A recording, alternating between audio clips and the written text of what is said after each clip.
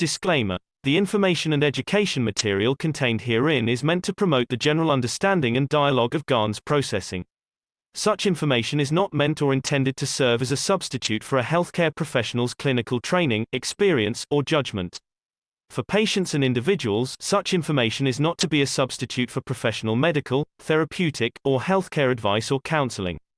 For medical issues or concerns, including decisions about medications and other treatments, readers, viewers, listeners should always consult their physician or, in serious cases, seek immediate assistance from emergency personnel.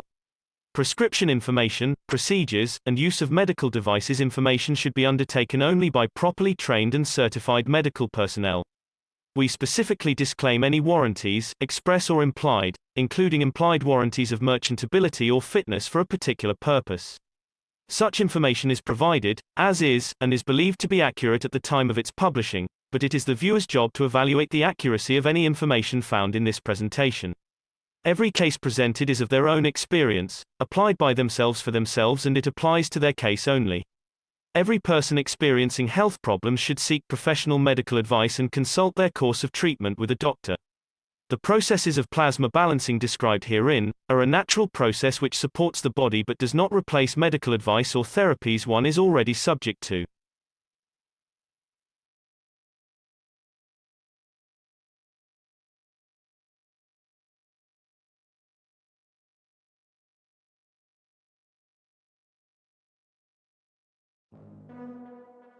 Innovative, revolutionary, stellar development, purest universal knowledge. In a transformative, futuristic design. The Universal Body Enhancement Spaceship Unit. The very first new evolutionary spaceship technology has been rolled out for mass production. Our Universal Body Enhancement Spaceship Unit is constructed from high-quality materials carefully selected by our team of experts. Embedding the essence of the new GANs plasma science and technology, it uses collective plasma field technology for changing and enhancing the environment of the body of the man. This new plasma enhancement changes the environment of the body to allow it to return to its natural balanced energetic condition, as in the womb of the mother, allowing every cell in the body of the man to find its natural original field strength balance. The shape and field distribution in this new space plasma technology replicates the inner structure of the universe and replicates the balance fields from which the man was created at the point of inception in the womb of the mother, not only receiving balance in the physical, but also in the emotional sense too. For the first time in the history of man, a system has been developed and delivered which not only enhances the physical body of the man, but also enhances the emotional part of the user of the system, hence reducing and eliminating many problems that could not be solved in the world of science, to bring the body of the man into near perfection, as at the time of birth. This new spaceship technology can be within the reach of every man today and can be ordered by medical practitioners, sports specialists, and healthcare centers. The Universal Enhancement Spaceship Unit, the future you have been waiting for, is here. The journey from space to spaceship technology has started. Every order is subject to a contractual agreement and might require additional accessories priced separately for applications according to each case. You can order or contact us at office@at.kfm.global for additional information.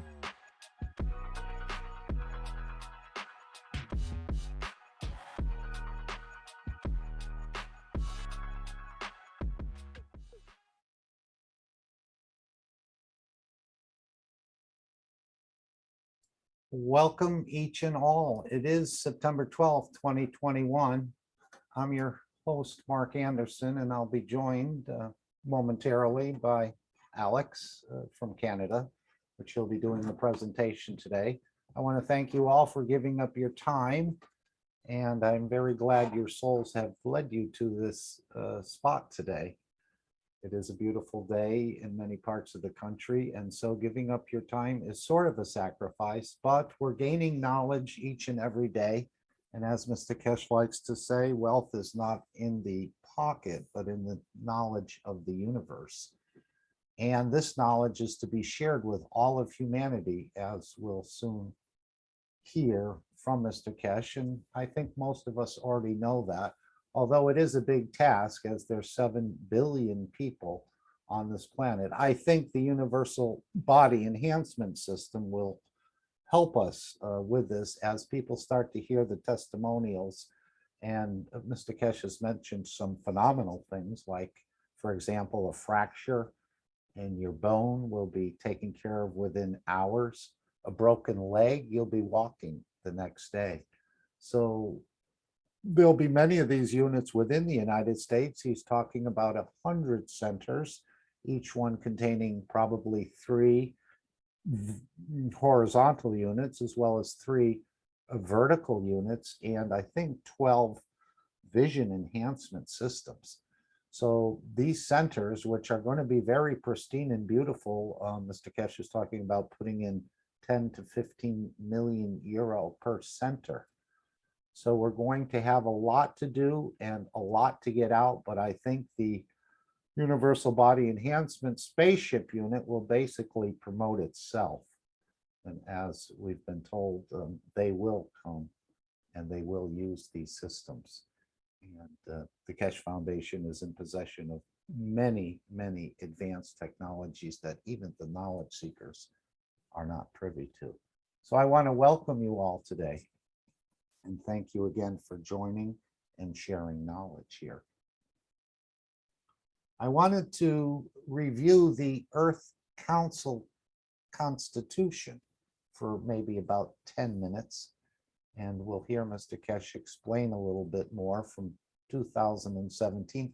I've never read the entire Constitution, but this is a blueprint for humanity. And I know the Earth Council and others have worked quite hard on this product. I did a couple searches, but I did not find the entire Constitution, but I'm sure it's there. And I also wanted to stress the wish today. We're going to also hear from that same workshop, and this is in the 197th Knowledge Seekers Workshop, where he said, we've given you a new weapon. They can point guns at you, they can lock you in jail, but now we have a new weapon where we can reach the soul of the man through our soul and through our wishes. So I'm going to emphasize this today on wishing. As we know, many people are being put in very precarious positions. So let's use our new understanding of the use of the soul to elevate other souls.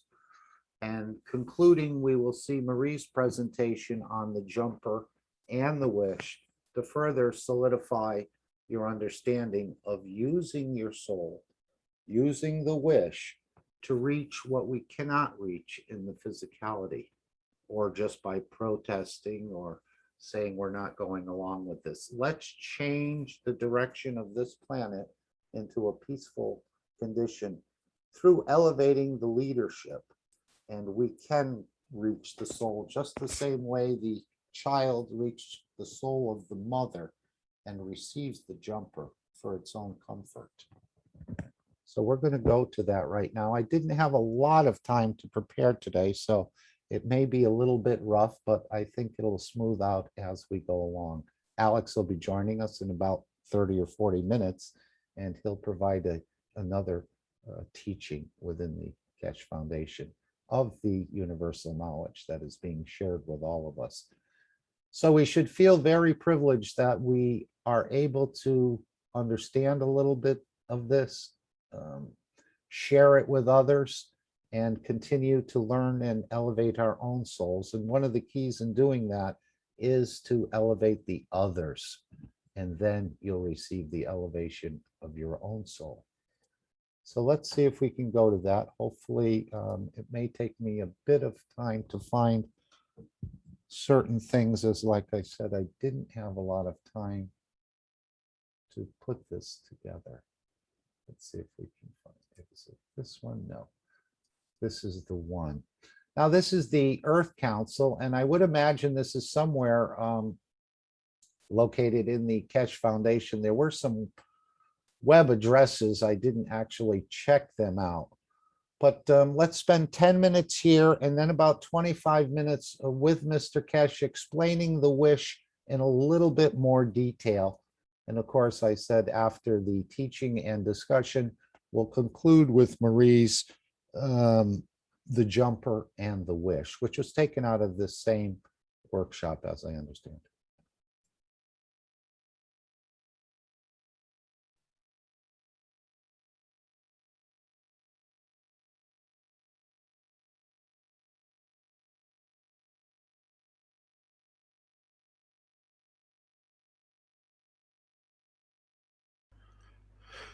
As a member of the Earth Council, it's very easy. A lot of these, what we see, is a God-given right for every human being. It needs a lot of understanding of the totality, especially when you read part of it, where it says, for example, no imprisonment, no punishment, and no execution. As I've said many times, I don't understand why man sees end of physical life as a freedom for them to do what they like after that. And in so many ways, elevation of the soul of the man should teach us a lot, that we can elevate the souls in a way that we reach to the point that we'll never have prisoners, and we will never have the wrongdoers to become prisoners.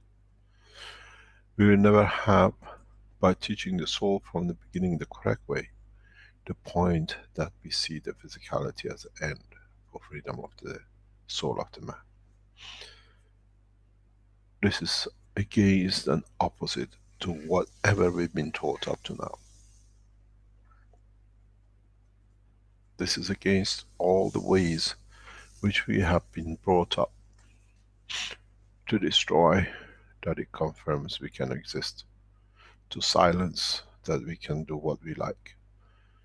But on the other hand, in the recent past history of mankind, we have seen the examples of it. 27 years of imprisonment of Mandela did not turn the fire of freedom for South Africans. Putting him in prison did not solve the problem, but it actually allowed, somebody's microphone is open in the background, but they allowed a lot of people around the world to come together to understand, and collectively we worked to get the freedom for blacks in South Africa in their own homeland. We've seen this in many ways across the world. Imprisoning is not the solution. Elevation of the soul is. Not having fear of punishment brings a lot of pleasure, because then it means I have evolved, I have educated myself enough, and I don't do anything wrong to have fear to be punished. In all the teachings of the past, in the Prophet of the past, we see nothing but fear of punishment. Do wrong, we cut your hand. Do wrong, you pay to the box. You do wrong, you do this. You do wrong, that's the punishment. From now on, we elevate the soul of the man to the level that it never do wrong. It looks like unbelievable, but you have to understand, as you raise the soul of the man, as you raise the emotion of the man, man will achieve and will come to that point. Punishment has never worked. Elevation of the soul has always brought prosperity for the others to live a comfortable life. We don't need to worry about resources, which is written in the Constitution. Man should be free. Man should be able to teach, to learn, to work out of the pleasure, to serve. I go to the factory to build the light bulb that the others enjoy, that they can read in pleasure. they can have a life that they can see. These things at the moment, the way we have been minded over centuries, looks to be unbelievable. But in a coming time, when you have your own system at home to create your energy, your food, your heat and everything else, one thing will happen. You get bored of sitting home and doing nothing. And when you come out, everybody is there to help and support and serve you. Then you realize, what can I do to serve them? This is the beauty of the development of the soul of the man with this constitution. It set the mind, it set the soul, and shows the feeling of the soul of the planet, and the physicality of the man will follow. We don't wait for disasters to come that we can help. We help from the beginning. When the disasters comes, it was just another event which we just passed without harm. It will be a process that we all be educated to the knowledge of the soul of the man, and does not need university, does not need classes of schools, does not need any physical interaction to teach the physical life. We will learn everything to do with the physicality, but we learn through the language of the soul. We will have the fear of not being to serve good. We have none to the best of our ability. We won't have the fear of, I'll be punished or I lose. We choose our own level of understanding. We choose our own level of living. We would like to live the way we like to live. And who will help us to live? Collective correctness through the soul will be the pattern of life.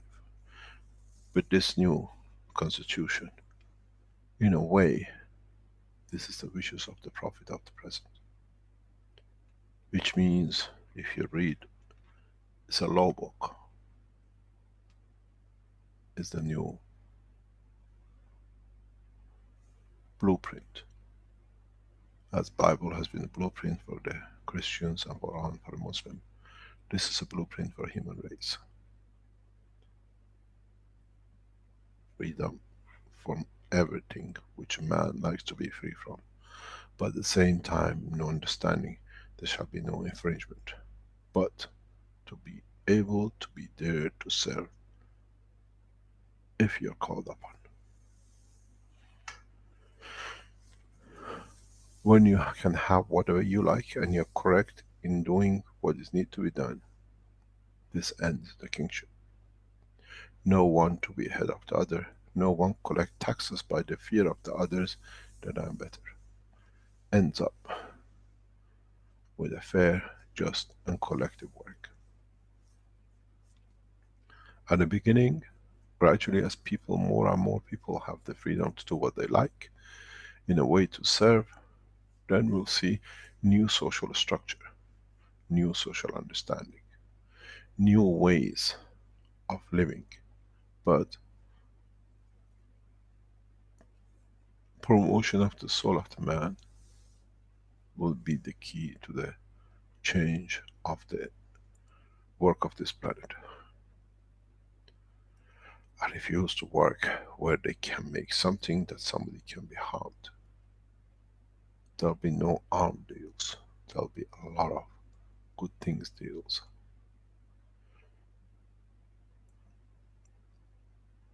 We have set the procedure for world peace, and we have the technology, the understanding, and now the mass movement to achieve it. In the coming time, we'll announce how gradually we put everything in order that it can be done. We will not ask for international banking. We set up our own banking system that everybody can call upon what they need. In a short time, we will deliver systems through the Keshe Foundation, the financial arm of the Universal Council and the Earth Council, that every man can have access to as much as they need to be able to live a life, but understanding if they take so much and they don't put in, there's not much for them they can take out. Collective awareness that it leads to the peace is the cornerstone of this development.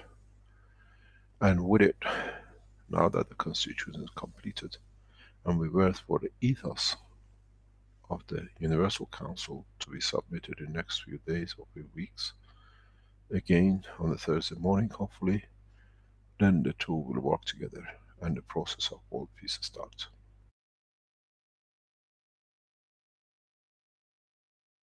Okay, that was from 2017, and now we're right on the edge of revealing many of these systems. As he said, the enhancement centers will contain 3 of the horizontal units, 3 of the vertical units, and 12 of these vision enhancement systems. And again, we're all waiting for this, and humanity and the souls here are also waiting for this to arrive. But timing is very critical, as we know, and it will appear right on time. Now, I'd like to go to the next clip, which starts to go a little bit deeper into the understanding of the wish and this new tool which Mr. Kesh has given us. And you will hear a little bit more how we can use our wish or our soul to elevate the world leaders into the position that they need to be in. And as we said, there'll be no punishment and there'll be no imprisonment for wrongdoings, which seems an impossibility, and it almost goes against our emotion, where we feel people should have to be punished for what they've done. But again, as we know, the soul will take care of that on its own. Our own soul is our own judge, and no one else, as I see it.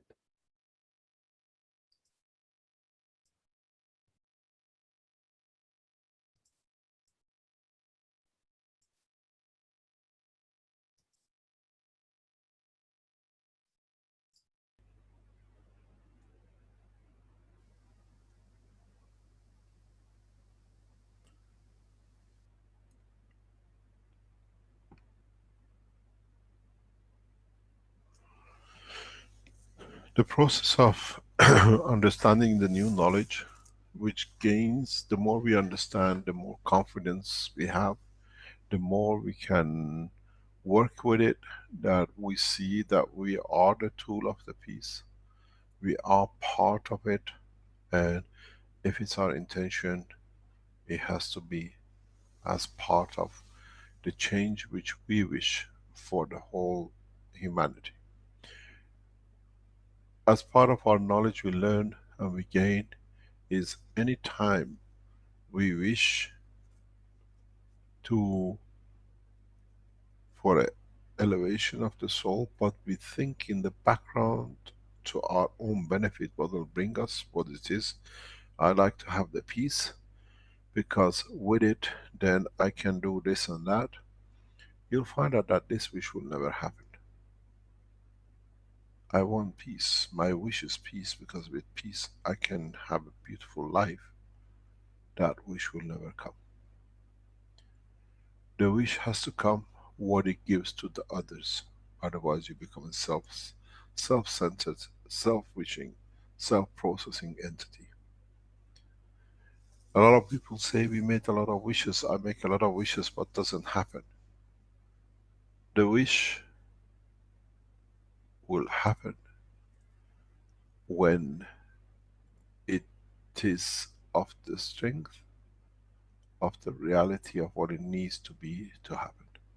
What this means is that I can wish whatever I like, but in my giving from my soul, are other souls happy to be in that position that accommodates everyone to be elevated? In so many ways, A wish has to be part of the structure of the soul of the man. As I explained on Tuesday, and some people wanted more clarity. What does it mean? What is the wish? Why do you say what you explained about the wish? A wish comes from the soul of the physical part of the body of the man. It's to do with the physicality part of the man. A soul has not and does not have a wish in a physical direction. It has, enforces its demand, but it cannot wish. It can give unconditionally to elevate the others and never looks to have a feedback. Once we learn this, once we understand this, then we move on. A lot of people say, I made a wish, but it didn't happen. I made a wish for peace, but it's not coming. What does it mean, wishing for peace? You can throw a bucket of water, but would it land on the plant you want to feed? Or would it land on the tarmac? You throw in the bucket of water, that the plant survives the dry condition, or for you to be able to have the fruit at the end of it, or the flowers of it to enjoy. Or you water the plant on condition of what might the weather be, or what might the plant do with it. My wish is peace, but unconditional. My wish for peace is to bring comfort to so many mothers who lose their children with war, to so many children who never see the father coming through the front door, to stop the mayhem that allows the damage to human race for generations. Because it's not that child who lost the father. He doesn't learn how to love and how to give, to learn from his father to his children. So the children will suffer not understanding how to love. And then because they haven't learned, they cannot take, might take steps to love their children. So the damage is a long term. I remember when I was very young, my last visit to Tehran in 1970s, my parents took me to see a close friend of ours. Somebody who was a childhood friend with my mother's family. He was a special protection officer of the ex-Shah of Iran. We were sitting in his garden with a river going through the house, and he beat his son up. His son used to be in the same school in the class as me. And I was offended. Coming back from Europe, seeing a child getting beaten up for me was a bit dramatic. And I put a question to him. I said, you're a high-ranking man, you're a military man. You, the Shah of Iran, trusts you so closely. How can you beat your child? How would you behave? Is it the same behavior outside the house? He said to me, Mehranjan, I was brought up in an orphanage. I don't know what love is. I was never loved to know is a word. I was beaten up and I forced and lined up, and I ended up in the army to do the same. And that age it clicked on me. Even loving is education.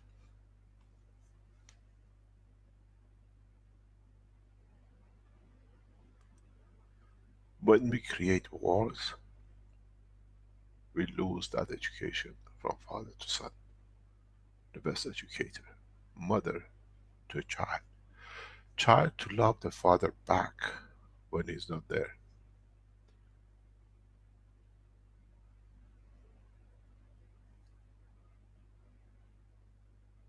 I asked him, so how you come to this point? He said to me something very funny. He said, Mehranjan, the only man who loved me and he showed me care for me was the Shah. It's the first time I've seen somebody care and I've given my life to him.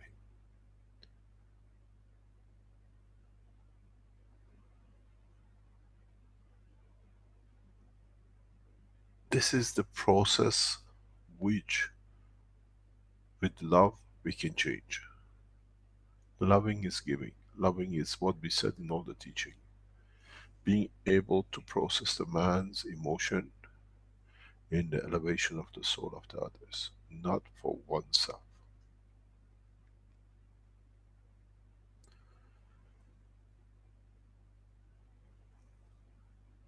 We can love through our emotion.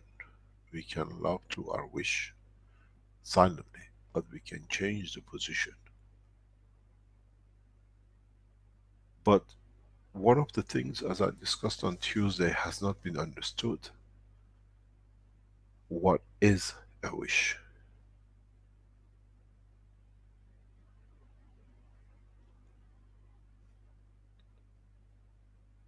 How come that we wish for something sincerely and it happens?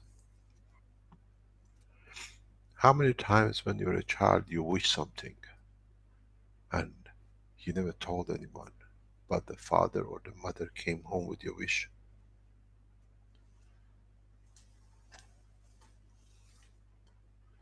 Did we ever stood still to think, I do not need a verbal language to tell mom I want such a thing?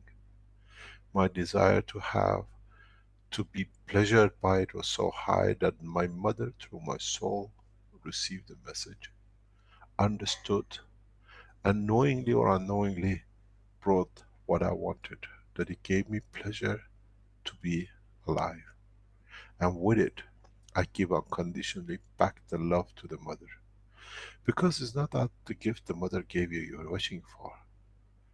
Is the cuddle, is the kiss, is the emotion which you give back to the mother counts, not the gift you receive to satisfy your emotion.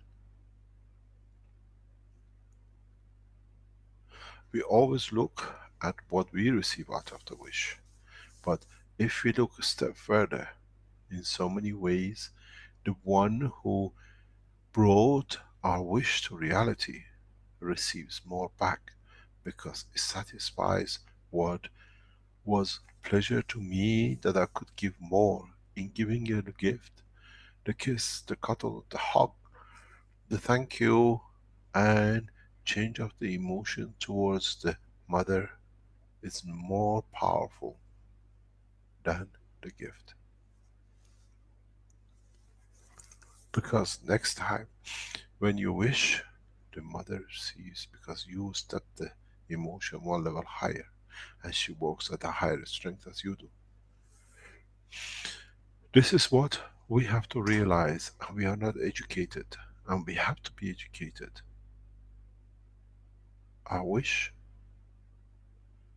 is always, majority of the time, is connected with our physical life. And strange enough, now that we understand through the soul of the man, we can communicate without calling the man on a mobile phone, then we have missed the key, as I said on Tuesday. The wish of the man is the soul strength of his physicality, which has direct access to the soul of the man. As we always teach, every entity has a soul. And every cell of the man has a soul. That's how he functions. And so, when collectively we would like to see a warm shirt or a warm clothing in the winter, and our wish is that my mother will buy me that shirt or jumper that I'll stay warm, and the mother walks in to see what I've found in the market for you. Which means You wished and it was delivered. He should have taught you, I am in touch with my soul, because it's my soul which has contact with my mother soul, and my mother's soul transfers the knowledge into the physical action. The mother never thinks, I'm going to get a kiss and a cuddle. The mother thinks, this gives him warmth and pleasure.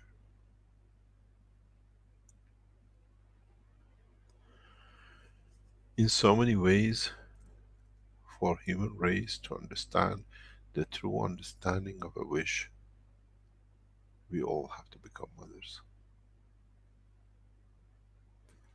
Because we established a link with the soul of a child, with the soul of life which we gave life to.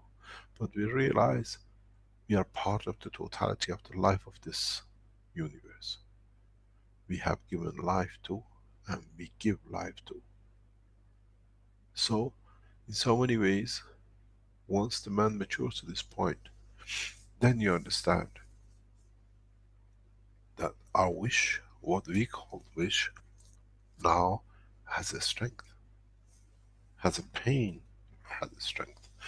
As the joy we understood has a strength, as everything else has a strength, now we understand our wish has a soul strength.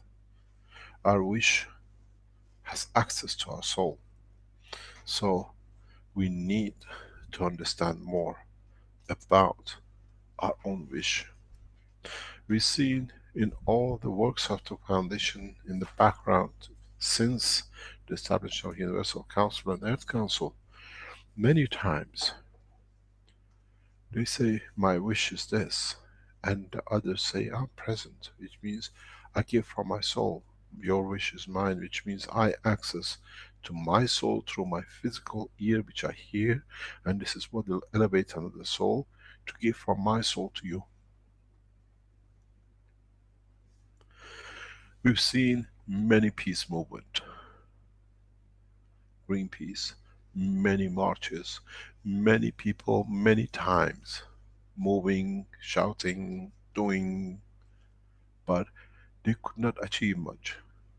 Because those who could physically suppress, use the guns, use the police, use the whatever you think, diplomacy, putting most of the Greenpeace movement in the background in all sorts of problems, doesn't matter whatever you call them.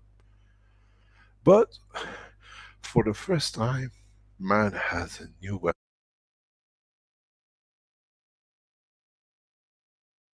with this technology. They can touch us with a gun. They can imprison us with their keys and their words. But now we have access to their soul. Now we have access to change them from inside, that their physicality changes through our giving, in what we give.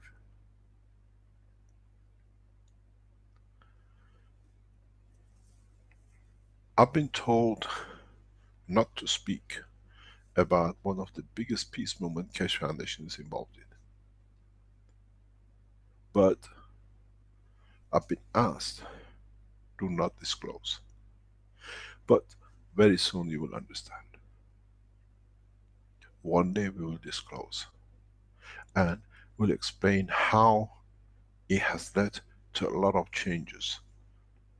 Because you listen, when I wish, and your wish is my wish, which means we give from the strength of our physical soul to the strength of our soul of our entity, our entire living, that we have reached the man, we have reached the society.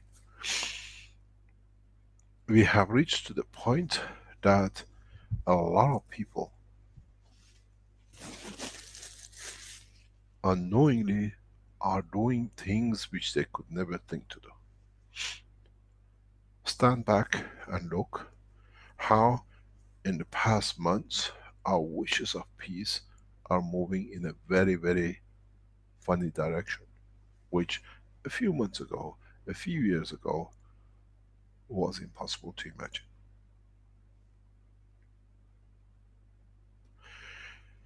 What we see even today, economical strength, bringing stability, is creating more and more peace condition. The next step for the Keshe Foundation supporters and for those who understand the work of the soul of the man has to be to bring wealth of knowledge to every man on this planet. Trying to teach to our soul, the teaching, the elevation of the soul we received through the teachings to the others. It is very hard, but they'll start working. We'll start seeing the change. We have to understand when we speak about what does it mean, a physical emotion, physical emotions, physical wish to become part of the soul, to be in contact and to be at the same strength of the soul of the man. I wish to have a jumper, and the mother, not knowingly, buys the jumper which I need because I feel cold. I wish through because I don't like to suffer in the cold, and my wish came true. So it means I have found a new language. I have found a new line of communication, that why don't I strengthen it? Why don't I sit and wish that I achieve peace through my work and reach many more? If you stand still, you'll understand one point. As Mehran Tawakkali Keshe, my wish has come true.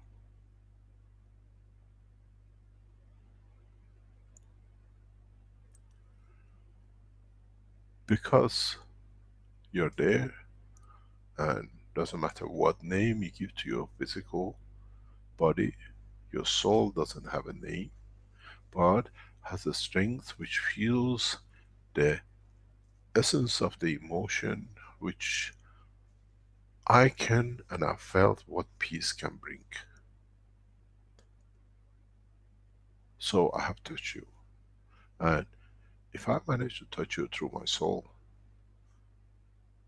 so can you to touch the others to reach the elevation of the soul of the others to the level of the peace which you received.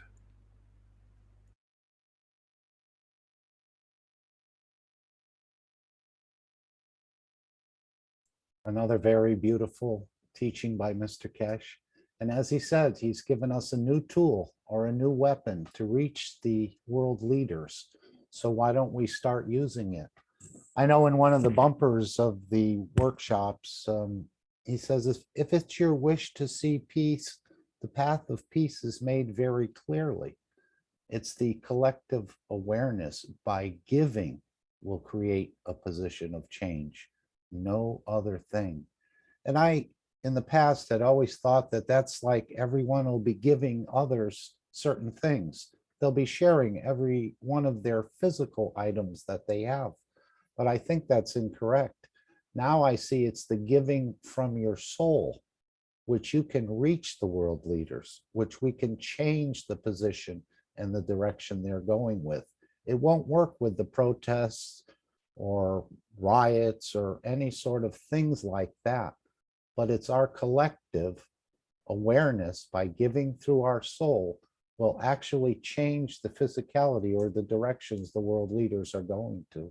So I think this is the part of this teaching that I think is the most important for us to understand, that the wish is much more powerful. I only thought it was in the past just for children, but we know that the universal community operates on wishes, and that's why there's no war.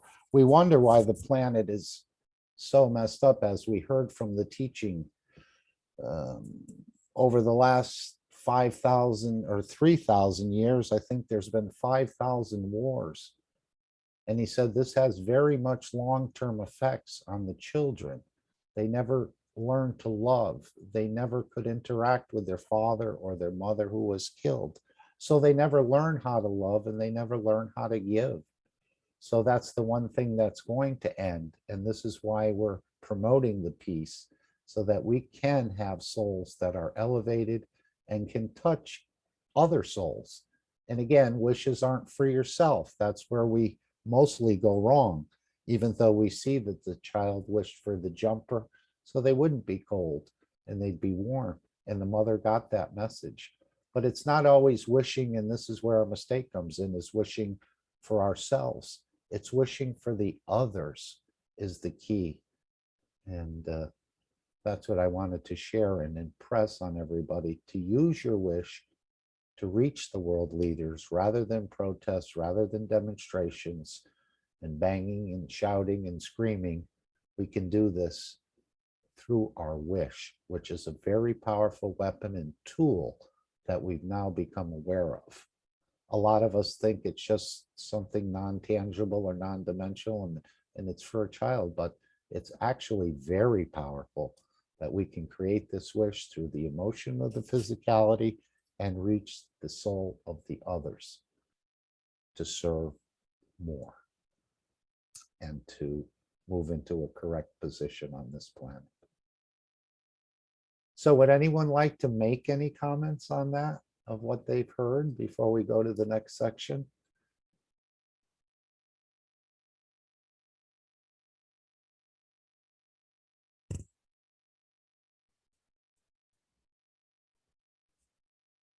Okay, let's go and see. I just thought I would go to the contest that Rick has entered the Universal Body Enhancement Spaceship unit into. And as we can see, I believe it's the #1 in views. Last week we saw it and it was only had about 6,000 views. Now it has 10,000 views.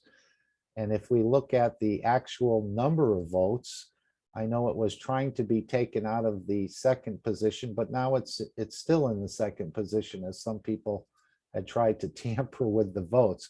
But a very beautiful demonstration of the ability of the knowledge seekers to actually make this unit much more aware. And of course, as Mr. Kesh said, don't get too down if they discard it or for some other reason find a way not to include it in the final tabulations of the judges' votes.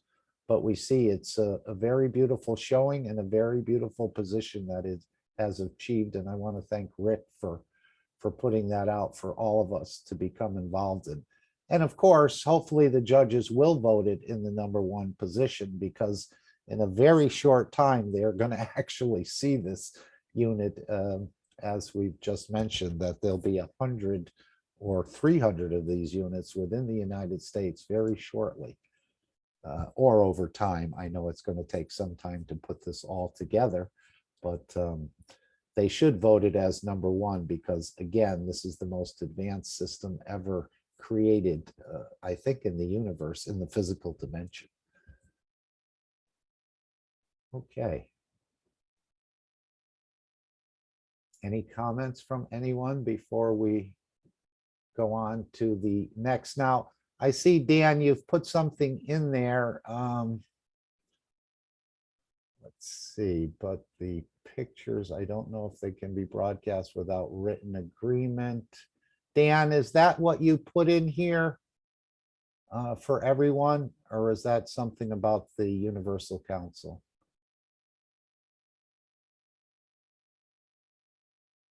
I sent a video on Telegram. Okay, we're going to go into the section now where we're actually elevating the soul of this planet through our spraying of the plasma waters, which again sounds like something that is just imaginary. How could water elevate a soul? We know about holy water and things. I don't know how holy the water is. Many people use it before they go into the church. They say it's blessed or it's this or that, but we know the water that we're creating has fields, and we can also put our intentions into these fields. So if we go to this workshop here, it's actually not a workshop, it's the One Planet, One Nation, One Race for World Peace. And this is what we do every Sunday at noon, or, well, I would say 6 a.m. CEST or 12 noon CEST. And let's hear Mr. Kesh read this. I'll just enlarge this. There we go. Sometimes it doesn't always start on time for some reason. Let me just back it up a hair. See if we can get it to work. Yeah, no problem. Okay, I will look. I will look for it. I don't know if anyone want to read this demo piece. Anyone want to offer? I With a will nice read it voice. for you. Okay. Okay. This is what came in and what is now become a pattern. This from a guy, I don't know him, but he says, please remember this Sunday and every Sunday from now on, till we raise the soul of this planet to a peaceful planet. Keshe Foundation knowledge seekers worldwide will spread the gas waters around the world at 12 p.m. Central European Time and or 18 p.m. Central European Time every Sunday at the same time as they choose which time to suit them. Thank you for participating in this greatest movement by the soul of the man to bring about the peace on this planet as the permanent feature of the life of this planet. So again, it's 12 noon and 6 p.m., I believe, Central European Time. For my time, it's 6 a.m., and that's when I normally go out around the city and I spray in different. I went down by the ocean today, although the park was closed. It was a little early, but I did spray around in the area, and I've added my intentions for peace and for the elevation of this soul of this planet, as well as those that are walking near where I've sprayed.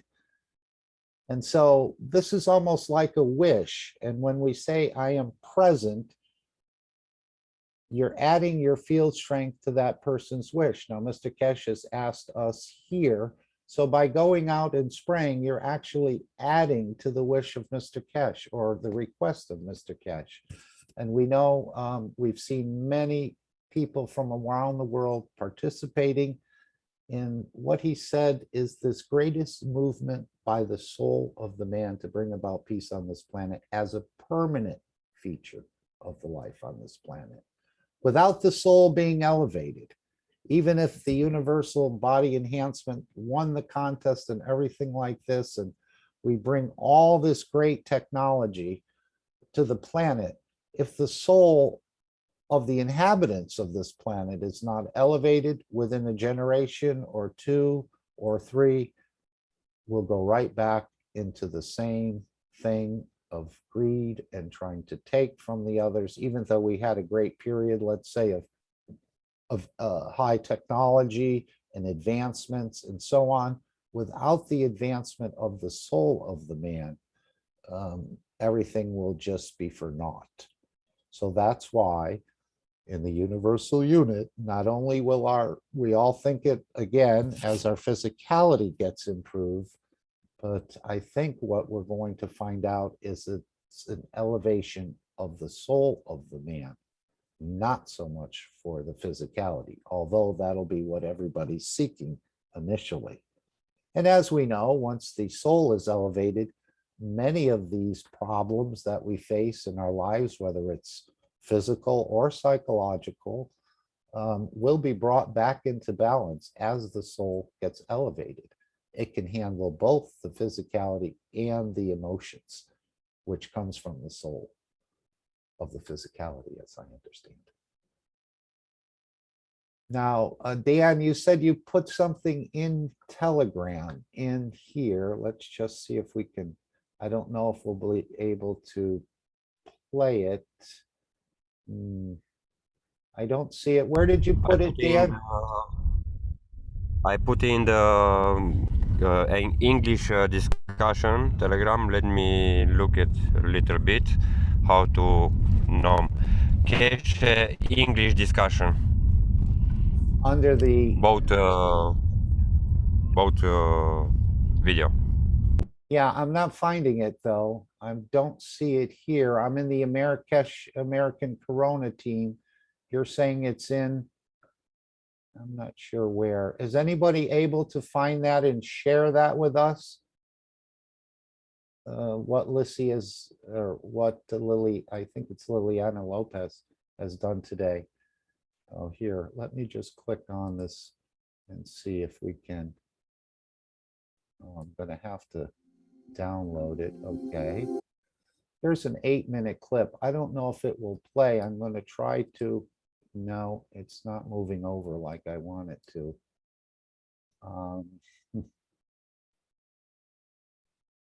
Is anyone else able to assist me with getting this out of Telegram?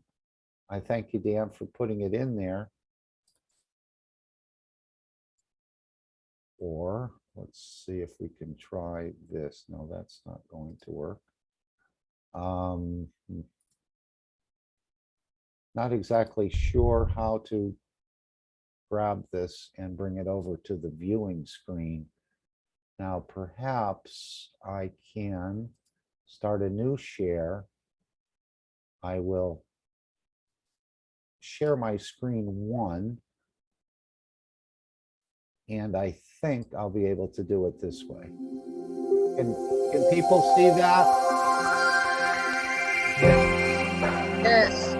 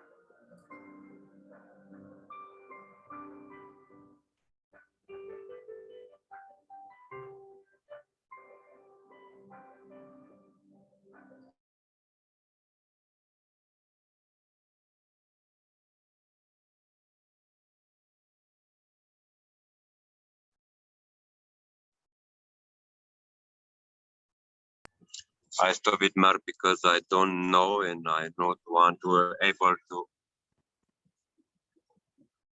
All right, very well. Dan,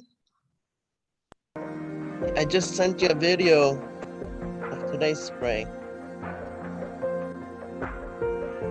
Your private Sorry, Mark, photo. for interrupt. It's not that video. It's two video, but you have the children in the video, and I don't Okay, know if it's okay. Very happy. good. Can you stop it, Dan?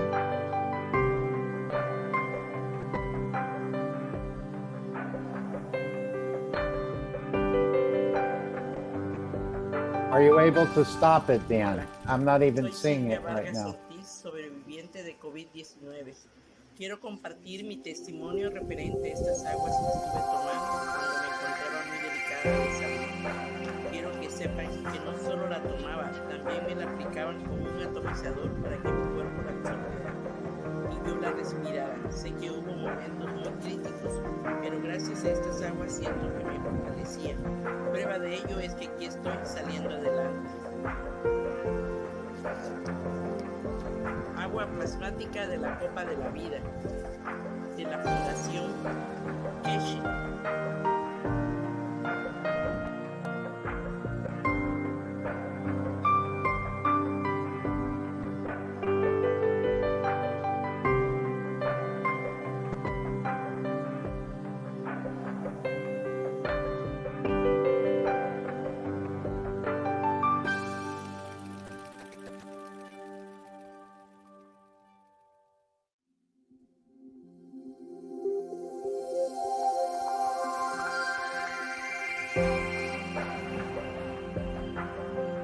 Dan, can you stop it?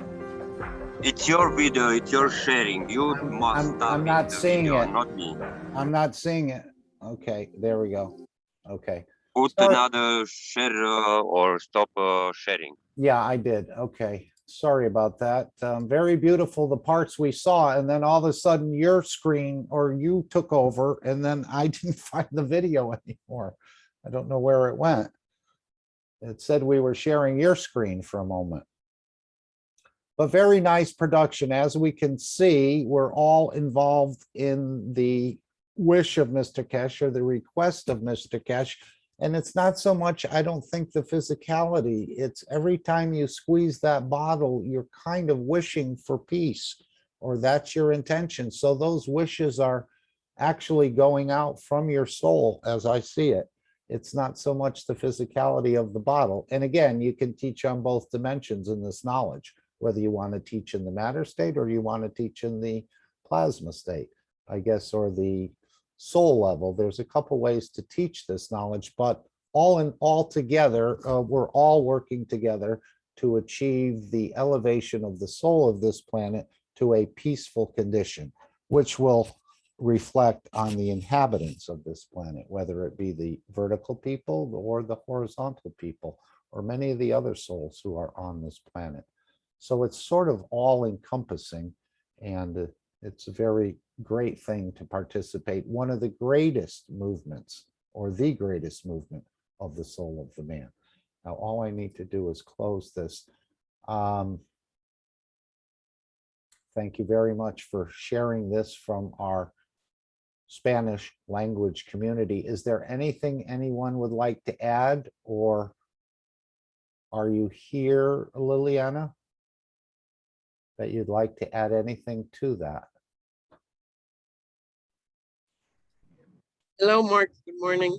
Hi, Patricia. I just sent a video of this week's Dome of Peace to Dan's Telegram. Okay. Isn't that what we just viewed? No, I went to an orphanage. Oh, beautiful. We were just hearing And about they've got orphans. 30 girls, street girls, Uh-huh. that live there, and these they live there, they go to school there. And in Honduras, we celebrate the Day of the Child on the 10th of September. So I went with my daughter and we took them cake Mhm. and we sprayed the Dome of Peace with them. And at the end of the video, they thanked Mr. Keshe for the plasma water. Very nice. The only question that was raised here, are we allowed to show any faces, especially Yes, younger? there's no problem. I work with them. I help out a lot with them, so there's no problem. Okay, but we don't actually have any paperwork on that, right? No, but they are used to people going over there and taking pictures, and then that's the way they get other people involved and help. Yeah, okay. So Is there anyone else who'd like to confirm what Patricia wants to do or make a suggestion here?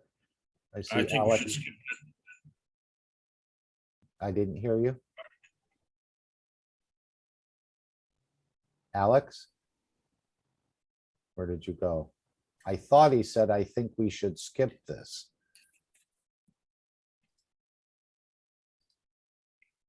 Alex, we're not hearing you. I see your mic is open.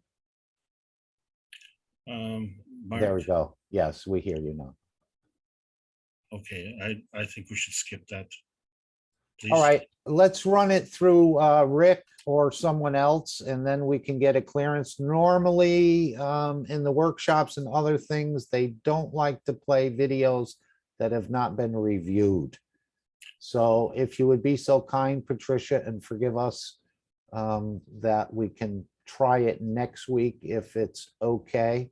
And I know what you're saying, they're used to people taking photos and so on and so forth, but let's err on the side of caution right now, because it's a critical time and we don't want to mess anything up, if you understand. okay, Dan has the video in his Telegram, so he can look at it and decide. Right, but I think it needs someone like Rick to take a look. He seems to be very good in sort of determining, not that it's a bad video or anything, it's probably a very beautiful video, but there's It's a very sweet one. yes, and Yeah, so it involves children. yeah.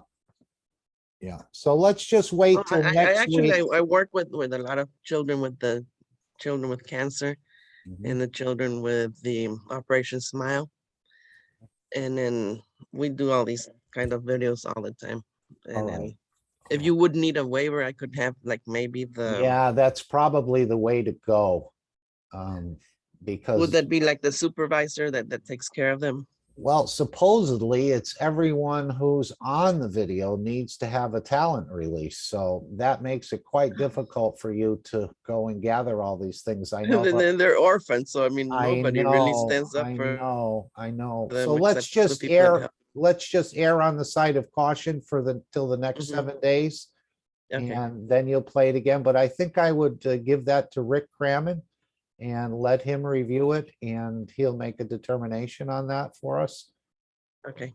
Okay, but thank you for your work. Please save it, and we can definitely show it in the private teachings, but in the public teachings, I don't want to create an issue that we have to spend more time and energy and perhaps money trying to resolve.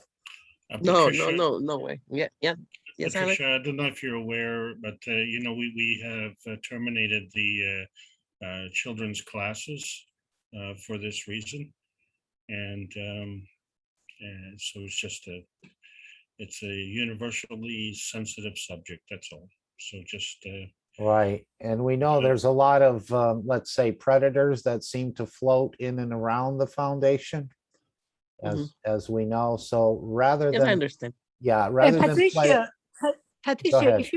if you get the supervisor's signature, that should be sufficient. And then we send it to Rick as long as we have the supervisor who is in charge signature, and then we review it, it should be no problem. We don't need children's signature, just the supervisor. Okay, I'll do that. Thank you very much for your work there. And as we've just heard with the person, the military man who was serving the ex-Shaw there, he was an orphan as well. And we send all the love and care to this orphanage on the field level from our soul. And hopefully we'll get, and you get that release, the talent release is what needs to be signed. And then if it's approved, we will be able to play it. Mhm. Yes, because So, I'm gonna be volunteering there, mhm. because the person in charge asked me if I could go give the girls some life experience talks.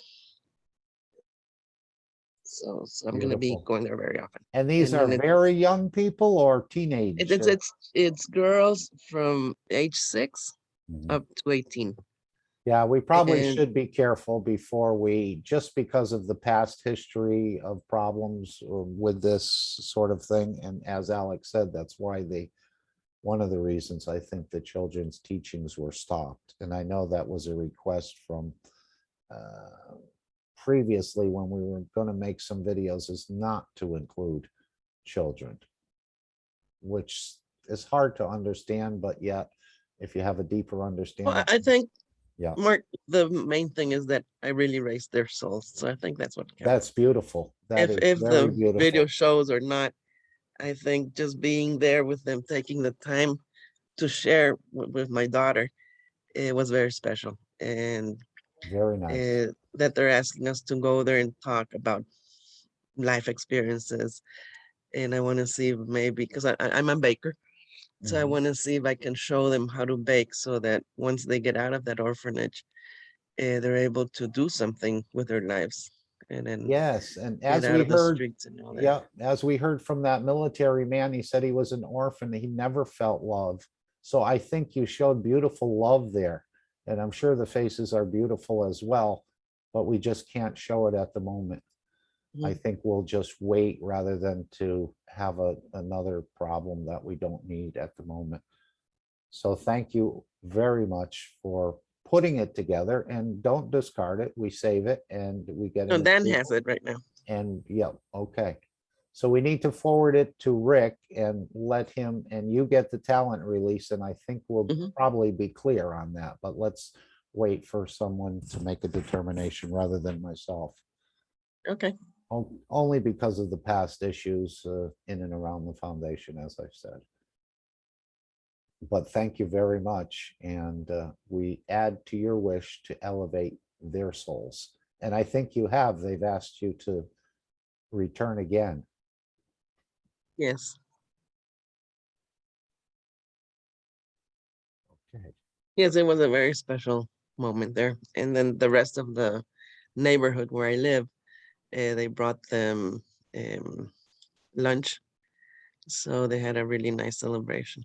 And that's, I don't know if these children are there for war or just abandonment, but there's probably a lack of They love. were left abandoned in the streets, Yeah. and then Well, they picked them up, and it's yeah. these So, religious ladies that picked them up, yeah, and and it's, then yeah, that's their family.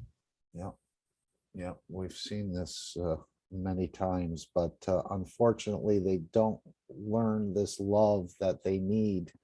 And as Mr. Kesh said, these wars have caused so many, it's a long-term problem, even abandonment. That's, in a way the same. There's no mother and father there and they want to connect with them, but they can't.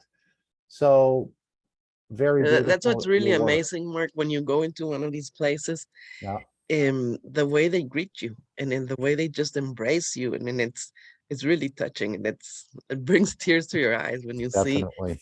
that lack of love, and then when they have someone that comes in Yeah. and then just embraces them with love, and then it's really touching.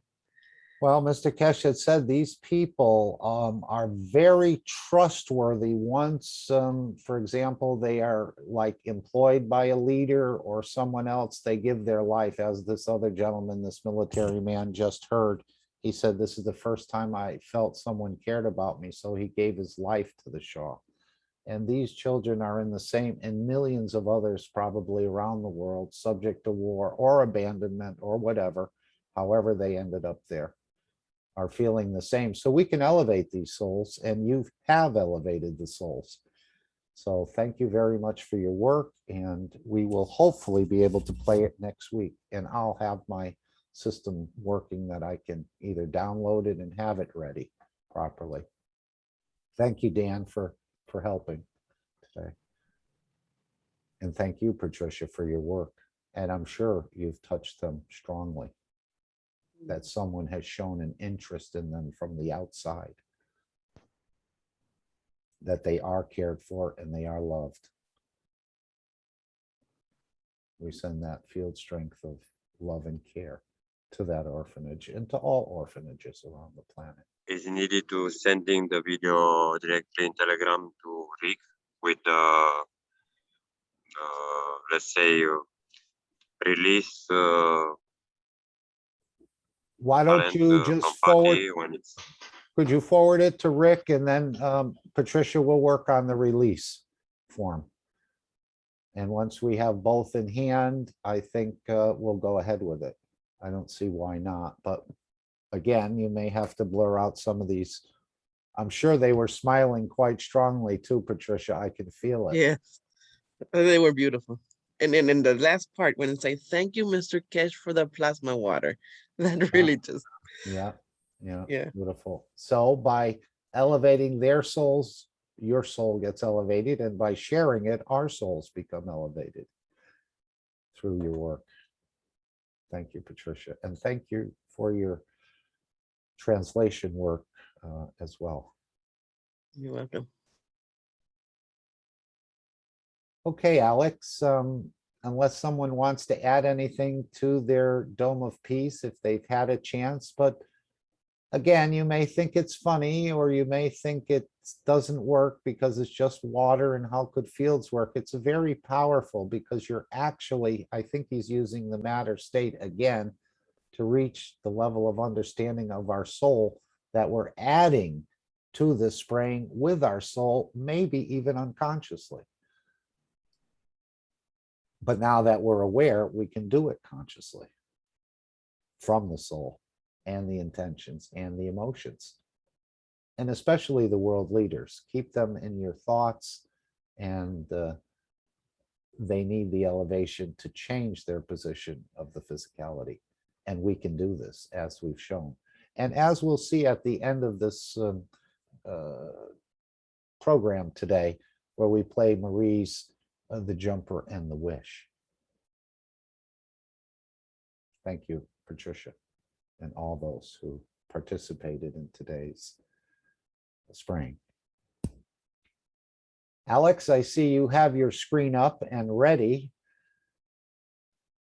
Are you prepared? Can I play the disclaimer for you if you request? Welcome, everybody, and thank you very much, Mark, and all the knowledge seekers for contributing. Yes, please.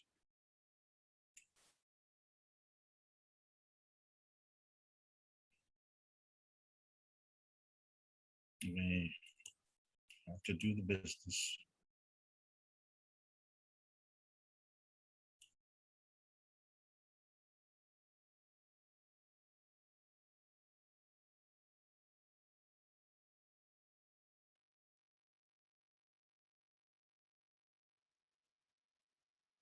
Disclaimer. The information and education material contained herein is meant to promote the general understanding and dialogue of GANs processing.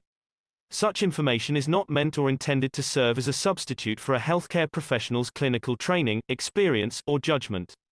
For patients and individuals, such information is not to be a substitute for professional medical, therapeutic, or healthcare advice or counseling. For medical issues or concerns, including decisions about medications and other treatments, readers, viewers, listeners should always consult their physician or, in serious cases, seek immediate assistance from emergency personnel. Prescription information, procedures, and use of medical devices information should be undertaken only by properly trained and certified medical personnel. We specifically disclaim any warranties, express or implied, including implied warranties of merchantability or fitness for a particular purpose. Such information is provided, as is, and is believed to be accurate at the time of its publishing, but it is the viewer's job to evaluate the accuracy of any information found in this presentation. Every case presented is of their own experience, applied by themselves for themselves, and it applies to their case only. Every person experiencing health problems should seek professional medical advice and consult their course of treatment with a doctor. The processes of plasma balancing described herein are a natural process which supports the body but does not replace medical advice or therapies one is already subject to. Alex, if I could, I'd like to read something from the chat from Lissy. Very beautiful. Last Friday at night, There was a big fire in San Pablo. Immediate response from the knowledge seekers extending CO2 and Life Cup 1 fields around this site. A few hours later, a cold front appeared and it started to rain. It continues to rain yesterday and today. Conditions were established to balance. Fernando, I need to close your mic, excuse I'll me. make sure I am. That's great. All Are right, you so, having an affair with Amy? excuse me. Amy, my lawyer? Don't give me that. All right.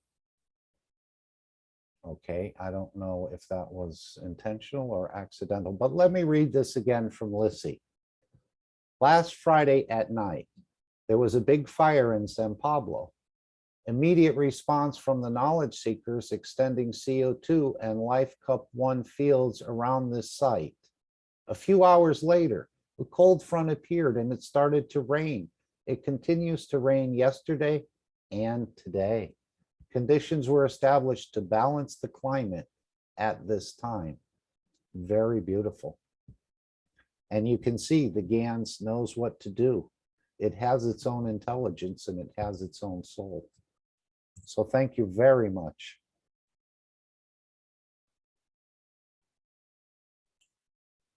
Okay, Alex, you've taken the screen, so that's good. We do see your screen. And if you're ready, I want to welcome you for all your teachings around the planet, as well as all the other teachers who participate in the same sort of thing as you do. And we all can do as we continue to gain more confidence and deeper understanding in the knowledge. But again, I do like the idea of working through the soul level. This is the powerful part of these teachings as I see it. And I totally agree with you, Mark. And I want to thank you for leading the charge, as we know that this is the North American Corona team. And so the North American team basically includes Canada, US, and Mexico. I'm very gratified that those of you who have been following the Brazilian classes on Friday night, and you see the fruits of the labor, the tremendous power, the what I call the independent variable takes hold, and you see the Brazilian community stepping up in all fronts. And it's amazing to watch. And as I say, it's very gratifying because what we've been trying to do is cover the basic knowledge. And so that's what this is part of. I've seen the Italian and the Hispanic community step up as well. And I'm happy to say that especially within the last month, there's been a tremendous transformation in this Hispanic community where people have started to understand the basics of the plasma science and how it can apply to their society. And this is the message that I want to talk about today, because we are generally speaking about where the science meets the soul of the man, and this has to include peace. Peace is not a dangling participle, it is part of the process. And there's an important reason for that process. And I put myself on the spot today because we're going to be talking about the cups of the universe. And I want to welcome everybody to the Keshe Foundation Spaceship Institute. This is a course on plasma science. We're discussing advanced understanding. My name is Alexander. I'm from Canada. It is September the 12th, 2021. This is a presentation of the Keshe Foundation North American Plasma Education Series. And the Cup of the Universe is well described in the Knowledge Seekers workshops. And I would say probably in the last 6 or 7 classes, which is going back about a month and a half, this has been well described by Mr. Kesh. And so there's really very little that I can add with respect to the detail. But the thing is that we have to have an understanding of what's going on. And right now, for instance, we have an election in Canada, and most people are thinking that the most important thing in Canada is climate change. Well, I guess I'm having trouble with that concept because I thought the most important thing was this pandemic that we have. But this is not supposed to be commentary. This is supposed to be teaching. And as such, last October, we started with the basic teaching. And so we start with terminology, and then we advanced that to intermediate and advanced teaching. But all of that was really just basic teaching. And once we established that, and that took about 21 classes, we undertook a new course on basic understanding. And we went through that process where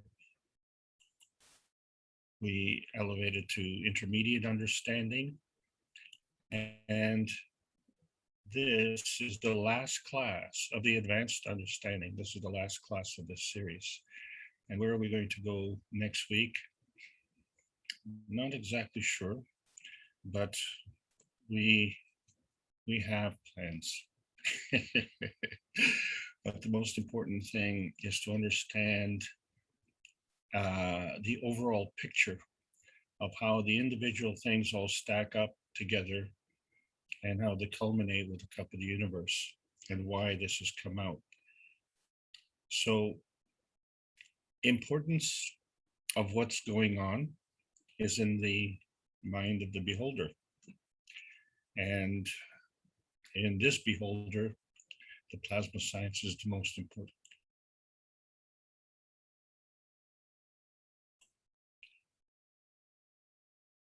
The reason it's the most important is because I think it's an obvious answer, is because systems have failed us. And I don't want to review all those systems that have failed us, but I think what I do want to do is share with you the contrast. And that's what I've been really trying to do in this advanced understanding, is to understand the problems that we have and why we have these problems and what can we do about it. And are we the ones that we have to do something about it? And I think at the end of this, you'll see, yes, it is. And we have the capability to do that. And it's not as hard as we think. It's just that life is hard because people make it hard.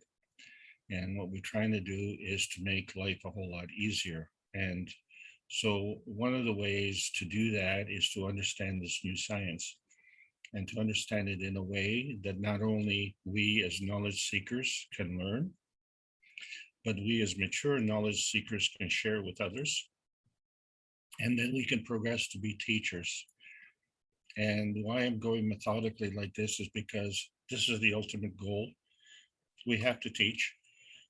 And the reason we have to teach is because the percentage of people that know about this is very small in relative terms, because there are a lot of distractions. And these distractions cause us a kind of binding. And so one of the terminologies that we had to learn was about nanotechnology. And this took us from the atomic state to the monatomic state. And in the process, we found that not only are the atoms unchained, but this unchains us as man, as humanity, as beings on this planet. It gives us a whole different perspective and a whole different understanding.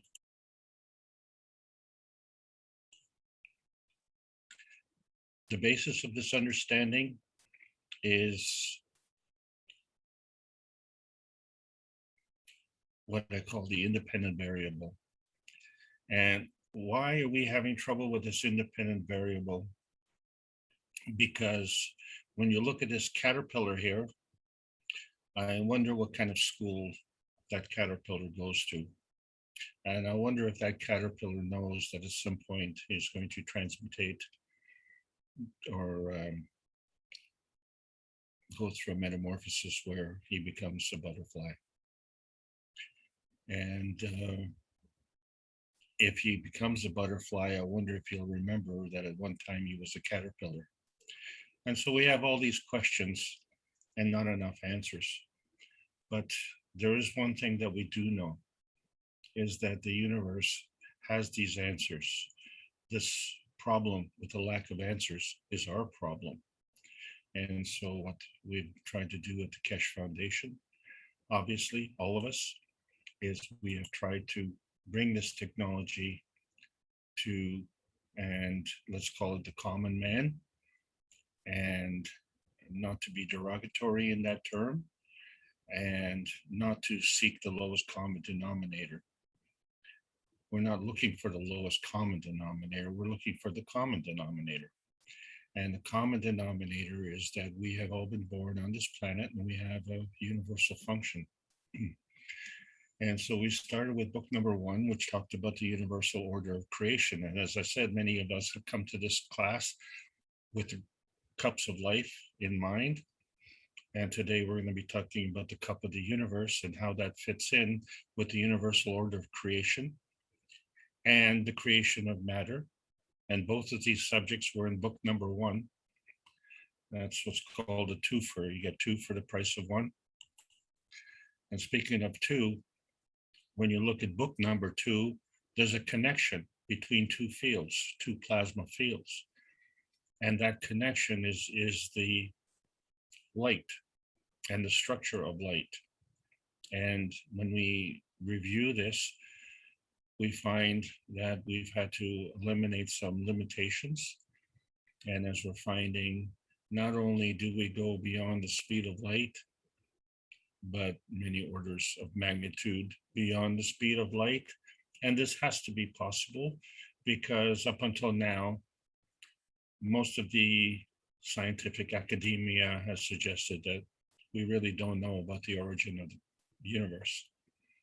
And is the origin of the universe the universal creation of matter? Or is it the universal order of creation? Or is it the universal origin of the universe? Or where do things exactly stand? And we need to know this because there's a reason for us being here. And to get here, there had to be an underlying energy. This energy exists in the universe because the universe exists from the energy. The fundamental part of the creation of the universe is energy is always in motion. And because energy is always in motion, we give it a charge, and that tells us what direction it goes in. But this is very basic because what we're looking at here in the cover of book number 1 is the field. And that field is a combination of matter, dark matter, and antimatter. But when we look at the picture on the right-hand side, we see the interaction of 2 fields surrounded by an infinity loop. And then in this infinity loop, you see that the energy is coming and going. And so we've discussed many rules, and these rules eventually are how we create matter. And so what is the source of the principal matter? So we find that energy is traveling throughout the universe, and this energy that's traveling, we call it PM ticks. And when we find common denominator, not the lowest common denominator, the common denominator, okay, big difference. And there's a force field interaction. And so there's a force field, there's a force field interaction altogether. And the force field interaction seeks a balance, and that balance is a McGrath condition. That is the fundamental part of creation. So the question then comes is, what is our point of view? And it always comes down to what is our point of view. And so many of us have decided to turn our backs on this because we like that warm, fuzzy point of view.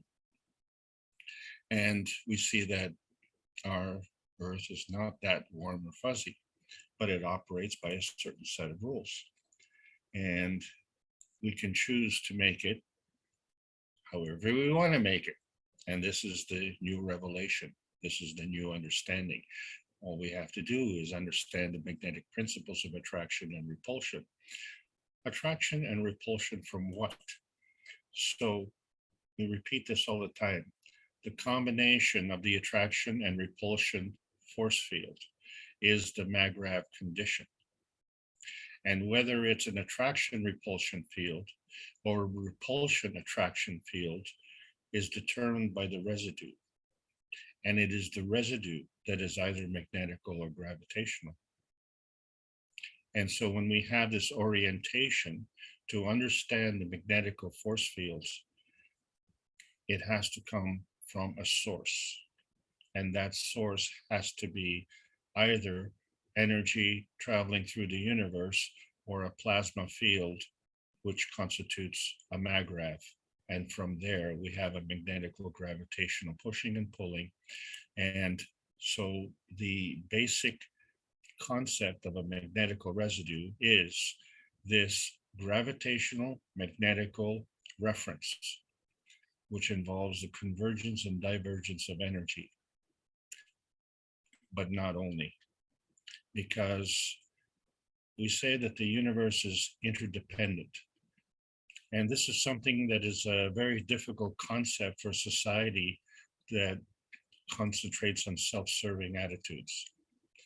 And as I say, the self-serving attitudes are very important because you have a universal right to look after your own health. And a universal right follows universal rules and universal laws. And so we have this dichotomy where we have universal laws and we have man-made laws, and we need to know the difference. And when we look at the man-made laws and we see the man-made flaws, and there's a reason, and that reason is this independent variable. And what is this independent variable? Very elusive. And we know what it is. It's just that we have to understand that this variable affects the status quo. And we don't like the status quo because that's very traditional. So we like our traditions. But we had a British invasion a long time ago, which I talked about, and came about in the middle of the 60s. And we all know about the Beatles, and many of you have never experienced this, and I have to tell you, it is so hard to explain, because unless you've been there, you simply don't understand this.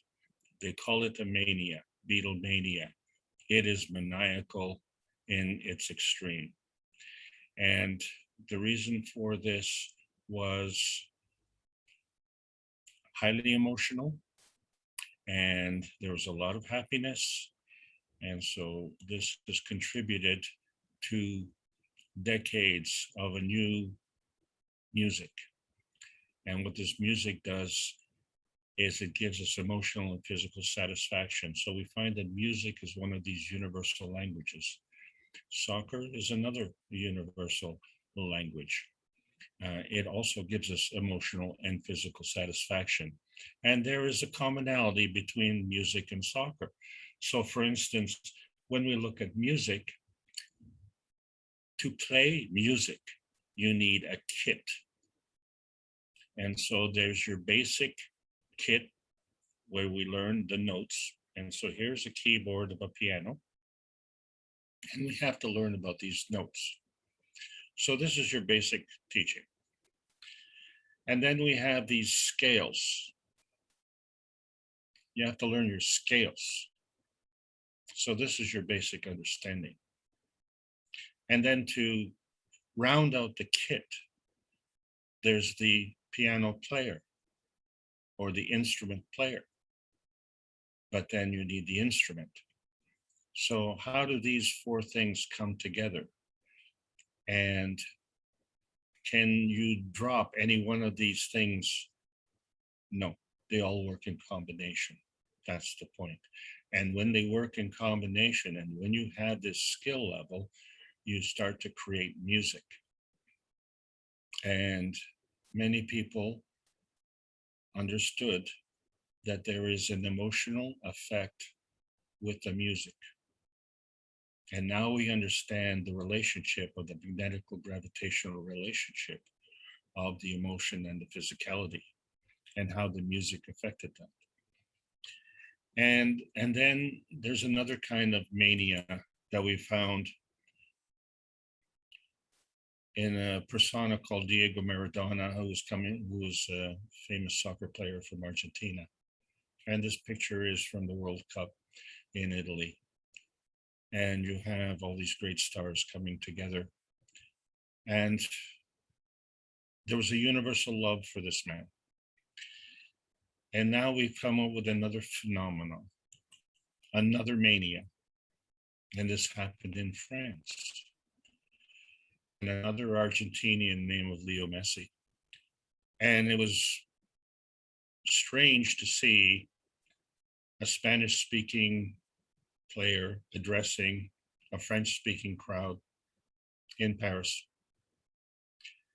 and how they idolized him. And it was unprecedented. Unless you understand the sport, you don't understand this. It doesn't matter if you're playing on the highest level, or if you're playing in a social league, or just a kick around. When you play the game of soccer, it's intense. It manifests a lot of emotions. And there is a lot of satisfaction that comes from that, just from the physical participation. And why I'm bringing this thing up is because this emotion is really carrying on. What we have to understand is that this mania in France is happening because he was transferred to a team, Paris Saint-Germain, and they have an ownership, and they paid a lot of money. And it's amazing. I asked the question, is this entertainment, or is he a gladiator? And is he a mercenary? And there are motivations. So this is all happening at the time of the pandemic. And the problem with the time of the pandemic is there are a lot of people who are suffering, a lot of people who cannot go to sleep at night because of the fear of what's happening. And yet we find this jam-packed stadium because we love our games. And so we find that the fear of this virus, which has been drilled to us, which required masking and social distancing and some other things, but that fear has been overcome with our love for Leo. And so Leo has to perform on the field. And so he needs a kit. And so that kit is a ball, and you need a place to play. So this is a field. We call it a stadium. And then you have your players, and you need two teams, and then you need your fans. And what has been missing for the last year in the sports community is that they have been playing in front of empty stadiums. And now that has been relaxed, despite the fact that here in Canada, we're going through our fourth wave, despite the fact that there's a travel ban on English citizens. And this happened because there's another tournament that's going on. And what had happened was that 4 Argentinian players who arrived in Brazil had come from England. And so there's a quarantine on players or citizens coming from England. So it affected the game, and which is unfortunate as far as the game is concerned. But this is where the clash between our emotional and physical satisfaction clashes with our social reality. And so that affected the game. And there was a tremendous disappointment because we have the kit's all there. And so the game did not finish. And that was the whole combination. So Argentina went back to its home country. And this week there was a fantastic game. And so, okay, so Argentina slaughtered Bolivia 3-0. And is it a slaughter? No, there's something magic happened. And that is Bolivia played great. They should have been slaughtered 10-0. They played great to keep the score at 3-0. Because not only did Argentina achieve a physical and emotional satisfaction, but we've seen a person in the sports arena who's considered an old timer at the age of 34, I believe, or 33, whatever. Anyway, this is a senior citizen in the soccer world, and he played like a child. And the reason, or like a teenager, and the reason for it, he had this vitality. So one reason, he was playing for his country. The second reason, he was playing with a purpose. And that purpose was to have an emotional and physical satisfaction for the fans. The stadium was packed with fans. They allowed the fans to come in. And at this today, there is a crisis in Brazil and Argentina and Peru to deal with the pandemic. But, you know, the most important thing is not climate change, and it's not the pandemic. The most important thing was this game. And so Lionel Messi scored 3 goals, all 3 goals. And his name is Leo the lion, the Lionheart. And what they say that he took this game to a level above that of a human. Wow, that's not possible. But it involved an independent variable. And that's what I want to talk about today. Because as happy as he was with that, and as happy as the fans were with that, the purpose of this game was to qualify for the World Cup in Qatar. And so we all have pursuit of our cups. And so in our society, we all understand what a teacup is, and it's nice. It's a major custom in England to have a cup of tea around 4 p.m. But in the Kesh Foundation, we have special ceramic cups. We have the cup of sweet, the cup of pressure, the cup of life. And these cups are infused with GANs. And if you're an archaeologist and you're exploring a historic foundation and you find a teacup, or if you find one of these ceramic cups or another ceramic cup, do you physically see the benefit of this cup? Is it a teacup or is it a cup of sweet? Can you tell the difference? How can you tell the difference?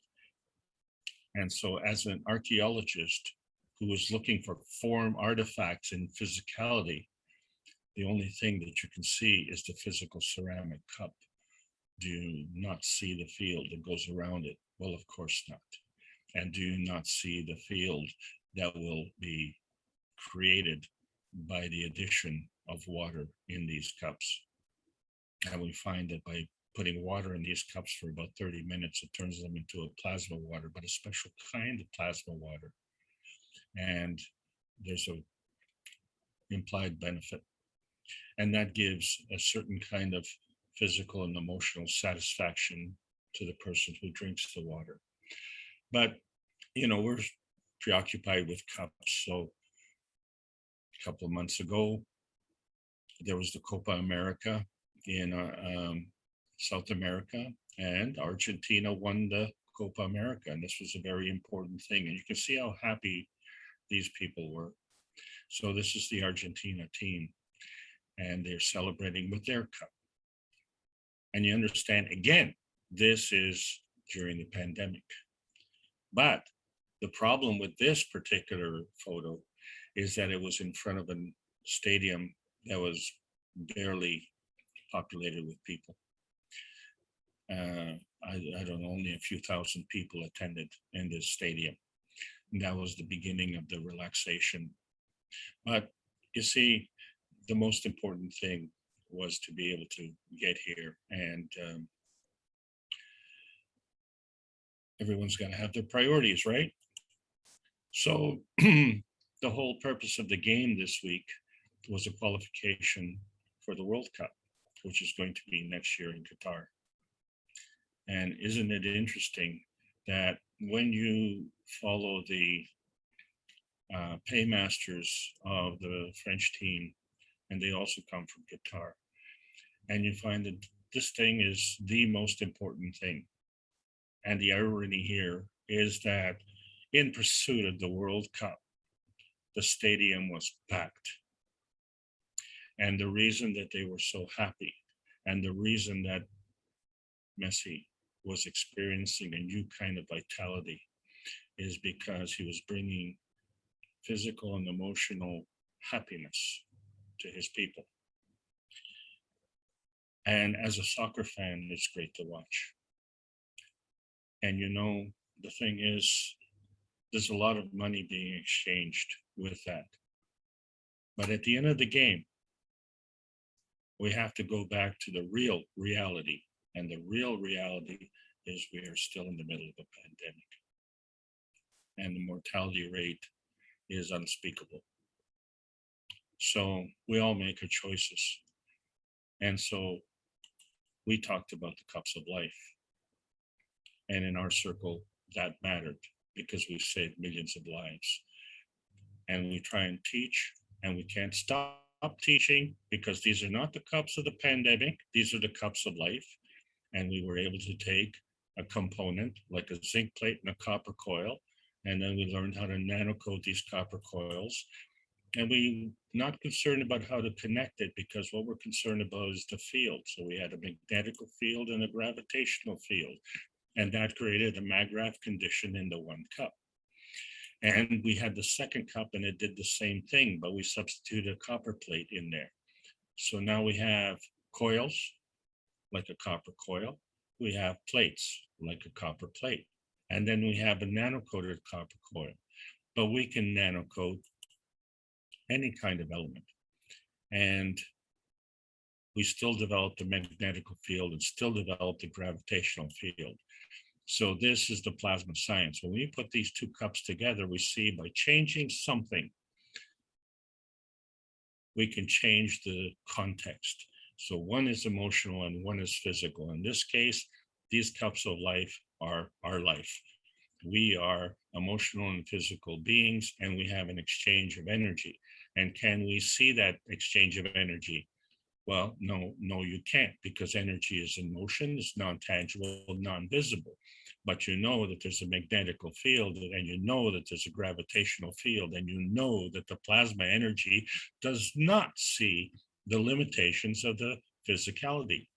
So the plasma reality transcends the physical reality. And that's why we asked to keep the cups apart, at least 1 meter, because we still have, and so obviously there's a heated debate on what is the most important thing affecting our world today. And so our little debate is to eradicate the virus. And the reason for that is because we can. And that's one of the things that we would like to talk about. But this is the common picture of the virus. And for all of us who are interested in knowing about that, you know, we need to talk to doctors. But there are various kinds of doctors. So there's doctors of physics and doctor of chiropractic and doctors of medicine.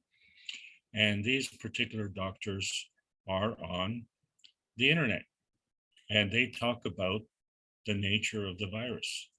So there is a knowledge, and it's a fairly complete knowledge of how the virus operates.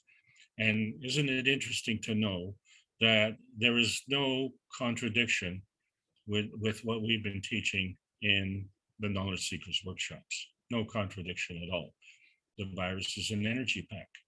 And as we learn about this knowledge, we've always said, no man should suffer the abuse through the lack of the knowledge. So if you want to do more of this knowledge, that information is available on the internet. If you want to look at it, it's in public domain. It is common knowledge. We all know how the virus acts. Nobody is talking about how to eliminate it. But when we talk about the repercussions, and as one doctor was explaining, there was laughter in the background. And the discussion was the 800% increase in mortality. And the person who disclosed that information went missing. And of course, that was funny. There was someone who was laughing. This presentation was done in the church. So this was a funny thing that someone who reported this was murdered. Is that entertainment? I think we can understand that music is entertainment. And I think we can understand that our sports are an entertainment. But I kind of disagree with the fact, thinking that the pandemic is entertainment. It's not funny. What we want to do is deplete the energy or convert the energy. And that's the essence of the plasma science. And that's our focus. That's how we work. And once we achieve that, then we brought the cups together in the cups of man, where we had the magnetical giver and the gravitational taker. Giver from what? A mag-grav condition. What is a mag-grav condition? It's a magnetical field balanced off with a gravitational field. Now we have a mag-grav condition that we can give and take to another field. But what is that independent variable that makes this happen? So we introduced the cup of the soul, and the cup of the soul involved different components, but still brought the fields, the magnetical field, the gravitational field, and each and every cup ended up with a soul. But the combination of the three cups created the magnetical field, gravitational field, and the soul. And we know that that is a star formation. So as this is basic understanding, it is also the basic understanding review. Now, this is kind of our basic structure. And there has to be a relationship. And so our Earth is the relationship. And then there's an interaction, and that interaction is the inertia. So the Earth is a gravitational component, and its main characteristic is the gravity. And our soul is the main component of us. And so our soul's interaction with the gravity of the Earth is the inertia. And then what we manifest is what we find in our bodies. So when we look at the cup of inertia, we have different components. So in this case, we had nano-coated copper coils and a nano-coated copper plate, and there's a difference. But they created a magnetical field, they created a gravitational field. And then when we look at the cup of the Earth, well, we introduced an iron coil and a nano-coated iron coil. So we have nano-coated zinc coil, nano-coated iron coil, and a nano-coated copper plate. And again, same reaction, created a magnetic field and a gravitational field. But when we put all these cups together in a stacker unit, and we can see the individual compositions of each cup, then we find that these cups work together in a system. And that system basically is trying to achieve a magnetical gravitational relationship, and each cup has a soul, and the whole context combination has a soul. And we are transcending the plasma reality and the physical reality and putting it together in one package. So now we know that the principal matter is a convergence and divergence of energy. That energy that is traveling through the universe, which we call PM ticks, and we know that those are magnetical. And so when they come to something, they're looking for a gravitational. And that gravitational happens to be the MAGRAV condition. And that MAGRAV condition includes antimatter, dark matter, and matter, what we call the principal matter, the transition matter, and the convergence matter. And that is all in a plasma. And plasma can be physical or plasmatic. That's a universal term for energy in motion and the manifestation of energy in motion. So we've been discussing the various energy levels, and we find that these ranges are in our reference right now on Earth between the ground and the sky. But our point of view is from us, and us is gravitational. And being gravitational, that means we have the highest energy. And having the highest energy means that we have a soul orientation. And that soul orientation is in the first three cups, cup 1, 2, and 3. And it has a relationship with the earth, which is in cup 5. And the combination of our being and our environment is the inertia and the interaction there. And so this is part of the transmutation and the transformation. And it's the essence of the transportation as well, because we can travel from our range from the ground to the sky, or we can travel from continent to continent, or just go from our home to the grocery store, whatever the range that we want to operate in. And it all determines on our point of view. But our point of view has to do with a non-visible reality and a visible reality. And how do we navigate through this? And we've been trying to navigate through the lowest common denominator. This is where, because this is a basic understanding, we're going to say this is a basic stopping point. The lowest common denominator is not the answer. The common denominator is the answer. This is where the energies all come together. And so when we look at the cup of the universe, there is no way that I can do a better job than Mr. Kesh has done in half a dozen lectures in the last 2 months. And so I'm not even going to try. The thing is, we know that these components in here consist of the zinc, the copper, and the iron. But there are independent variables. And why I say these are independent variables is because from here we see that there is no connection and it hasn't been given. So we're all going into uncharted territory.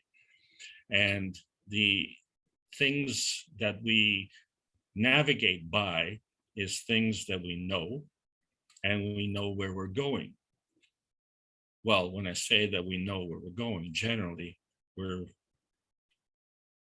going in a direction, and most of us in life go away from. We now have an opportunity to go to. And so this is the determining factor in our balance seeking. And our balance seeking is always dependent on the activity of divergence and convergence. The divergence and convergence of what? The divergence and convergence of energy. So if it's in the universe and then the universe is full of space, And this energy is all in motion. It is looking for a common denominator. And at that point in time, it can converge into a Magravs condition. So this transaction of energy, whether it's energy in motion or it's looking for a position or it's in a field, these are all transaction currencies of plasma. So the plasma itself is a fuel, and it involves movement, it involves positioning, it involves field strength, it involves direction, and it goes through different dimensions and different ranges. And as this is the basic teaching, understand that the criteria is the interaction of these plasmas. So that is the principle. And as we play our music, we can't forget the basics, the notes. We can't forget the progression from the basics, the understanding, run our scales. We have to understand that there's constantly a magnetical pushing and gravitational pulling. And there's a combination of the two to achieve a balanced position. And that balanced position gives us the emotional, physical satisfaction, whether it's our music or whether it's our sports or whether it's the quality of our life. And so this is the residue that happens. And so what I'm talking about is the quality of our life. And so the cup of the universe is a demonstration to us on how we can finally have the kind of control of the quality of our life the way we were born. We were born with this ability. Somewhere down the road, we have forgotten this. And so it's something that we have chosen to do. And at what rate are we going to open up these fields? And are these fields going to stay within the cup, or are these fields going to go beyond the cup? Well, if we understand our basic teachings, we understand that when we look inside the cup, we can see the interaction of the fields. The principle is the same. And in the universal cup, we have 10 elements. In the cup of life, we have 3 elements, but the practice is the same. There's an interaction of fields, and we draw in additional energies. So in this case, it's GANs. And when we draw in GANs, there's an interaction of those fields. And those fields are interacting at a higher level. And when they're interacting at the higher level, first of all, those fields are in a higher order of magnitude. And the interaction of those fields, therefore, is at a higher order of magnitude. So this higher level interaction is transcendence. And then we're able to bring in another GANS. And this is the CO2 GANS, which connects us with our environment. And the essential ingredients in our environment is the amino acid. And so the amino acid, which is forming on the top of our universal cup, is now a blend. It is a blend of all the things that we need. When we look at this cup of life, this is the emotional cup of life. When we look at our body, we find that we are more complex.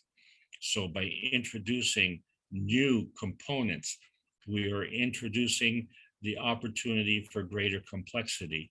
And we know that the greater the complexity, the greater the stability. And when we're talking about stability, we need our calcium. So we have our liquid calcium, we have our cartilage. You know, that's why we can wiggle our nose. That's why we can bend our spine. But then we have rigidity. That's why we do have a spine, and that's why we do have bones. And so these are different energy levels of the same thing. And what is the independent variable that causes one to be something as opposed to something else? And so when we look at this, we know that there's a process, and so that is directed by our brain. But in our society, we find that the dual nature of the brain allows us to have kind of double dealing in our society. Somewhere along the way, we've gone off track. And what we have to look at is to see that when we look at the cup of the universe, that this is the non-tangible reference, which is what's happening with our brain. It's a non-tangible reference, and it is activated by what you give your time and attention to. And it is from there that you create a plasma field. So when we talk about a plasma field, it is within. The plasma field is within the boundary. And so when we look at the transmutation of, with the context of the brain and how it works in context with the body, we find that there has to be a connection. And how do we do this? So then we find we can go outside of the boundary. And so when we go outside of the boundary, there's another field. And it is going outside of this boundary, as well as other plasmas going outside of their boundary, which allows an interaction. And so we find that the same thing happens with our brain. We have an interaction outside of our brain. And so this is the same thing that happens in the cup of the universe. And so when we look at our brain, we find that the construct of the brain is kind of similar to the construct of the heart, but there is a difference. The brain is a transformation of the plasma fields of the soul of the man, and the heart is the transmutation of the fields of the soul of the body. But they operate the same way, where we can have the energy field inside and give that energy field outside. And that is in a non-consuming way. So if I give you an idea, I don't have a hole in my head, or if I give you love, I don't have a hole in my heart. Although many songs talk about that as if it were real. But, you know, these are things that tend to our emotional interaction with our physical existence. But our physical existence involves things that we wish for, and the courage that we have to fulfill our wishes, and the love that we have to have. But all these things have to come together. So it is not what we wish for ourselves, but as we say, it's for what we wish for others, because the energy has to flow. And unless you do that, then you can't understand that when we look at ourselves, and this is a cell in our body with the phospholipid bilayer going around the cell, which is the kind of the containment, and we see that there's a whole lot of stuff going on inside. And so when we look at the cup of the universe, it's the same thing. When we look at our science, and we like to keep it simple, we are the most complex organism on this planet. And we know that the complexity invites stability. So this is not something we should complain about. What we need to understand is that that independent variable is within us. And when I say the independent variable, it is tied intimately to our rate of maturity.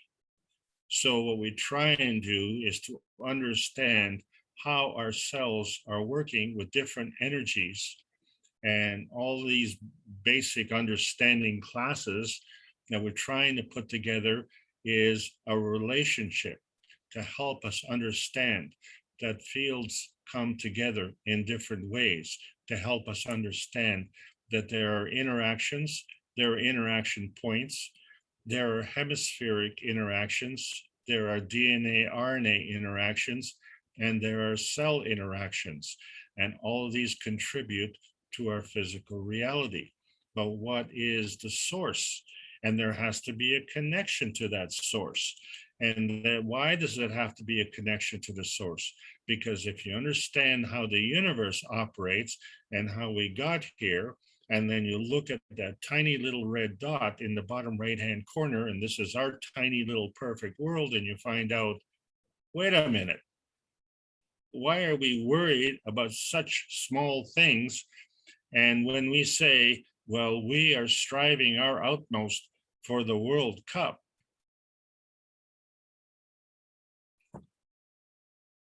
is that the most important thing?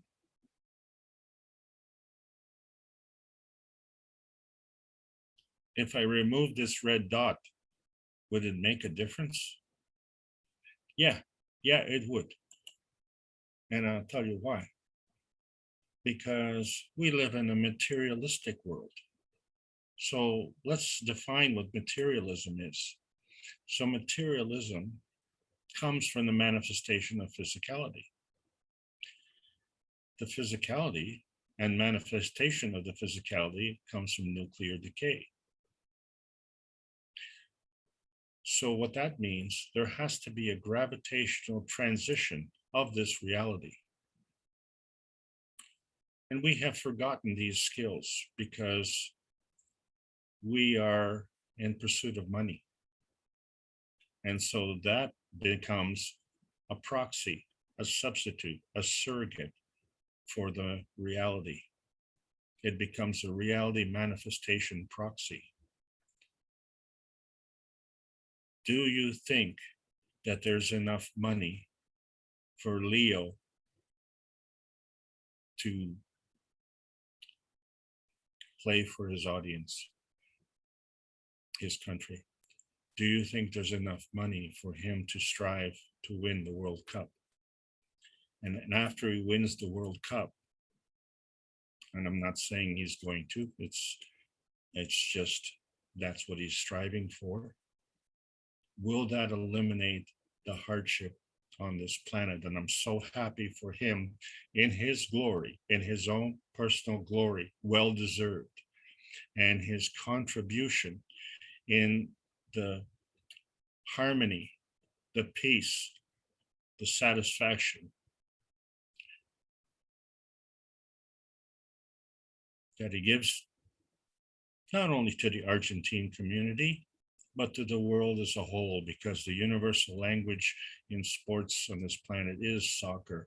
And with 1 billion people involved in that, it's a significant portion to enjoy the success. And we share that success. And that really is one of the reasons that he is successful, because he's sharing that success with us. That's what made Maradona great. But is he going to fall into the same trap where we find man-made weaknesses bring you down? I have confidence that that is not going to happen. There's 2 reasons for it. One, because of the kind of intestinal fortitude, shall we say, this independent variable that he has. And the second thing is because we now have a plasma science where we can define this manifestation a little bit differently. So we see a relationship of the stacker unit, that is our reality, that has been up to now. And we'll say when 2 fields come together, they form another. So this formation is a form artifact. But any field that is formed is a manifestation. So to create this manifestation, there has to be a feeding. And this feeding comes from the plasma reality. Plasma feeding leads to this manifestation. So therefore, we can conclude that the manifestation could be non-tangible or tangible, non-visible or visible, so therefore plasmatic or physical. And so we see light on this planet, and we see at night that it is dark. So there is a plasmatic reality and a physical reality. But the physical reality does not necessarily happen. It all depends on the energies of manifestation. See, this manifestation is the form artifact. And as an archaeologist unearthing these form artifacts, do you see the emotion of presence in that form artifact? So do you see the Gans field in there? Do you see the plasma field in there? Do you see the interaction of the plasma field in the cup of sweet with the soul of the body, of the soul of the man, who owned that cup and who interacted with that cup. And that combination of everything that I've just said is energy in motion. So when people ask you about plasma, tell them very simply, plasma is a kind of energy state. And hopefully they'll give you more than 35 seconds because it's an important point. And when we look at how we bind ourselves, yes, we need to bind ourselves to create that Magrav condition, but we don't need to do it at the expense of others. And particularly, we don't need to double cross, because this school of the double cross is the cross of your burden. The cross you double cross is your eternal burden, because it's theft. It's a violation of universal laws. And the universal laws involve ethics, the ethos of the universe. And how do you know that this is correct? How do you know that morality, compassion, and courage are needed for that? Because that is the essence of creation, the creation that comes together from the combination of all of these. And so we have, as a Keshe Foundation, created a vertical enhancement unit. And there is, as you know, the horizontal enhancement unit. We call this the Universal Body Enhancement Spaceship Unit. And so that involves our horizontal enhancement. So when we look at the combination of the two, what we're trying to achieve is that elusive thing that all of us are trying to achieve, and that is the emotional and physical vitality that can only come about through harmony, universal harmony. And so when we look at the source of our creation and we look at the physical reality, we are the connectors. It's our soul who is involved with the emotion of presence, which is the form artifact of this reality. Now, not only is that transcending the difference between tangibility and non-tangibility, but now understand, this is the final class of the basic understanding. The body enhancement is magnetical, the material enhancement is gravitational. The blending of the science and spirituality is what we're all about.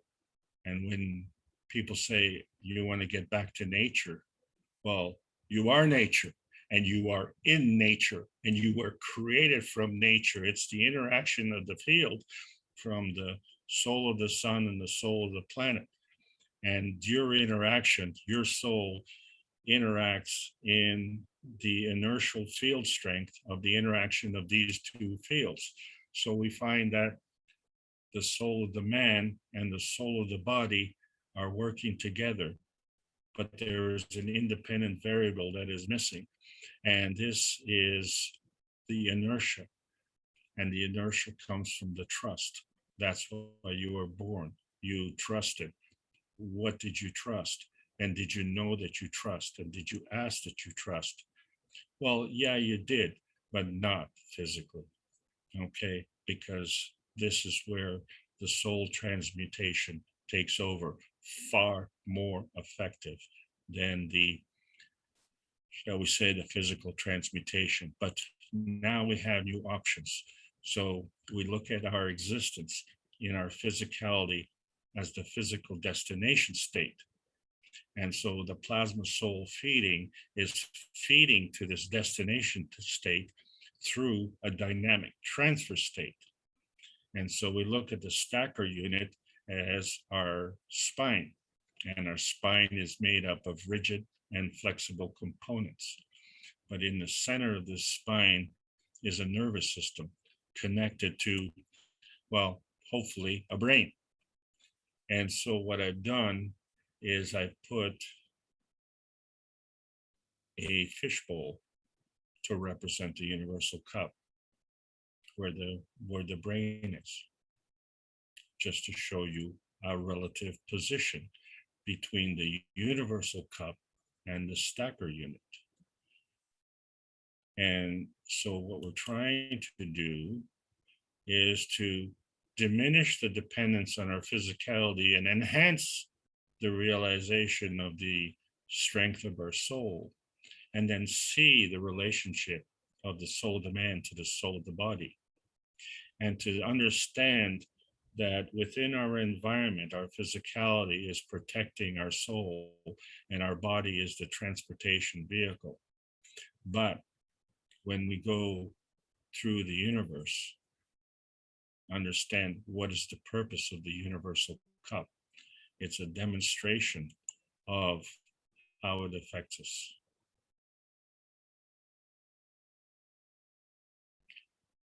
All of the components of the universal cup are most of the components and the combination of most of the components that we need in our bodies. And our bodies are composed of so many different elements. And we have a periodic table of elements with all of these elements. And some of them are gaseous, some of them are liquid, some of them are solid, and some of them are radioactive, and all of them are plasmatic, but all of them are elements. And as elements, they are elementary, which means they are physical. When you start to get into the combinations, you start to get into the plasmatic. And so this is what we've been doing when we go to sleep at night. Our spine is similar to that of the vertical people, but we are also horizontal. And so this is what we do at night. We lie down horizontally and we release our soul, because it frees the soul of the man from the soul of the body. But there is a connection. So when we look at that connection, then we find that there is a destination within the brain. There's a destination within the physicality, and the soul of the body can take care of business here. But at night, we release the soul. So when we're sleeping, we're horizontal, but we can just turn 90 degrees in a perpendicular way to release the soul, to go out through the, shall we say, we sleep in the x-axis and our soul travels in the y-axis. And then where does it go? The same way as we see the plasma light and the energy from the Gans balls. We see the cup of the universe is working the same way. The cup of the universe allows us a new kind of capability. And this is the end of just a basic understanding. The new classes will obviously be going into a higher level of learning. And we are trying to keep up. And we find that our Knowledge Seekers workshops are going at an extremely fast clip. And we need to do that because, you see, not only can we say that what goes around comes around, and this is the emblem of the Hispanic community, but this is the emblem of the Universal Council. And so what you're looking at is the emblem of the activity of the Universal Cup, the cup of the universe. And so the cup of the universe transcends different energy fields. And these are things that are helpful for us to learn. And maybe I disappointed you today because I didn't go into the details of that. The details really don't matter at this point in time, unless you wish it to, and we will discuss that in the future.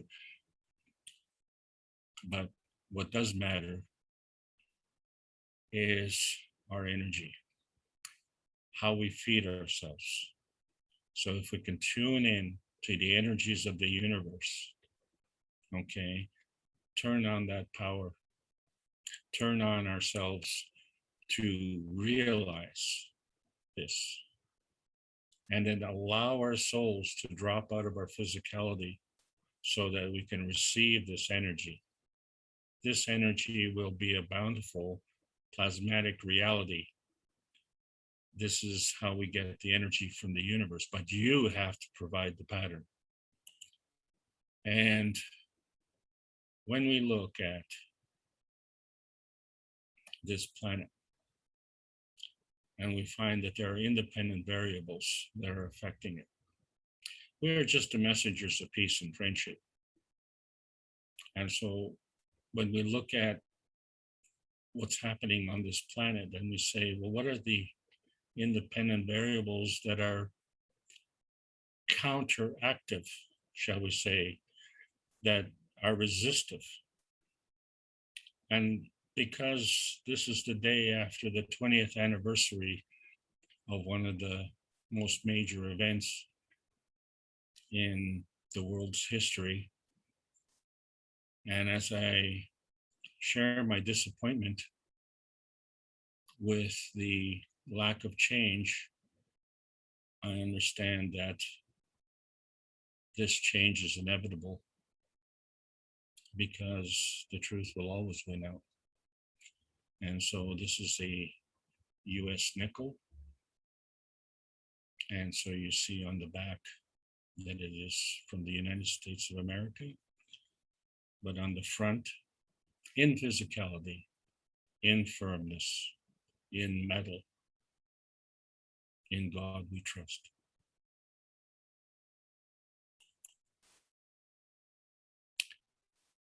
So, this is the Keshe Foundation Spaceship Institute teachings on plasma science. It has been put in public domain so we can achieve World Peace Treaty.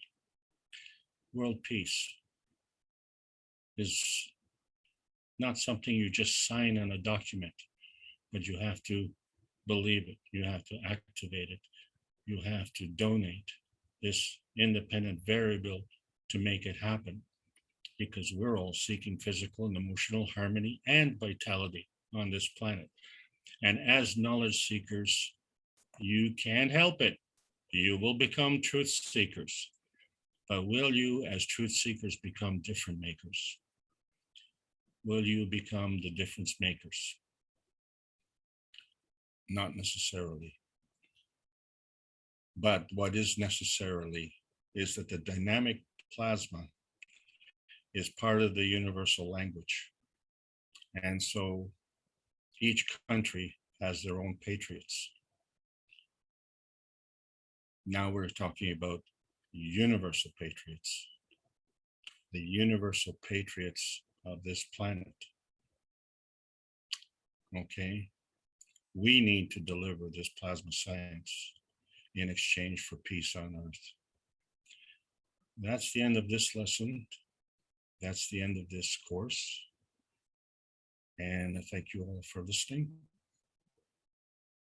And let's look to a bright future and stay tuned for the next exciting episodes. Thank you all for listening. And Mark, I'm going to hand it over to you. And thank you, Alex, for continuing to deliver and elevate us all. Randy had a question in the chat. He said he made, let me just read it. This batch of CO2 was made with, he was saying, if I make a CO2 cup, can I use that water to use in the cup of life? Now, I was thinking, I don't think the percentage of salt makes a big difference. It just speeds up the reaction, so to speak. But I know Mr. Keshe said to set it the way that I said it. So if we were to use, I don't see how it could be bad, but it may not give the effect. I know Mr. Keshe talked about using combinations of things, but when you're trying to do a certain thing, and I know he said the knowledge in this cup, we made it look simple, but it's not simple. There's a lot going on in, let's say, cup one or the cup of life. Would you be able to take CO2 water and use it to make the cup of life? It's just a question, and go ahead. Are we talking about the cup of life or the cup of the universe? No, he has over here, let me just back it up a little bit. Can I use leftover saline solution making CO2 to cup number 1? I'm not sure about Well, that. yes. I haven't heard that Yeah, question yes, before. yes, you can, Okay. because you're using the saline solution from cup number 1 to create another cup number 1. No, I'm using the saline solution from CO2, which was made with 15% instead of 4% as an experiment to put in a slough behind my house.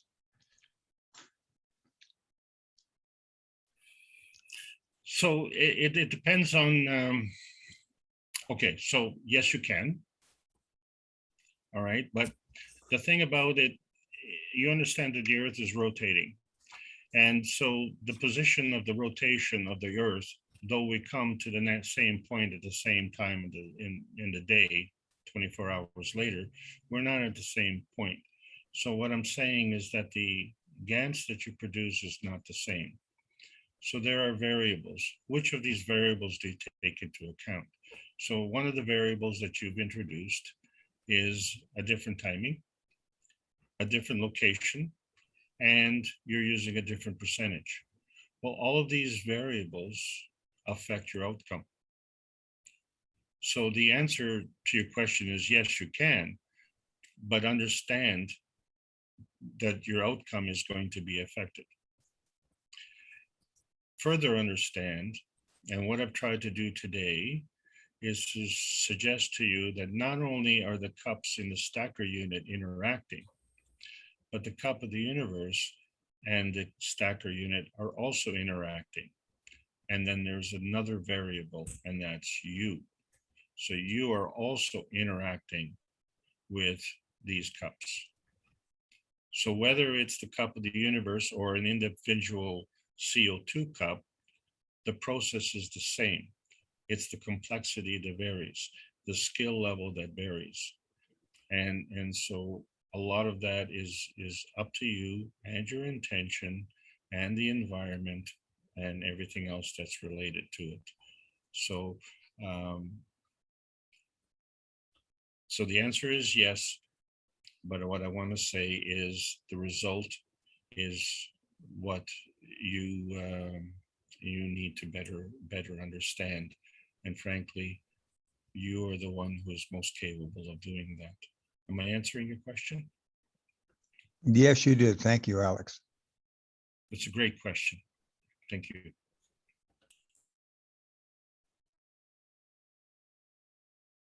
And you referred to soccer a bit today. I thought nothing happens. Everybody just sort of stands around for the most part until the ball lands in front of them.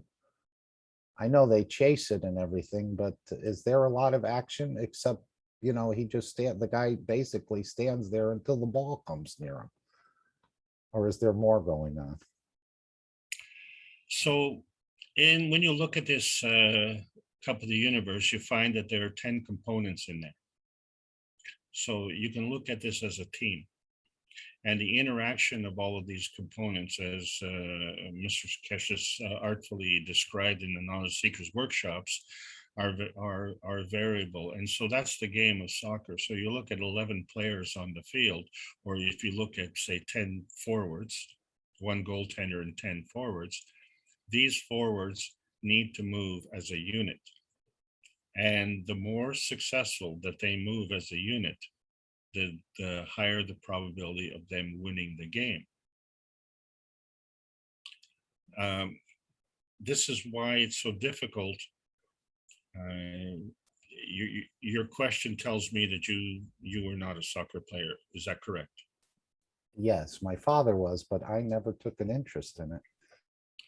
Yeah, and until you've played the game, it's really hard to understand the what do you call the frustration of the game, because the beauty of the game and why everybody loves Messi so much is because he basically, when he delivers the ball, it's as if this ball has a life.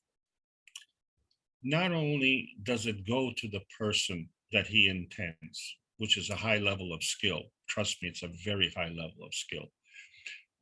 Not only does it navigate through the defenses, but it has a intangible energy into it. And that is imparted through spin. And Mr. Kesh has referred to that as bend it like Beckham. Beckham was a high quality soccer player who was able to really put a massive curve on the ball, and it was lethal. And Messi has this skill. And so he can deliver, say, a penalty shot, he can deliver a pass, and it can be short, it can be far. There is virtually almost no skill that Messi cannot perform. And that's why he's recognized as the best player in the world. But, he's in his field. He's in the soccer field. If you take him out of that soccer field, is he the king? Is he the idol? The whole dynamic changes. Well, yeah, because he's been taken out of his element. But he has been able to do something which Maradona was not able to do. And both of them connect with the audience tremendously. You see, that's the one thing that Maradona brought that so many of the professional soccer players miss this point. They are not just beloved by their own club, and they're not just beloved by their own country. They are universally loved. They're loved wherever they go. And the reason for that is because of the beauty that they bring and the emotional and physical satisfaction that goes along with it. But, the thing is, it's a make-believe world. It's a game. And I'm a huge fan, for sure. But I got to tell you something. May I carry on, Mark? Of course. So it came up at the Italian teachings.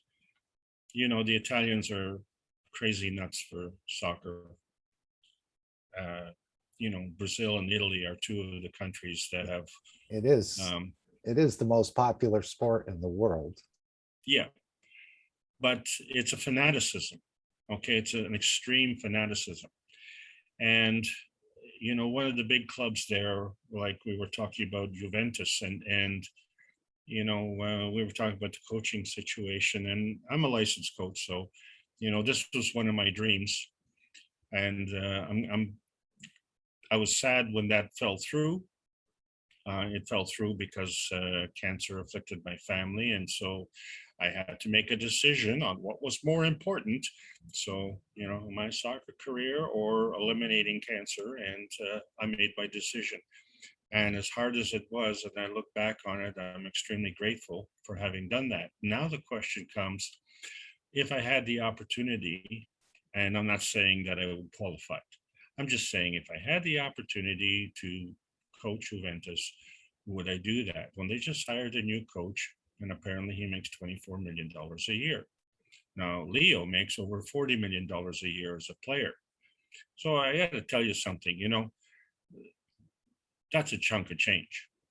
If we put it in perspective, $40 million a year, and I'm not saying it's dollars, it's euros. Okay, so it's even more. So if we look at 40 million euros, that would be close to what would you say, 30 vertical enhancement units, or would you say that would be, well, it would be 40 universal body enhancement units? Oh no, excuse me. So 40 universal body enhancement units, 100 vertical enhancement units. And, when you're in a life and death situation, like I say, climate change is not something that I'm, bothered about. And I'm not going to discuss that any further. the point that I want to say is, would I take the job in Juventus? No. I'm a volunteer here with the Kesh Foundation. We have many, many volunteers. And a volunteer is not voluntold. A volunteer does this voluntarily. That's what constitutes being a volunteer. But why are we doing this? So it's not to have, the adulation of the fans in the stadium. We have a mission, and the mission is to improve the harmony and vitality on this planet. And in order to do that, we have to have harmony and vitality. Okay? So when you look at the method, and when you look at the paymaster, and a lot of people say, you know what? The means justify the end. Well, guess what? At a certain age, your career ends and your earning capacity ends. And then at the end of that, you're no longer a soccer player and you're no longer in the position to be idolized as a player. But you do have a career. But you do have a career of respect. And the reason that you do have that is because you have something on a perception basis that everyone is striving for. And if they don't have the talent, then they can't achieve that. But you don't have to have the soccer talent to achieve that. We here are a strong team, even if we have weak members. And there's no comment on that. What it is that collectively we help each other. And we have to understand that the quality of our life on this planet is not satisfactory. And to enjoy the pleasures of academia is not a luxury. These classes, the Knowledge Seekers Workshop classes, the Plasma Reactor Group classes, the Brazilian classes, the One Nation classes, these are not a luxury. These are not entertainment. Okay, we're not there just to have a good time. We will have a good time. But right now, we're in a crisis situation. And this crisis situation has been exacerbated within the last 21 months. And the people who are there and capable of and paid to take care of business are failing. So what does that mean? Does that mean that we have to live with that and just say, oh, you know what? I can't be bothered with dealing with life and death situations because we've got a World Cup qualifying game coming up and, we've got to get tickets and go there. So each of us has our own priorities, okay? And I went through 8 years with dealing with the health problems in my family, and it was a daily priority, absolutely daily. Nothing else mattered for 8 years. And I found that elusive independent variable, and it helped me. And so that's been my journey for the last 30 years. And I can't believe that, we're still talking about it. But what's the difference is we now have the independent variable on our side, and that is this plasma. And the reason it's on our side is because this plasma has an ethos.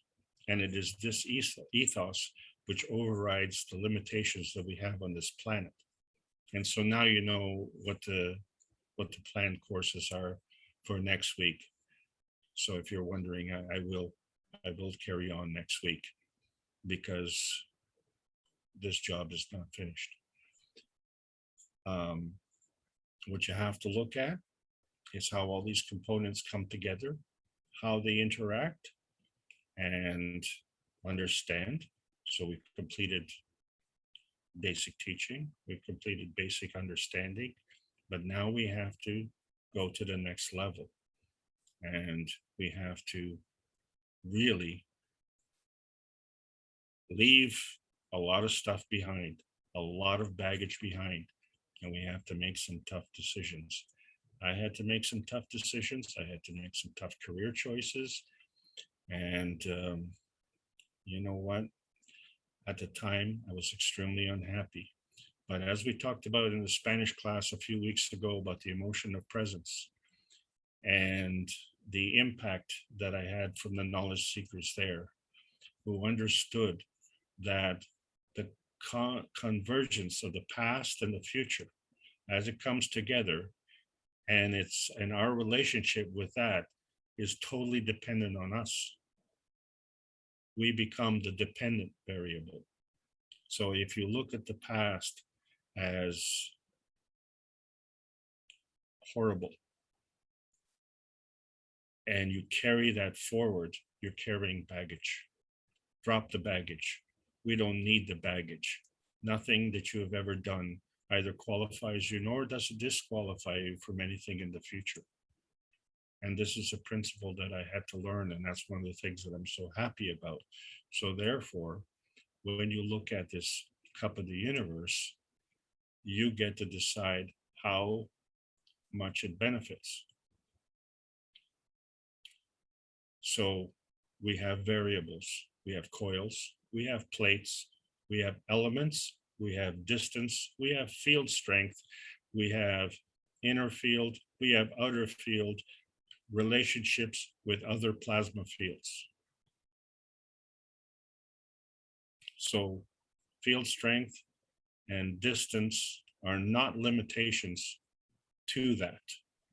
So if Messi is playing soccer in Argentina, I know about it in Canada, and for sure they know about it in France and Spain. But you know what? The entire soccer community all the way to China knows about it. Okay, it's a universal language, and that energy transcends all the limitations that we have. So the universe is just showing us how things work. So now we realize there's more. We just have to now become more skillful.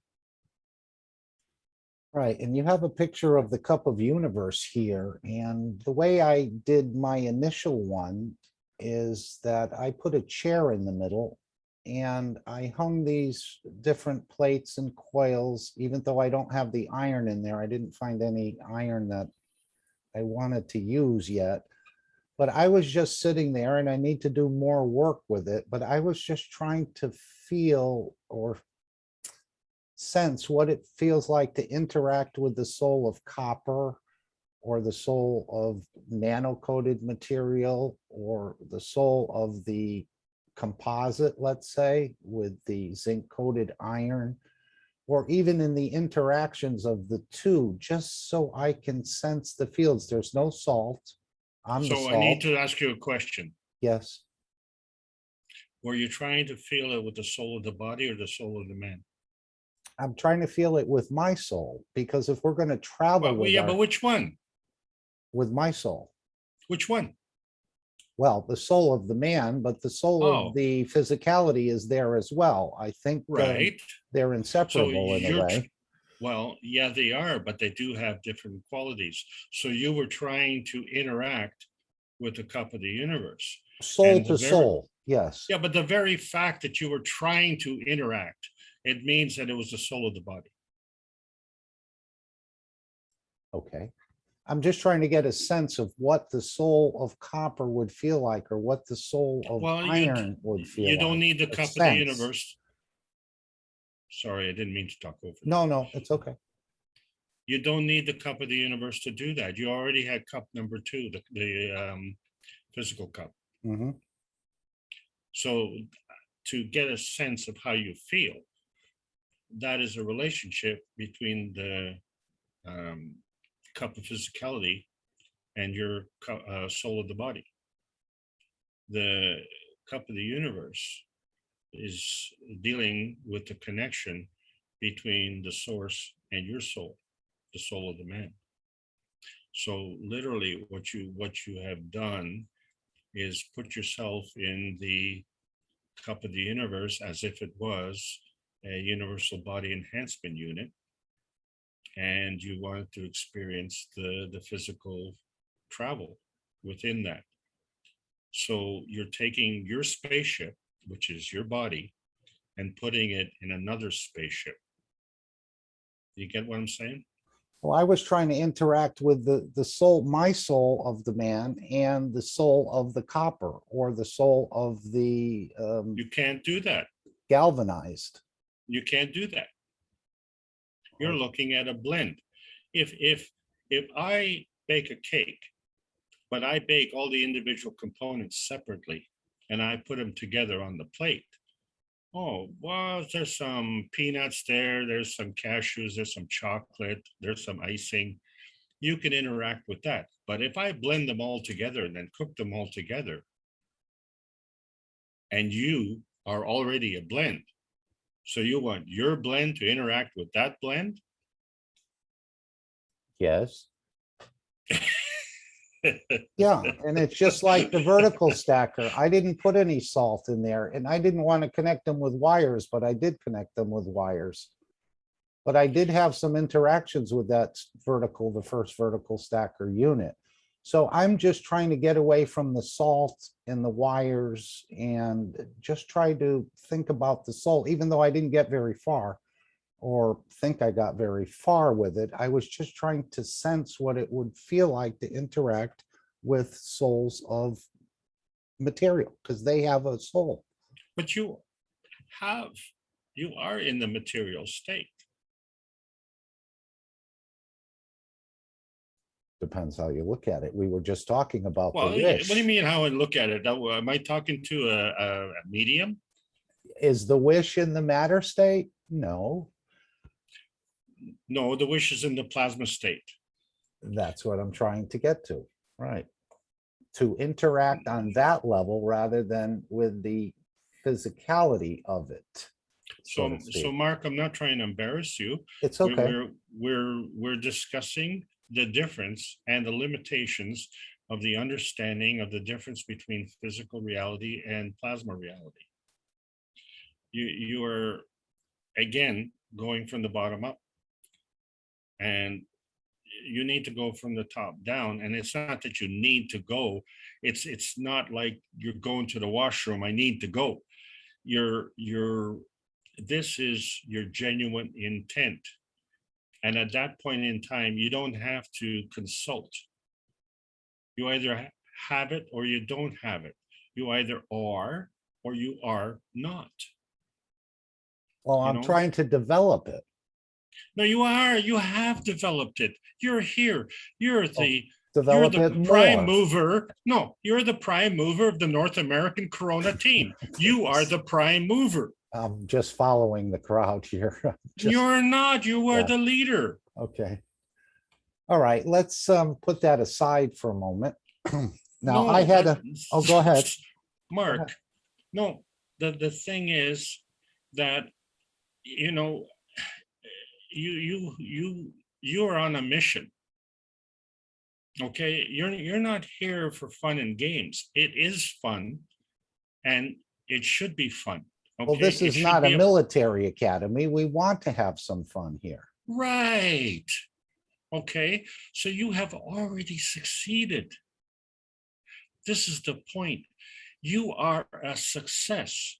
Those who work at failure, when they achieve failure, they have succeeded. They have succeeded at failure. This is the stupidity of the whole thing. You have not even strived for success, and you have achieved success. They strive for failure, and in their striving, they have succeeded in failing, which means they're a failure, because now they're a success. I don't want to really go there. at this point. Could I change? Here's a question I had for Mr. Kesh, but I'm going to ask it to you, Alex. Okay.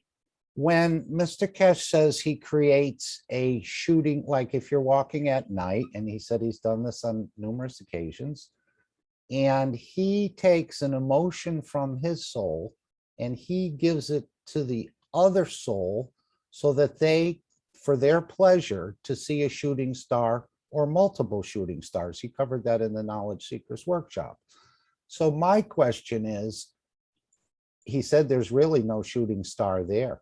The soul of the other person is creating this image. Now, does only the person that the thought or the emotion went into the other soul sees the shooting star, or does the one that created that emotion also see the shooting star, would you say? If you want to answer. Yeah, so if I give you an idea, that idea is like an energy pack. And if you accept that idea, that now becomes balanced. And the combination of the two create a Magravs condition, which causes a manifestation. So both have to contribute. Right. And then there was another question I was thinking about recently. I wanted to have a couple questions lined up today. You know, in the private teachings, Mr. Kesh talked about a new handshake that would appear on this planet. Now, our regular handshake is I extend my right hand, you extend your right hand. We look at each other, we shake, we smile. But in the back of my mind, I'm thinking, I'm taking from you. I'm getting a better deal out of this. And you're also thinking in the back of your mind, you're smiling at me and very happy, and you're thinking, no, I got him. He thinks he got me, but I have the advantage. So that's the old handshake. In the new handshake, he was saying, and this is back probably in 2015 in that year-long teaching there, but he was saying you'll extend your left hand and the other person, this is the handshake of the future, and the other person would extend their left hand, and when they meet, they would say something like, we're connected. So I think that's a much more beautiful way, even though maybe feeling awkward in the beginning, but it's a new way of acknowledging that we're all connected, even though we all are connected. It's just something in the matter state that I guess will be manifest in a new way of acknowledging that we're all connected. Any comment? Yeah, you're 100% right, because if the let's say we could technically say that the right hand is the giver and the left hand is the taker. So if the right hand's handshake, then the giver's is shaking with the giver. So it's two magnetical fields coming together, so they will repel.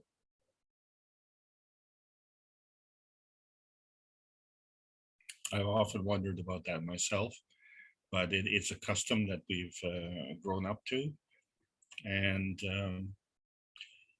so there's a physical intent that is supported by plasmatic intent. So although our physical handshake seems to be in opposition, hopefully our soul intention is compatible. Adrian asks, is anyone here? I don't want to take the floor at all, but Adrian, if you have something you'd like to, or anyone has something they'd like to bring up or discuss from the teaching from Alex, or perhaps another subject that we can open up, please feel free to open your mic.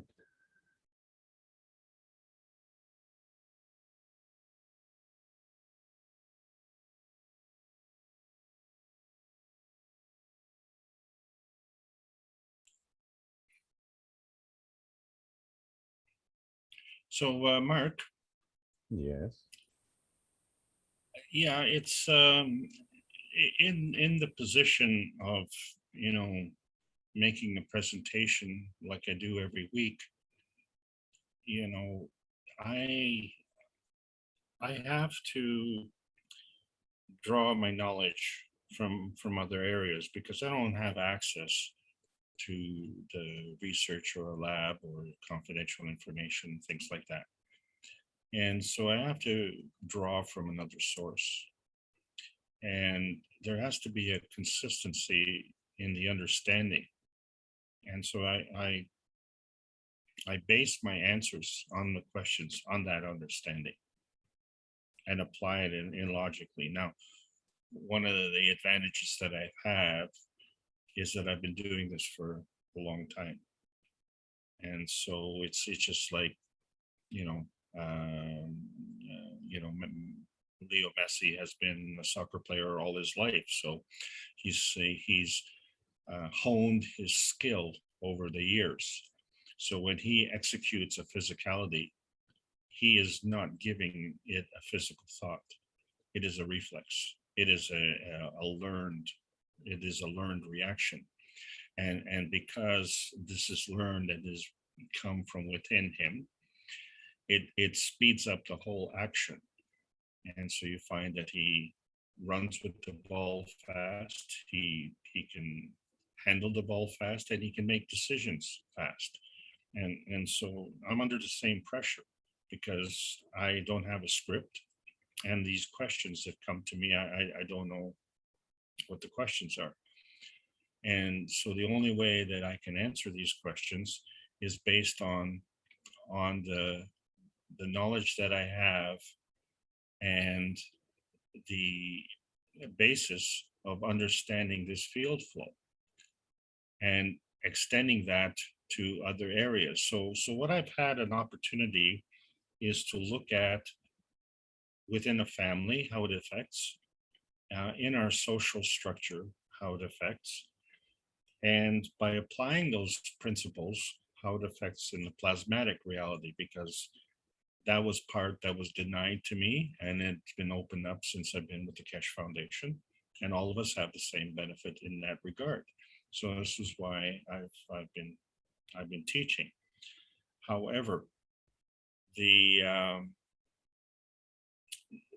come to a point where the physical knowledge is exhausted. Okay, like right now I'm running on fumes. Like I check my gas tank and it's kind of empty. Somebody have their mic open? No, that was me. I'm just checking the gas tank. It's empty. Oh, okay, I was joking. You won't need any gas in the future. Well, That'll I'm be one counting of on the that. first things that's going to end is this burning of the fossil fuels. So there's many great Wow. things coming. Yes. And the first thing that has to change is the terminology. Okay. Because there's no such thing as a fossil fuel. So Oh, exactly. Yeah. we'll be discussing that next week. So, it is this knowledge, this basic knowledge and this basic terminology, then we start to extrapolate that to our surrounding and we say, okay, well, wait a moment. What is the quality of the society? What is the quality of life? And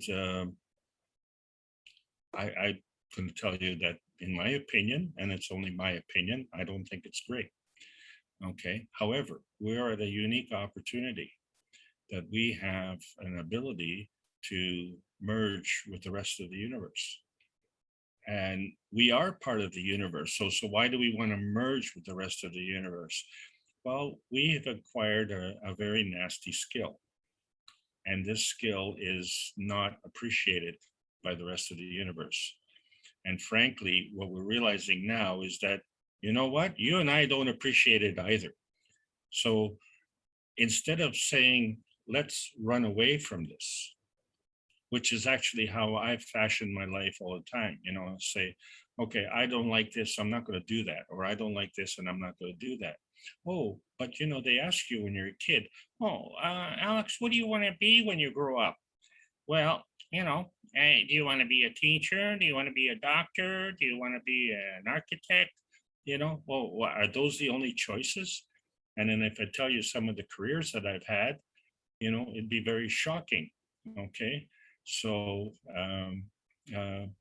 is being a beggar a career? Anyway, the thing is that Of course it is. In China, they're high tech. They actually use their cell phones for begging. You just transfer the money into their account. Yeah, yeah. Well, you know, we're not that sophisticated in North America, okay? Because in North America, a beggar will repeatedly beg from the same person, and this is actually gauche. You know, it is unfashionable to beg from the same person, okay? In the rest of the world, you always have to go to beg from another person. All right. So it involves a greater degree of skill. Yeah. So I try to explain that to the local hooker, but that was beyond her. She needed the money, and well, she didn't really need the money. She just wanted the money. That's all. But you know, tried to explain to her, well, you asked me yesterday, so don't ask me today. It's just a little bit of respect, decorum, you know, formalities. And we have that. So this is organization. And this is what I'm trying to say. When you look at the plasma, it's well organized, highly complex, well organized. We have 70 trillion cells in our body, well organized. However, and what we're going to discuss in the future is how this is modified. So with the plasma science, we have a different way of modifying this. And so with the cups of life, we have been able to help people prevent getting hit, recover for being hit, and then furthermore, there are other benefits.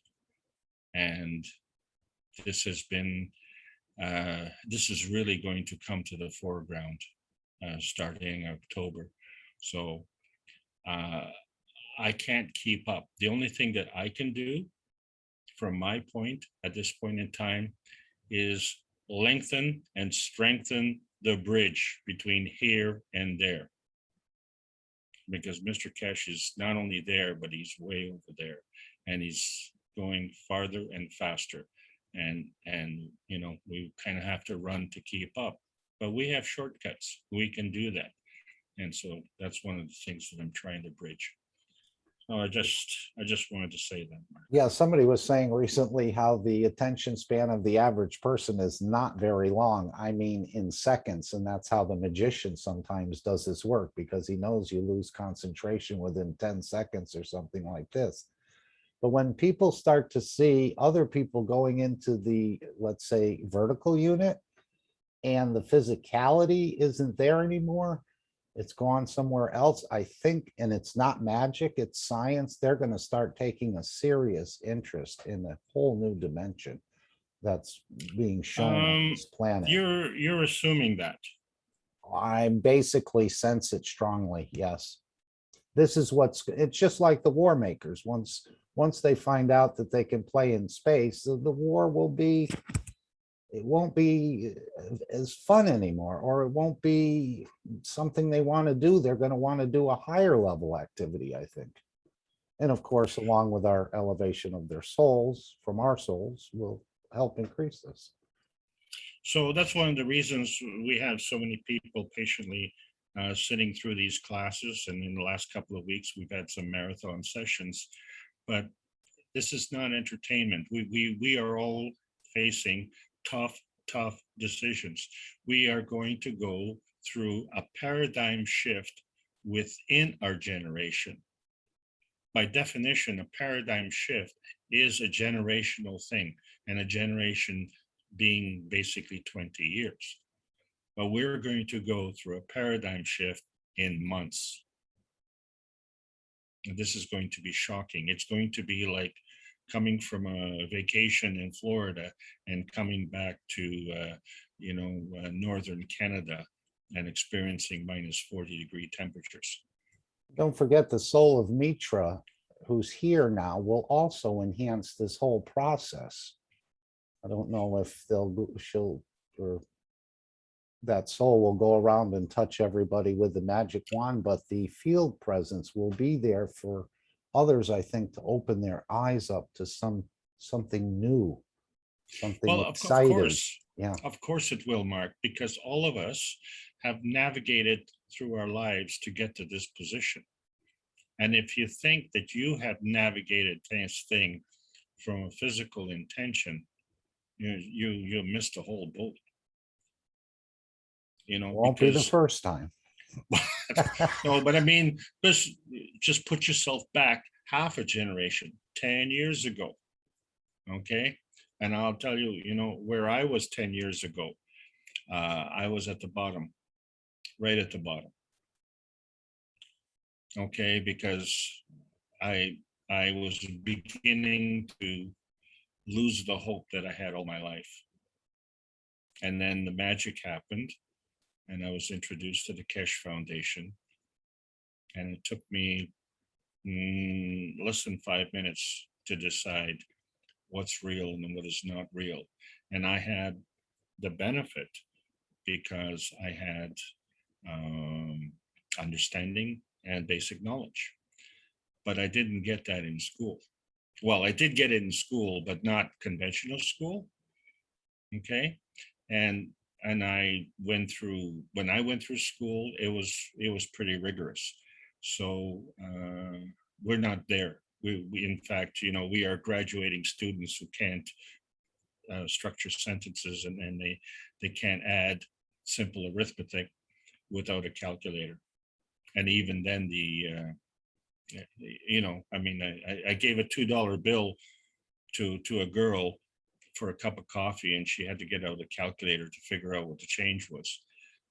You know, this is the product of our environment, and someone has created this situation, and we have allowed this to happen. So I question myself and say, wait a second, this person had parents, or they had adult supervision or something of that nature. Well, that person went to school, and so there was adult supervision there. But when you look at kittens, and mama has a misfortune, and you have kittens that are maybe 1 or 2 weeks old, who teaches them? Who teaches them how to move around, survive? Who teaches them how to communicate? Mama's not there. So, but they manage quite well. And does it necessitate human intervention? And we want to intervene because we have compassion.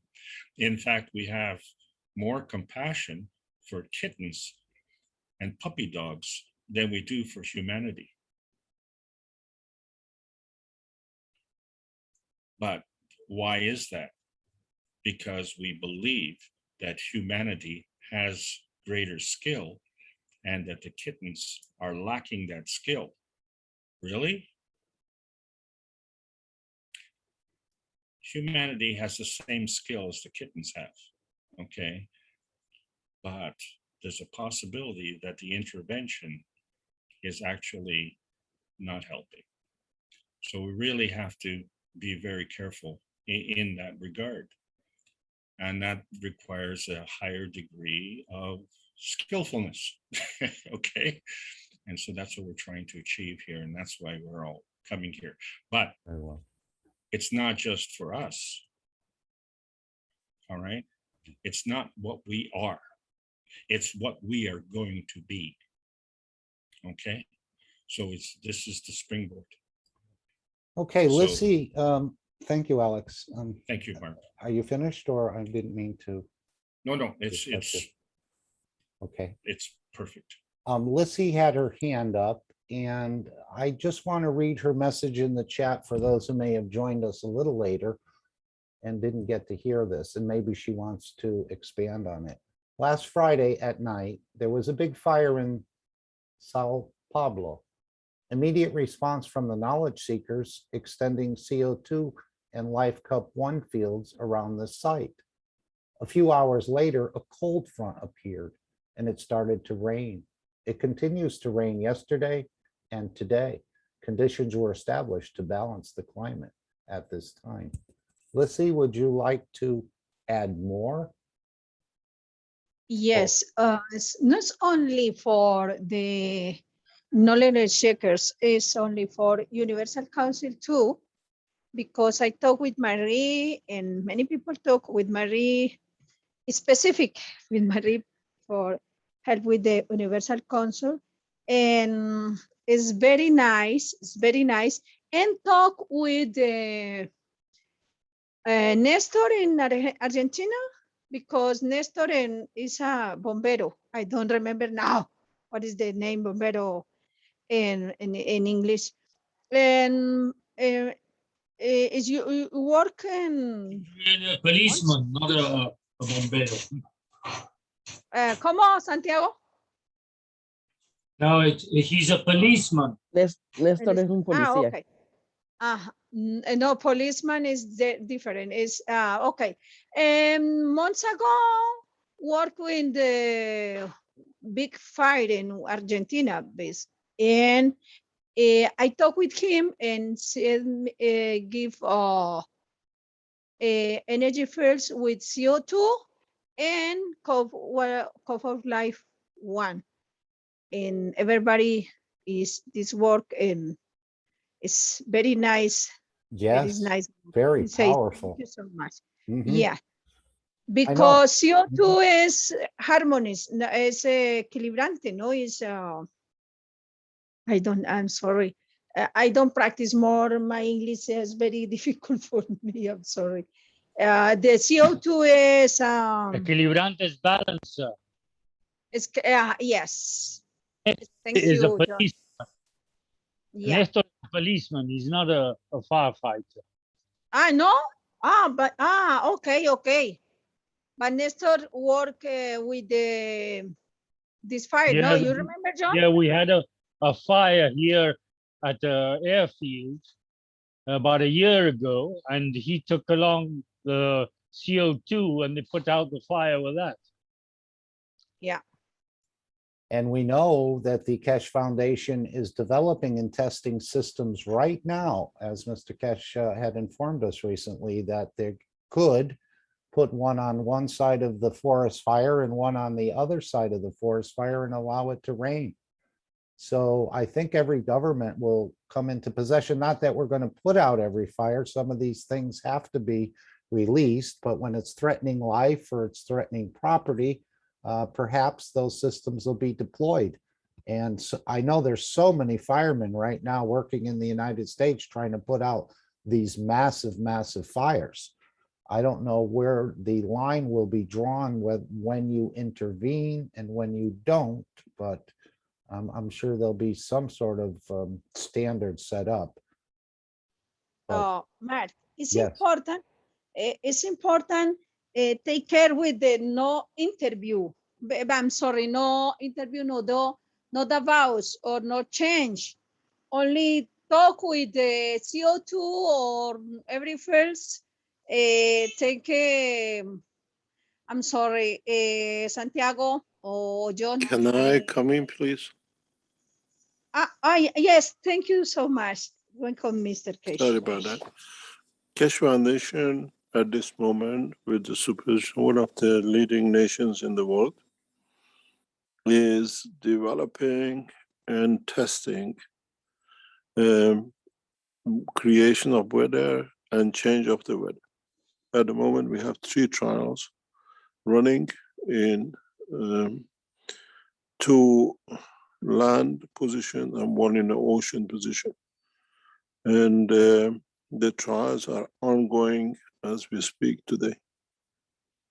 And this is a technology which belongs and is within the Kesh Foundation. And in a short come, next maybe 3 to 6 months, will be made available to national governments in emergency cases. We are the holder and owner of the technology, and we can create at this moment. We are diverting one of the hurricanes typhoons, and creation of two rain, deliberately creating rain in specific positions, which is predetermined 7 days before. This technology is totally belongs to the Keshe Foundation International. And a team of scientists are working on it in conjunction with the national governments. Soon we can respond to situations like this, like in California with the fires and other places. But the first test was carried out about 3 weeks ago, and certain amount of rain was created, deliberately pre-arranged point and destination. And we are working on it. A lot of people say you can use CO2 and other things, but the new technology is enhancing the plasma of the planet Earth. And it can be done. And we tested originally in China about 3 years ago in 6 occasions. And now a system actually has been developed for it. It's not a guesswork, it's very precise. And I had to look at the latest weather development, diverting a, what do you call it, typhoon from an island about 4 days ago. And it's on course. So these things very soon will be handled and transferred to national governments in case of emergencies. Would you consider the running out of water in reservoirs in some of these great big lakes in California, Arizona, different places? This we will be part of the negotiation deal with the American government of 5+1 as part of the technologies delivered. And they could refill. You can create rain quite substantial amounts, yeah. I know China in their heavy rain recently, they experienced in some areas 22 inches in one day, I think it was. Almost 2 feet. Yes, but now this technology is under what we call test. It's not developed, and now it's getting tested.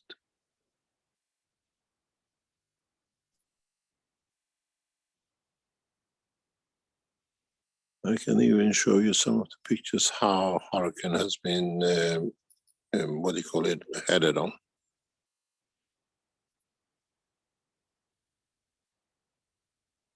I believe without seeing, but it would be nice to see as well.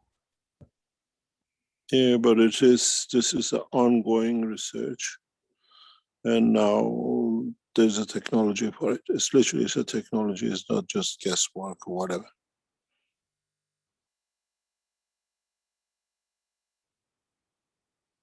We have 3 trials. One has been partially successful in creating large amount of rain. One is blocking, and the third one is in the process. We can preset 7 to 14 days the condition.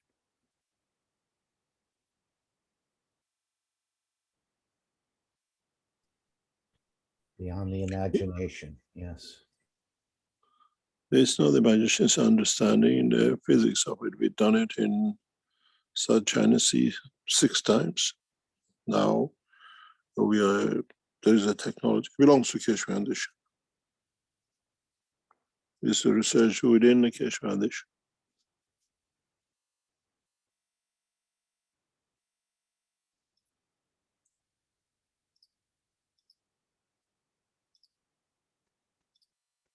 Very welcomed and very valuable, I would assume. We have to wait and see till we think it needs a fine tuning for next 6 to 12 months. And then we bring it as part of the Keshe Foundation, and is what we call, will be used by one of the world leading nations who's collaborating with us in the moment.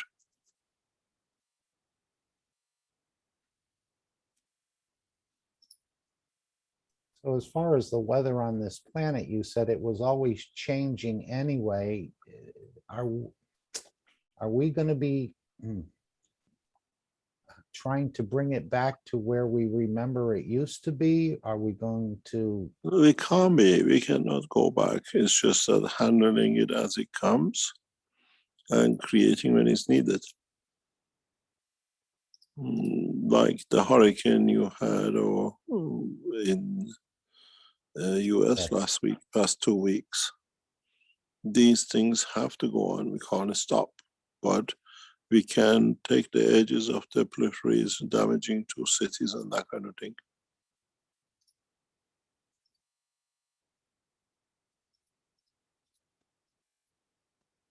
Because I was looking at the control of it 2 days ago, 3 days ago. It's a project we set up about a month ago, 2 months ago, and is ongoing, and it can be done. We can interact with typhoons and decide it which way and how.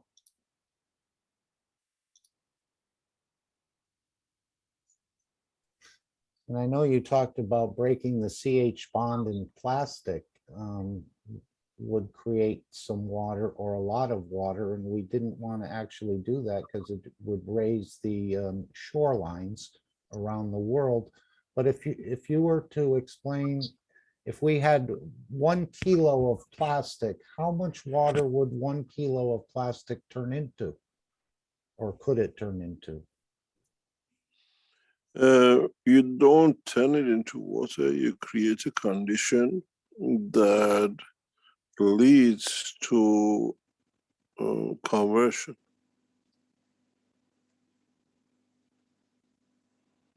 You convert, it's a combination of a lot of work of converting the CO2 and then natural base interaction, converting into drinking water.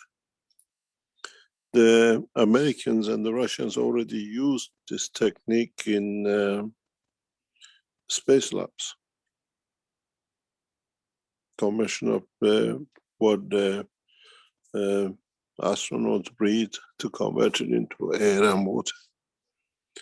But that's a chemical conversion, it's not plasmatic conversion. When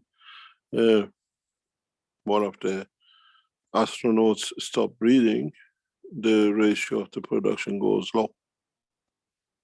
Or when they don't have enough number of astronauts or cosmonauts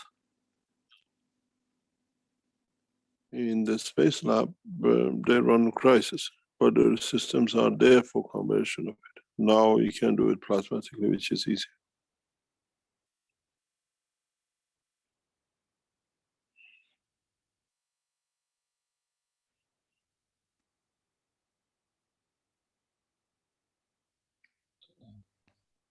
Mr. Kesh, John here.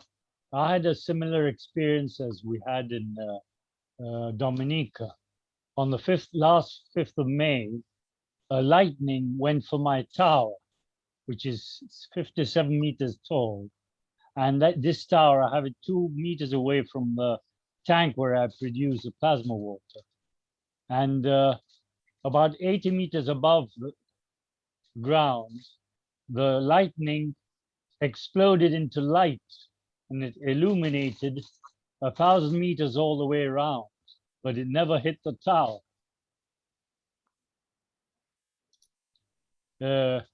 I was about 10 meters away, and the noise of the lightning just shook me. But I had 3 persons that saw the lightning going for my tower, and then nothing hit the tower.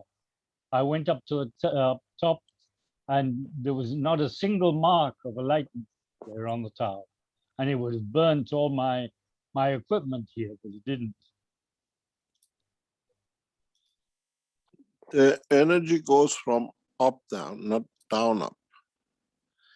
And if you have released the energy to a weaker point, you have already consumed all energy you had. When it's been transferred to the light bulb or whatever, the lightning, and cannot come back to burn. In a way, if you had a gas energy inside the system, you emptied it.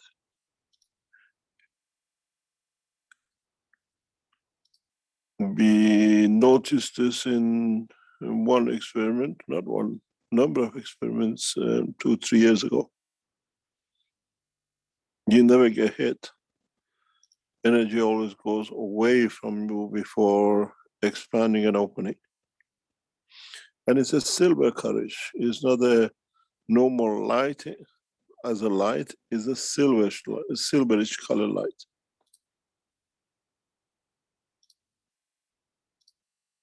The normal lightning is a bright white light. We usually see that kind of color.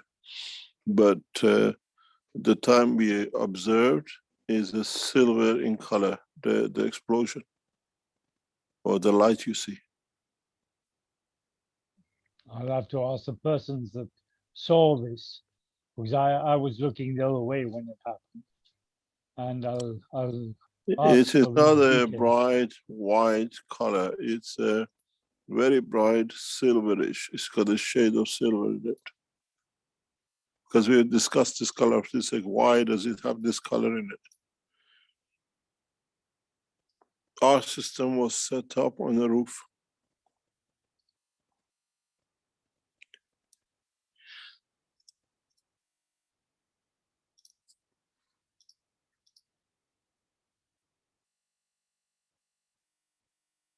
Another question I think is, what is the United States going to do with empty hospitals? You have no doctors or people assistants there. They're all quitting because they don't want the vax.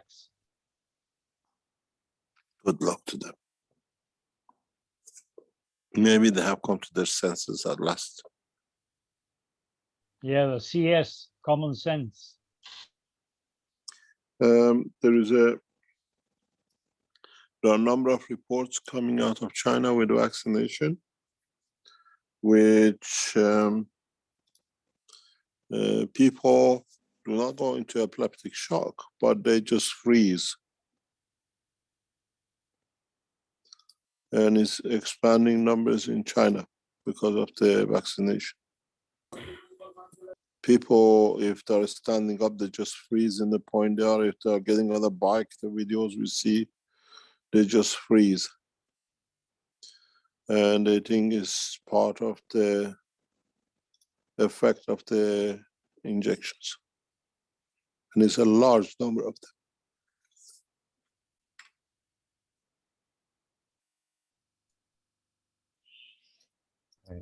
I was in the pizza shop the other day and I was talking to one of the workers and we were talking and he said the people just seem different now. When they come in, they're like not with it, many of them.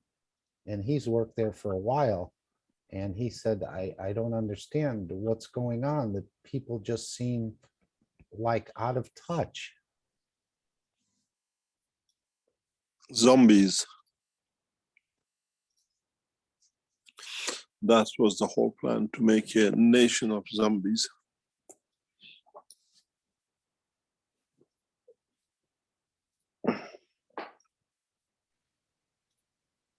May I add that it's been on the CDC site since 2007 that I know of, the zombie awareness preparation, and whether a game or not, it's exactly what happened to one of my stepsons when he was he had one of the vaccines, and that was back in 2007. So I do believe that I hear that there's a graphene oxide. Do you know anything about that? Nope. Yeah, they're getting ready for zombie apocalypse. CDC, they have that preparedness coming up.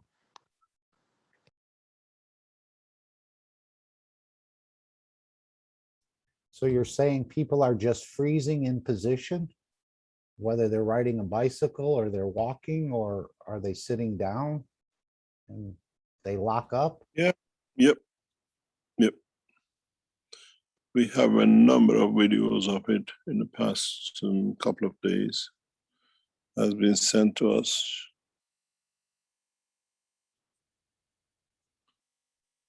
I don't have accesses on my other phones. I cannot transfer through. People just freeze in shops and buses and streets, train stations, all sorts. Never been seen. Chinese are posting it all over their internet. There's not a hidden knowledge. Chinese, the minute it happens now, they immediately live go on the internet and post it. So if you were on the highway with your car, the same thing could happen? Yes, has no time and dimension. Mm. There is one of the videos, the guy standing in the supermarket shopping, and then he gets it and just go whack, flat out. This is crazy. Maybe they're getting activated. Nobody knows what it is at the moment. It's a dilemma for them.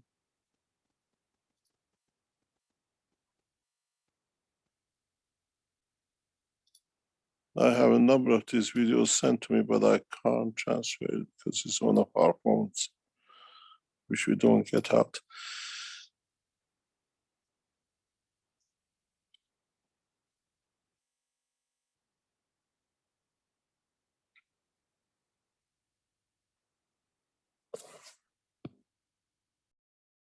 That's unbelievable what you just told us.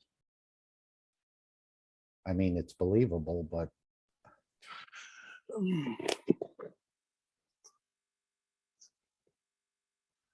Try to see if I can transfer one of them somewhere that you can see.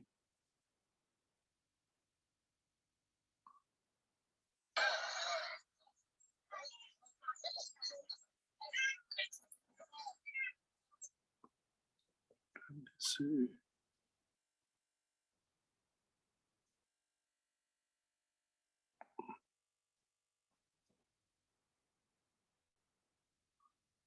I cannot play it. I cannot play video on iPhones, unfortunately. Let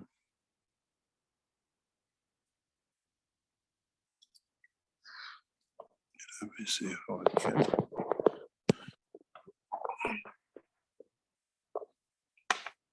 You can see it's a number of them.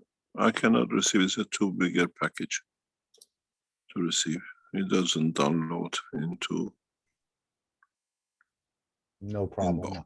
I think we got the picture. It's impossible to do. Good afternoon, Mr. Kish. One of the most popular shows in North America is The Walking Dead.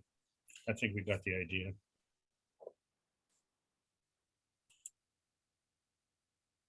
Or the other one, is there a show, Zombie Nation?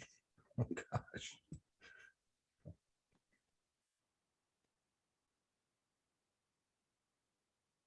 Just wait 1 second. I'm trying to see.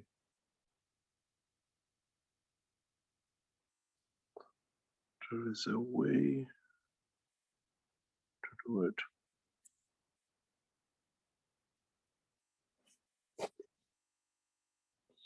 You carry on, I'll see how I can get it, and I'll come back to you.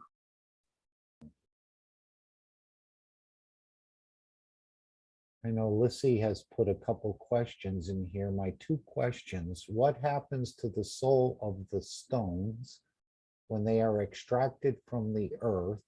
And if they are used without molding, without altering, we are not abusing them. What if we do with the plants or the animals that we eat? I'm not sure I understand that. Alex? Yeah, I've seen that question. It's a great question. Okay. So the stone doesn't have an ability to travel. It has physicality, but it doesn't have legs to walk. So we become the surrogates for that. And then when you look on the, say you're on the beach and you see all these stones, which stone do you pick up? Or how do you make that decision? And is that decision exclusively yours? So now we're finding that it seems like it's your decision because you're the guy who's physically activating, but you know, I guess it's not like you know, picking out the beauty queen at the, you know, Miss Universe contest.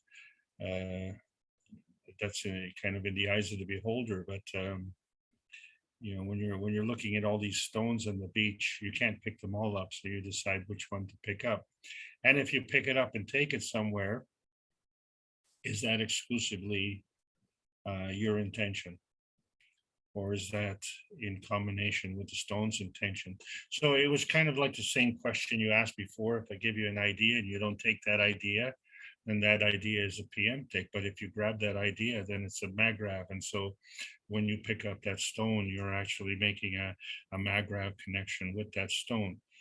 The interesting aspect, of course, is that now it's applying a sentient quality to the stone, which we as humans are you know, that's kind of a difficult thing for the average person to understand. Now, as far as the other is concerned, that is the big question, because now that we understand that the vertical people have souls, so you know, whether you're a meat eater or a vegetarian, you know, you're still doing, shall we say, the so-called killing of souls, but there is a combination again. There is a connection between your soul and the soul of the vertical people. It brings up a question that we've been discussing many times over, and that has to do the difference between the meat eater and the vegetarian. You understand, cows are vegetarian, and so if we eat the meat of a cow, then isn't the cow our vegetarian surrogate? So the whole notion of whether, you know, we're vegetarian or meat eaters is a totally ridiculous concept. But you know, what about the soul of the cow connecting with the soul of the grass? You know what I'm saying? So we can ask these questions all over the place. So now what we're finding is even plants and animals can get viruses or get hurt or get conditions, you know, fungi and all sorts of maladies.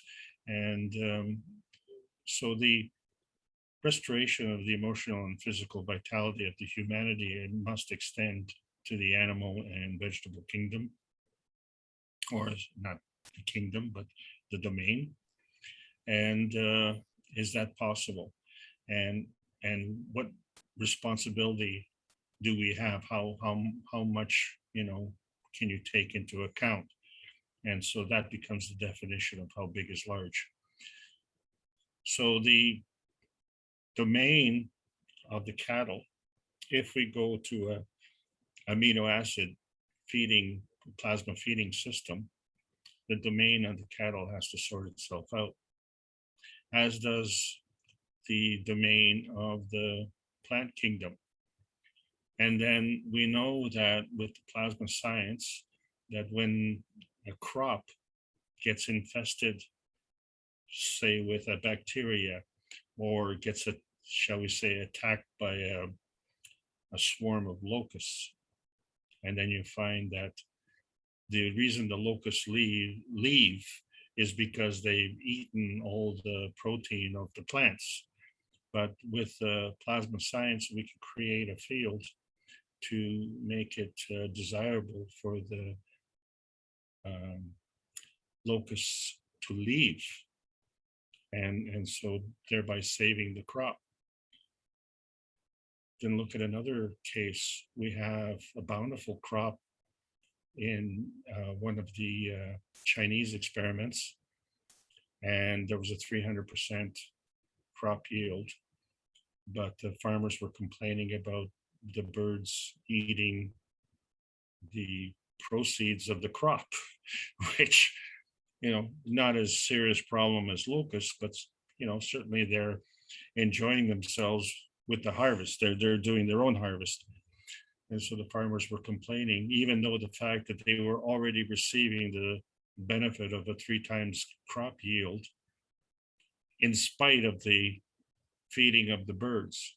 So we had an accomplishment where the growth of the crop was exceeded beyond expectations, the sharing with the birds, and the birds were doing other things. But, if we come to a point where we stop consuming the way we've been brought up, and it becomes a question of how long that's going to take, that's not going to be cold turkey. It's going to take a period of time, so that our adjustment has to be a cow's adjustment, has to be a plant's adjustment, has to be a bird's adjustment. It, in fact, has to be a worm's adjustment. So this adjustment has to go all the way down the line. So when we're talking about restoring emotional and physical harmony on this planet, then that becomes a universal goal and determination. And everything that we're talking about are intermediate steps. And as our skill develops, and as our field strength increases, and as our field strength improves in terms of quality, we will find that peace and harmony will easily manifest on this planet. So how extreme will be this change? And I think we have no choice, because what we've seen in the last 20 months, ask yourself, how extreme is the effect of this lockdown?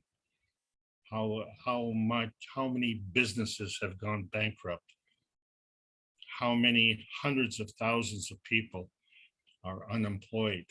And they not only lost their job, but they can't even go back to that job because that job doesn't exist. How much hardship has it been?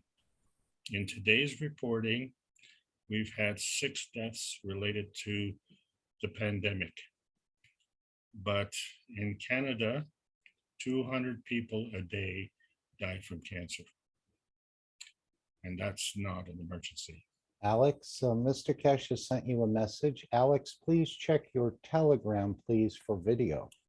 Would you be able to do that? Thank you very much. In the meantime, over to you, Mark. Yes, in the meantime, I wanted to bring up the conference. There's 2 conferences coming up. One is Beyond Books, and apparently it's in Athens, Greece. It's a virtual conference, and it says, braving the pandemic through research productivity. This is on September 24th to 26th, 2021. Mr. Kesh will be the plenary speaker, it says. This would be in 12 days, and this would be on a Friday, Saturday. Friday, I think, is the 24th. Saturday will be the 25th, and Sunday will be the 26th. So I would assume we can all participate in this. And just to make that announcement, of course, the conference in Austria is scheduled for the 2nd and 3rd of October, which reservations are sort of requested, or at least let the Kesh Foundation know that you will be attending. Otherwise, you might be disappointed when you arrive, Mr. Kesh said. Another question in the chat while we're waiting for Alex was from Adrian. Mr. Kesh, the Romanian team is here and waiting, as you promised, to show us the spaceship and build it in 2 years, are your words from the conference. So you still want something to get into, Adrian. I think it's, as Mr. Kesh said a while ago, I thought he had canceled the spaceship project. It is rather, I think it's rather dangerous, although flying with the soul, as we know, there are energy packages that can even affect your soul. But maybe if you get small enough and fast enough, they can't touch you. But I was thinking the spaceship is a lot more dangerous. Even we see some of these reports on people from the universal community having to actually work on their ships. I know we've heard this in White Sands and other places where from time to time they actually have to physically work on the craft to get it revved up again. Whether these are disinformation stories or not, I don't know. But I mean, if you want to travel that way, I think it's going to happen. And I think this is what the enhanced, shall we call, nuclear plasma technology will be used for. I think I'm going to stay till I learn to fly with the soul and not really get into the craft, but that's just my choice. Everyone has their own choice of how they want to proceed. Okay, I think Alex has got something ready for us here. Adrian, did you want to add anything to that? I don't know if he said he would announce anything in this platform, but maybe he'll be working directly with your team.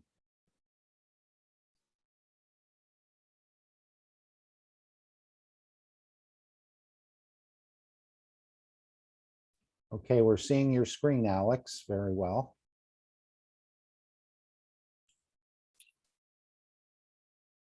Are you hearing the audio? No audio. Did you share sound? No, I didn't. You need, yeah, share No, video. it's okay. There's no sound. Okay. This is shocking.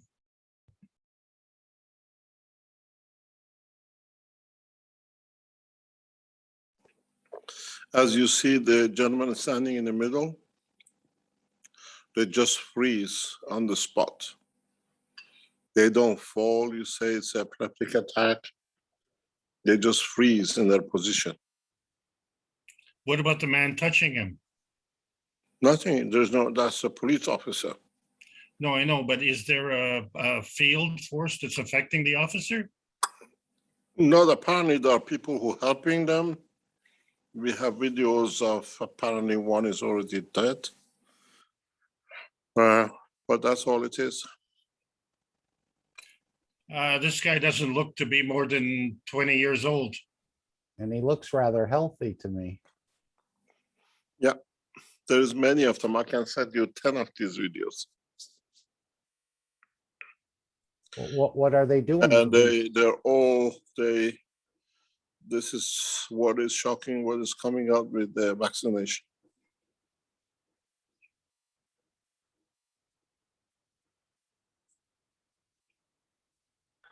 Does this happen just after the vaccine or after a while? There is no data. We have asked from Chinese officials to explain to us what is there, what is the background, but nothing at the moment. There's hundreds of them on Chinese internet if you know where to look for.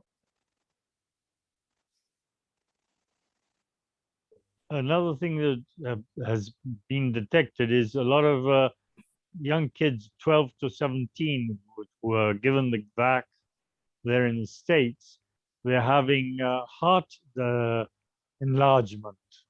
And some of the vaccines, they've been detected with mal de Chagas, which it does that, and you can't get rid of it. It's an ailment you get here in the zone, and you're bitten by a bug, and that it gives you this mal de Chagas, and you have it for life. Your heart gets dilated, enlarges, and there's no cure for it.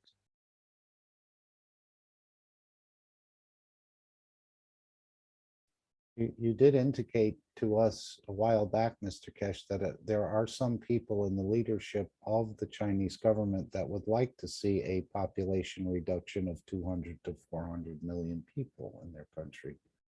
I don't know if that still stands. Wouldn't it be easier to use lead?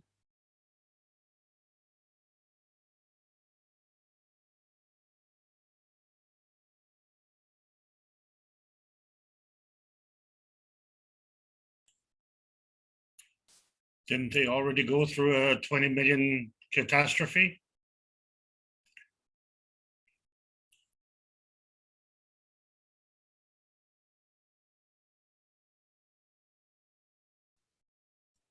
They're also exporting people all over the world, aren't they?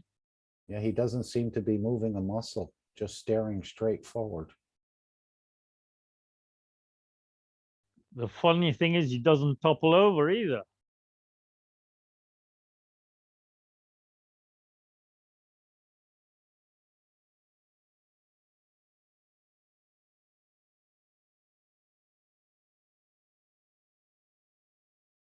Mr. Kesh said this is Some of them do.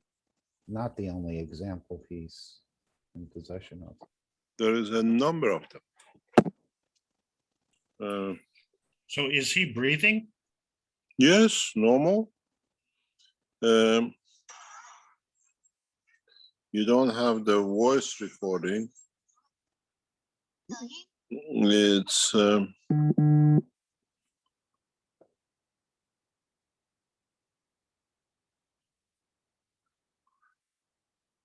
let me. No, but how can you freeze the muscles and still breathe? This is what is neurological. This is what is crazy about this thing. Incomprehensible. Oh, I get it. Okay. Yeah. I get it. I thought they were going with your gift in a way, but just keeping it to themselves, but they're having the same problem with bribes or other things. Is that what's happening here?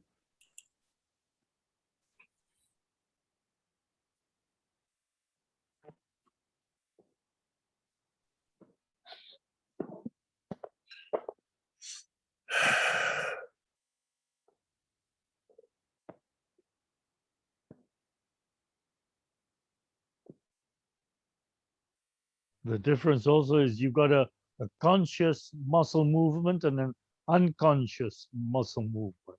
Sure. It's the parasympathetic network and the autonomous network, or in the sympathetic network. Sorry, the autonomous sympathetic network controls everything. I have sent you a second one, Alex. Okay, thank you. I'll download it.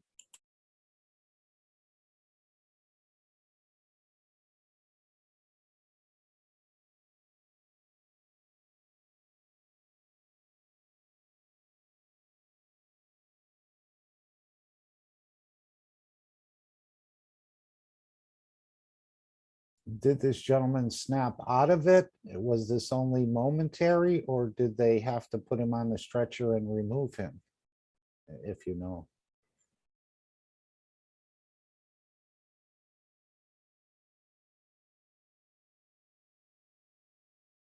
Either way, it doesn't look or sound great at all.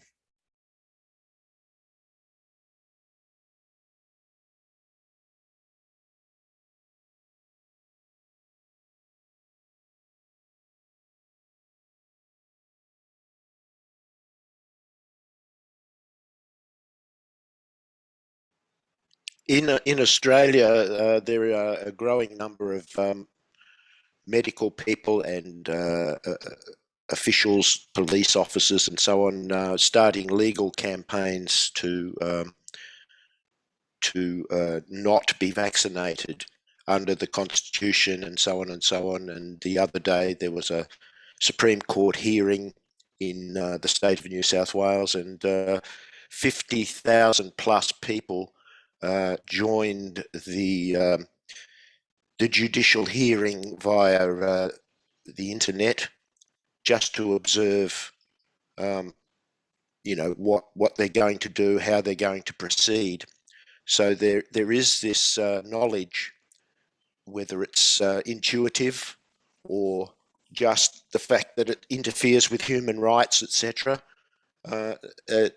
People are rebelling, or at least taking legal action to prevent the forced vaccination.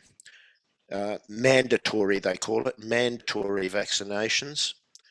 And looking at these pictures, which are absolutely horrifying, really, you can see, why there is this growing resistance, whether it's as severe as this or not. But there are, in Australia, there's been 100,000 or so adverse reactions in just the months from, say, about November, December last year through to June this year on the Therapeutic Goods Administration database.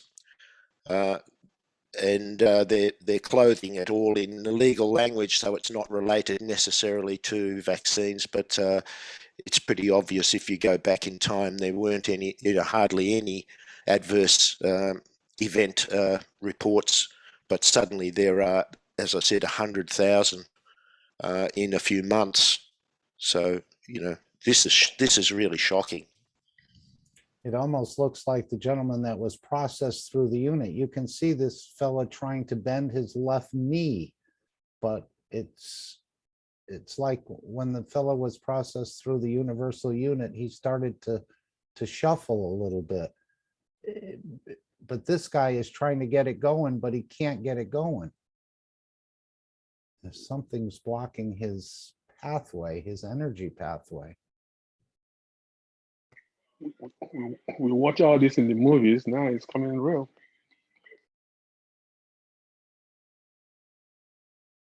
That's sometimes how they prepare us for things.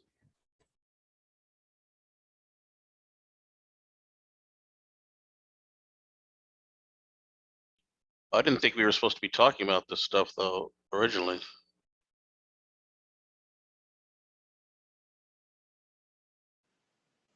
Somebody has to. The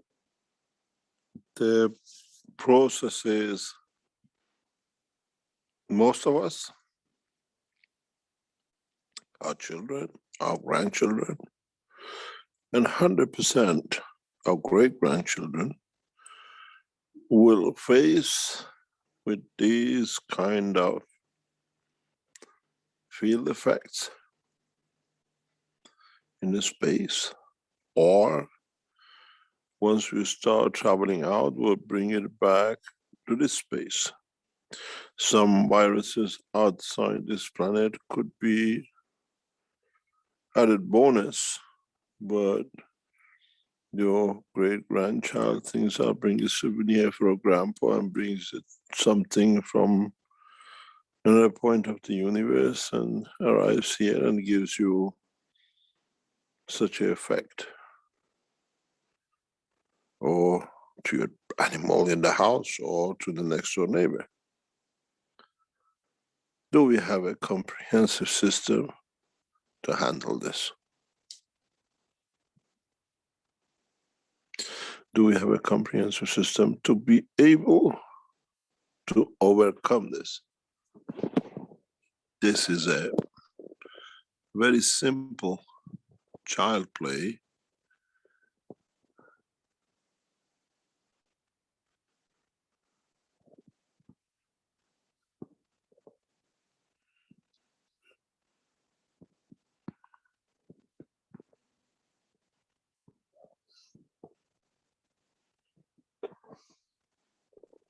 Now, in the video I played earlier, with the Earth Council Constitution, you said it would be very hard for not wanting to put certain people in prison or doing other things. It's unbelievable, but it will happen. How can we adjust ourselves? How can we, I want to say, forgive? But we know we don't forgive and we don't forget. Mind control. Then you forget.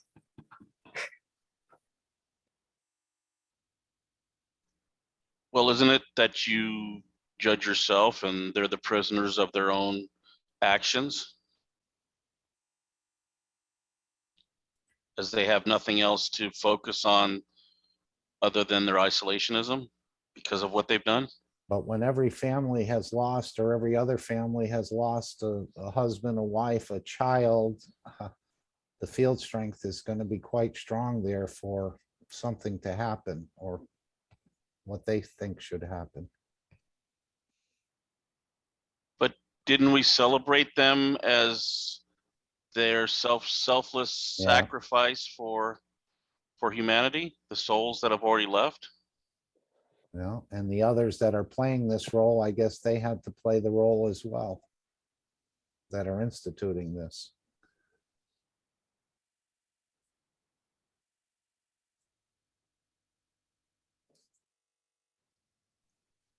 So that's what the question leads back to, is could Mr. Kesh's technology have been subverted to do something that was not its true intention, like with the nanomaterials, you know?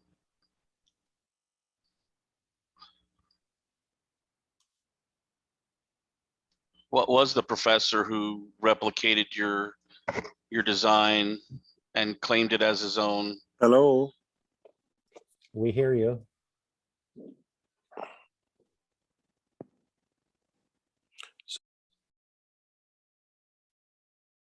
Mr. Kesh, your microphone is not open. We just heard you.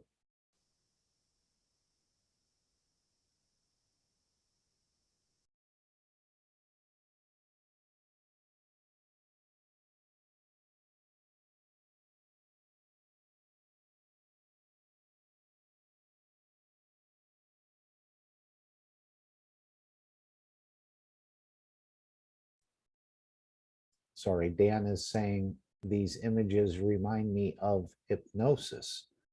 Yeah, very similar look, especially on the first gentleman, where they become very suggestive.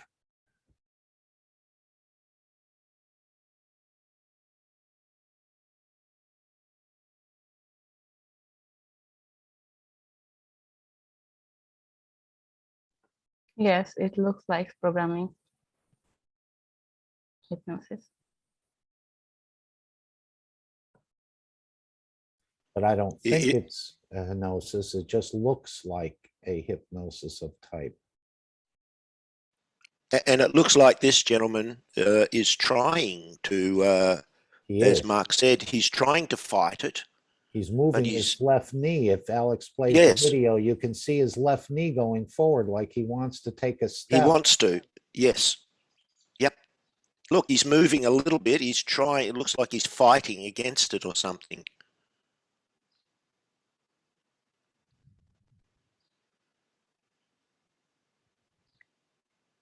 Yeah, perhaps he's had something recently added to his biology that has nanotechnology in it that is preventing him from doing something. Well, we're full of nanoparticles and nano coatings and different things, from the skin to the heart to, we use a lot of nanomaterial within our own structure.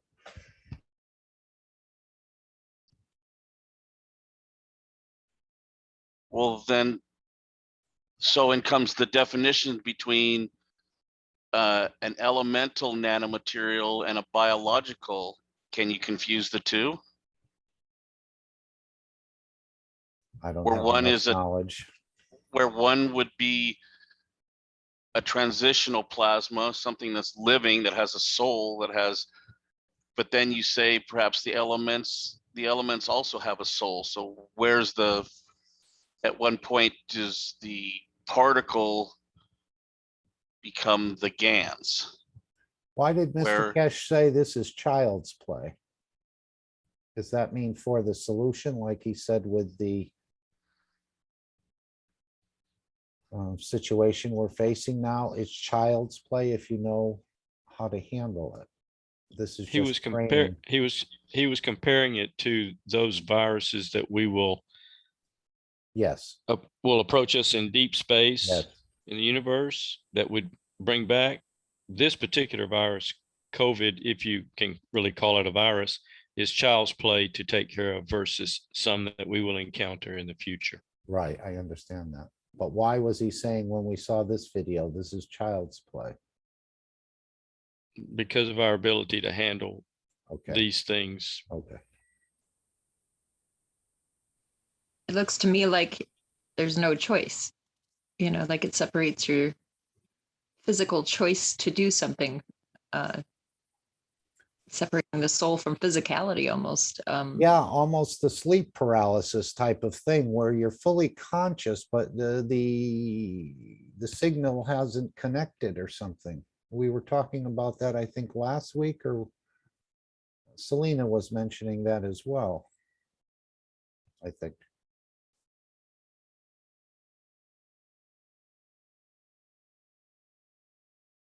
Well, I guess we won't be as shocked as we would be if we see it around us or happening around us now.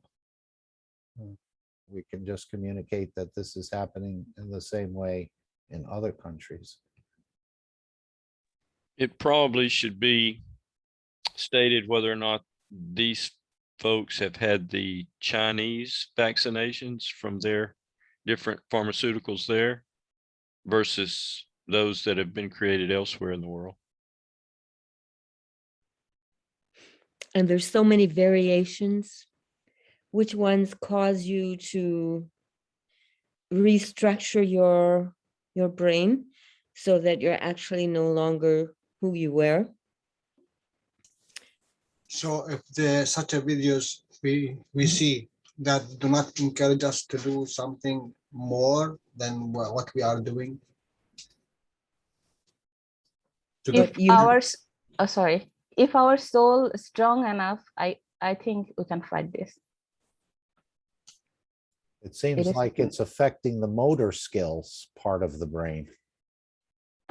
Well, I do know that they do put mercury in some of these, and history proves that mercury, when absorbed, goes to the brain, causing madness and whatnot. And maybe with a little addition from technology, they can control what it does. The Mad Hatter. The mad, yes. But if it was, and may I if it add mad was- cow disease, which is also prions disease, if you want to look that up, which you know, is sort of like out of World War Z, the movie. Just another good flick for a Friday night. I'm curious as to how long it will take to convert the brain into more of the, like a robot kind of thing. Because they keep saying that that's what's one of the outcomes or one of their desired outcomes.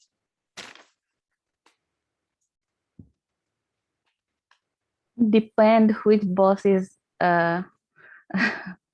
ruling the system. I'd like Jalal to restate his point. I think I missed it, but Jalal, could you share again what you just said, please? Yeah.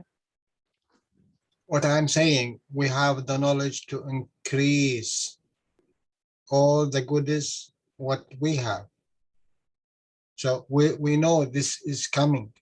So what we gonna do? Increase your all, soul. Are you saying increase all the goodness? Yes. Okay. What is the goodness you are doing? Teaching, spreading, making advances, and throw it to the environment, you know. You know, if someone tell you that there is a tsunami which is coming, what you gonna do? Are you sitting there? Okay, there is a tsunami. I can do this and that. I can do this, but you don't do. You gotta But cover what it your really, windows. Yeah, you start yeah, to prepare. yeah, exactly. What is really, this is a tsunami which is coming and we are living in, but a lot of people, they do not know. And you have the solution. So what you gonna do about it? How are you gonna increase this field, what you have? Is it 1 cup, 1 life enough? And how much you are giving? How much you are spreading in the environment? How much you are spraying? Is it only Sunday we are spraying, or it should be every 50 second? Right, but remember in the original problem that we faced, Mr. Kesh said your knowledge is too low, your soul is too, or your physicality is too weak, your knowledge is too low, and your soul of physicality is even weaker. I don't have it right, but something along this line for us to deal with it. But now we have more knowledge, but I like Jalal's suggestion. We better get into gear here. You are Cash Foundation.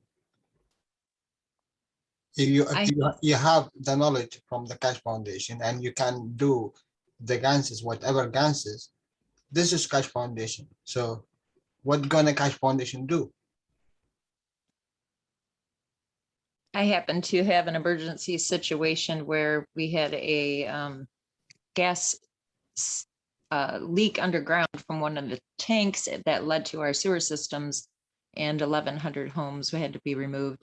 I'm in zone 2, it was voluntary, but I'm in a position where I can't, if I have a choice, I really, really can't. A lot of people didn't have a choice. So all I could do was pour GANs and keep making GANs and creating more and just putting them down the drains and outside in the sewer systems. And I have EPA, but I cannot seem to What Misty's the time. Sorry, go ahead. Excuse me, Misty. What Misty's referring to is she said there was a large benzene leak. Well, it's gasoline. Underground storage tank or something. It was gasoline, and then what happens in the sewer system is it turns into a gas, odorless gas of benzene cloud that comes up through the house's sewer systems, and you won't know you have it. Can you smell it? No, it's odorless from what I understand, but a lot of people closer to the tank were smelling the gasoline and in a large amount, but they, over time, there's just different calls from different houses. It was a hit and miss.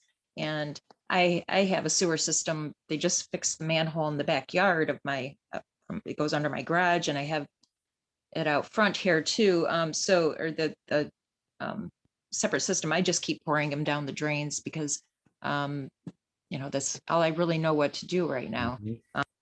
What do you pour down the drain? CO2, zinc, what do you use? Both 1 and 2. And I just add water and the salty and some of the GANs and amino acid and pour it down the drain. And with hopes and prayers that it causes there's no harm in anybody's homes, and hopefully it hadn't been leaking for months, which was my Yeah. and but once we're aware of it, the problem's usually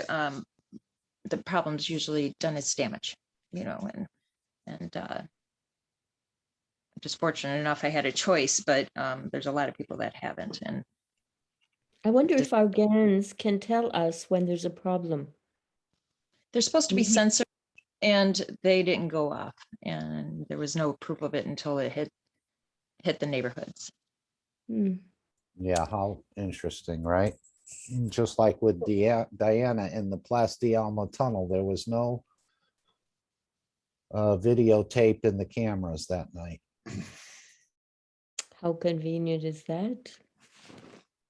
Oh, maybe there is, and there's just hidden paperwork somewhere. Not for your eyes. Oh, yeah. That's what I'm. But I was wanting to approach like the APA, but I'm not sure even how to approach them with this technology. With this, I wanted to make a MyGrav unit and throw it down the sewer drain. Exactly. Yes, exactly what this is. I want to bring now. make a magravs floating. Okay. Oh, floating one. Okay, good idea. Yes, You know, there. you know what magravs is? What you are saying about? It's a reactor, nano-coated copper and zinc plate and copper plate. Wind them together and let them float in the Okay. sewer, In in a the plastic- sea. Yeah. In You the know, plastic packet. Yeah, no, I can no. hook it to the drain and just let it float in there as the water's going. You know this foam, which is the white one, which is floating. Yes. Yes, just put Styrofoam. yeah, styrofoam. Just put a winding coil and let it down the foam and connect it to the zinc plate and copper plate and wind them together and let them interact with the water. If there is salt in the water, and it will be, so wherever it goes, it will interact and spread the field. I And wanna- especially if it's in the sea, my God. I want to thank It Marie sounds like for one joining cup. us. I'm just explaining to Marie, she just joined us, and these are people that apparently are freezing up in public. And Mr. Kesh has shown us 2 videos. Alex is playing them now. You see this cup in the picture? The cup. The cop, the police officer. Oh, yes, yes, sorry.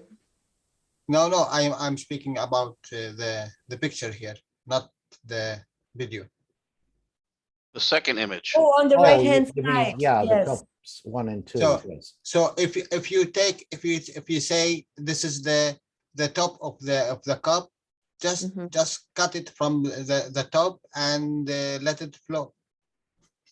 But not plastic, with the styrofoam. I guess I wish we had a picture. Maybe you can tell us about it tomorrow. I can draw it now if you like. Oh, yeah, I would like to know. And guys, I don't think I would want to sit around if there was a tsunami close by. I know you're talking about another kind of tsunami. I would just be running as fast as I could go. I'm sorry.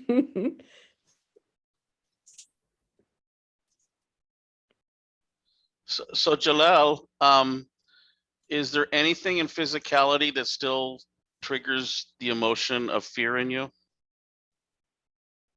Fear? No, there's no way of fear here.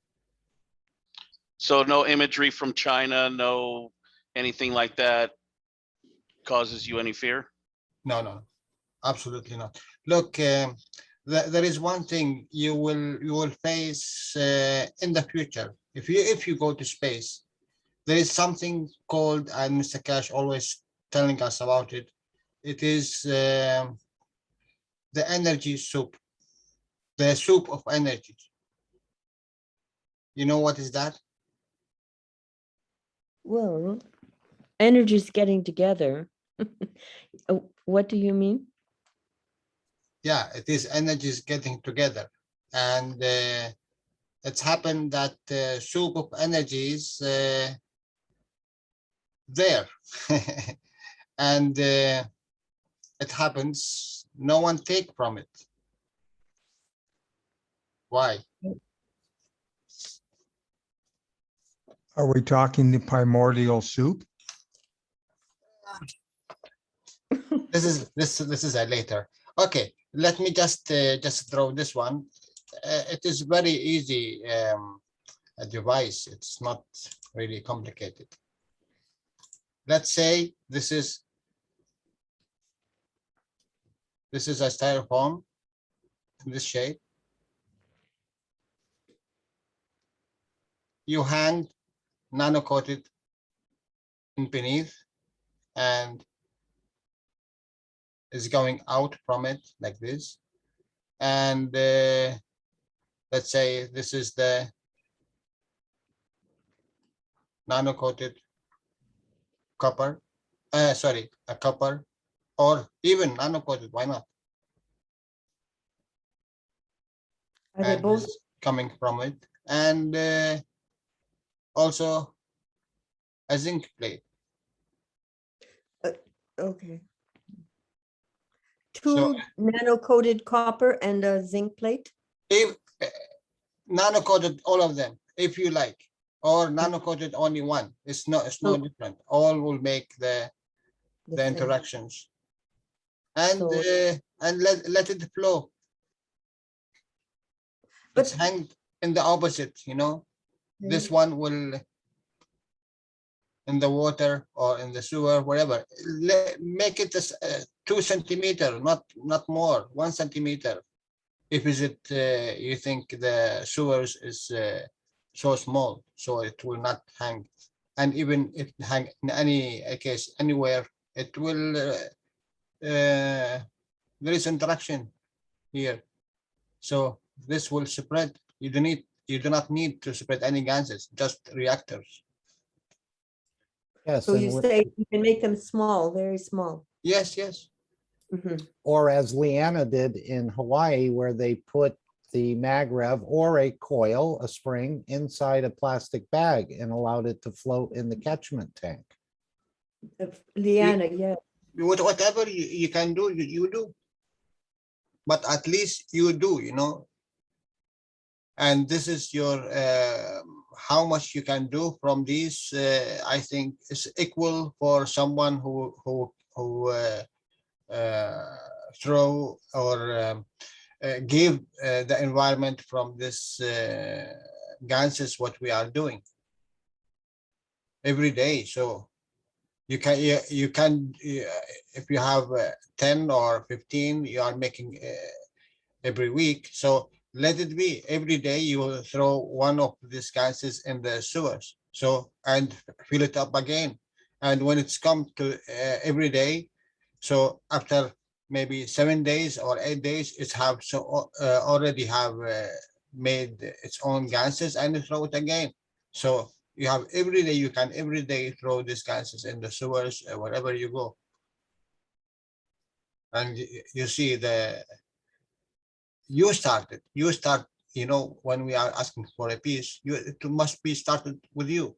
So if we are asking for elevation, the population here, it must be started with you. You have the knowledge, you have the ideas, you can do a lot of things. Right, now you're addressing Misty's issue with the benzene, not what we're seeing in China, correct? My dear. Everywhere. And I thank you very much. You can do whatever you can, but don't stop. This is the way. Don't stop. There is a lot of ideas you can make. Just make a simple CO2 reactor, nano-coated copper with the zinc, and let it float.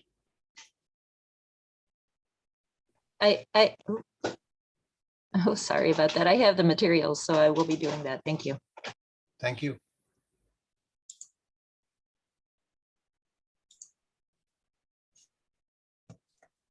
Thank you, Alex.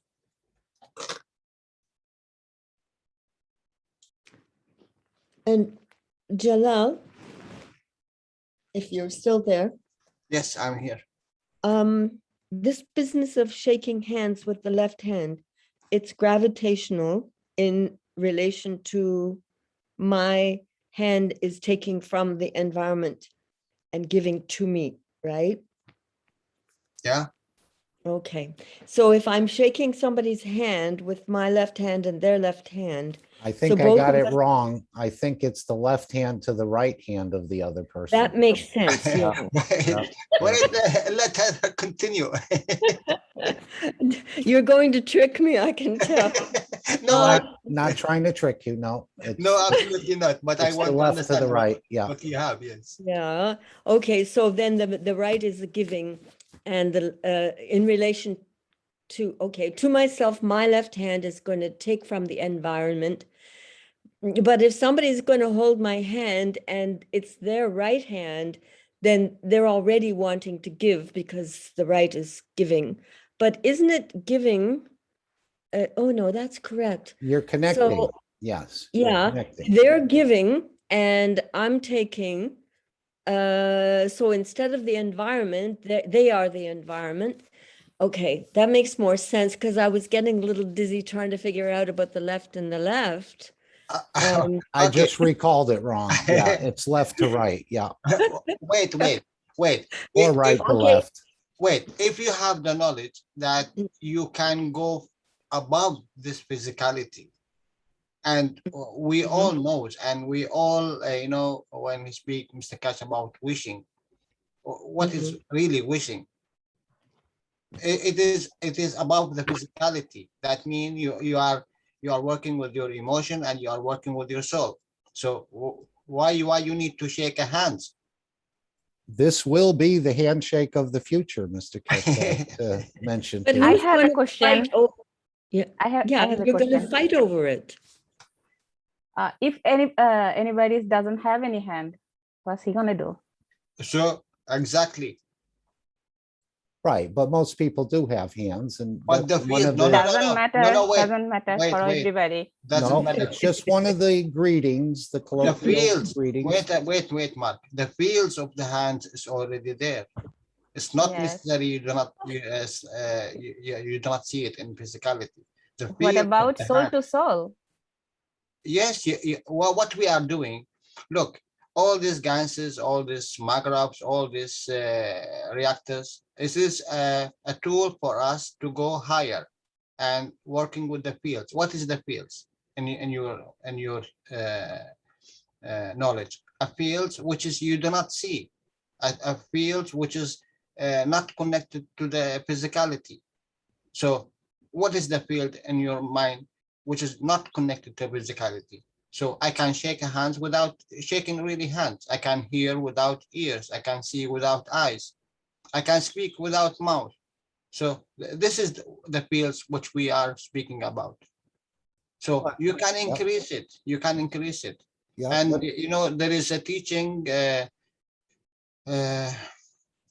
Which one, Mark? 134. I always I brought it to the knowledge seekers in the private teaching, where Mr. Cash teach you exactly how you deal first with your hands, because you are grabbing the things with your hands automatically, so you do not consider it as you can do more in it.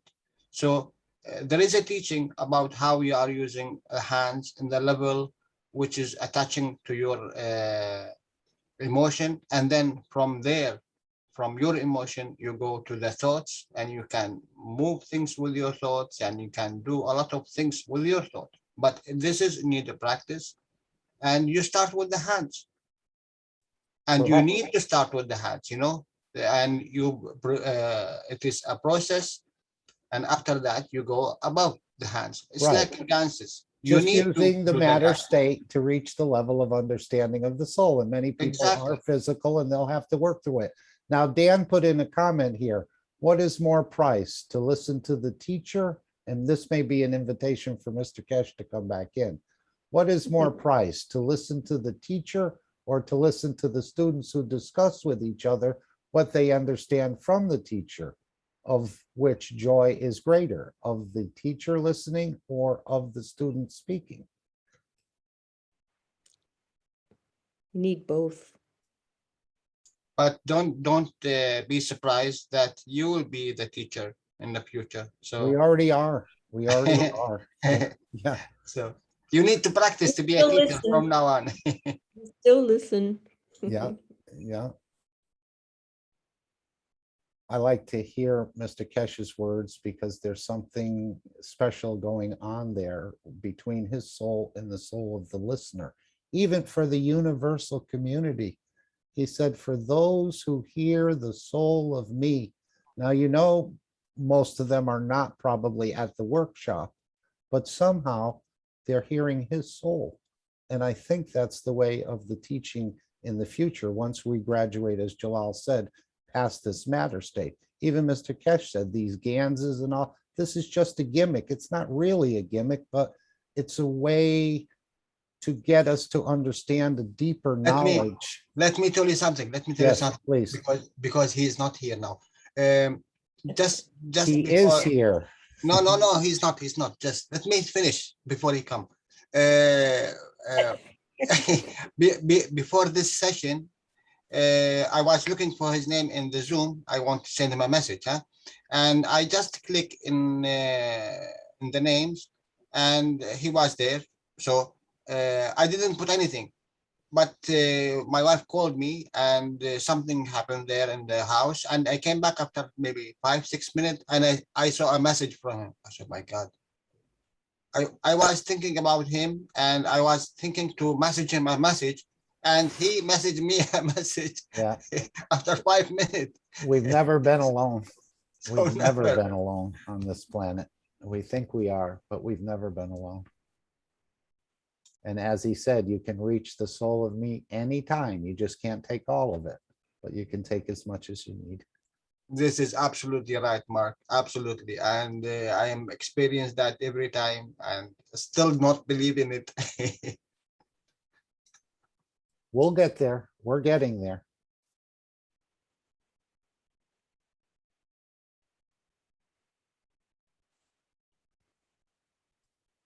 Now, I don't know if Mr. Kesh will come back or not, but it's reaching, going on, I think, midnight in Europe. Jalal, do you want to announce your class for tomorrow for those who are private students?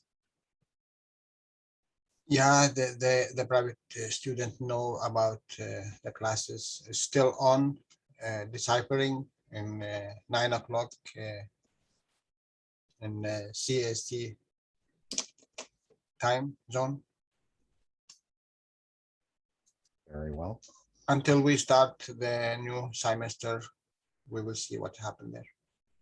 Okay, let's give Mr. Kesh about 5 more minutes to come back in. If he doesn't come in, I'd like to play Marie's teaching on the jumper. And one thing, please, Mark, Yes. because you bring Anybody, yes, go ahead, Joel. please, if you are able and you have something from the knowledge of Mr. Cash, you can join us as a teacher. You can take one session a week or one session a month, so it's make no difference.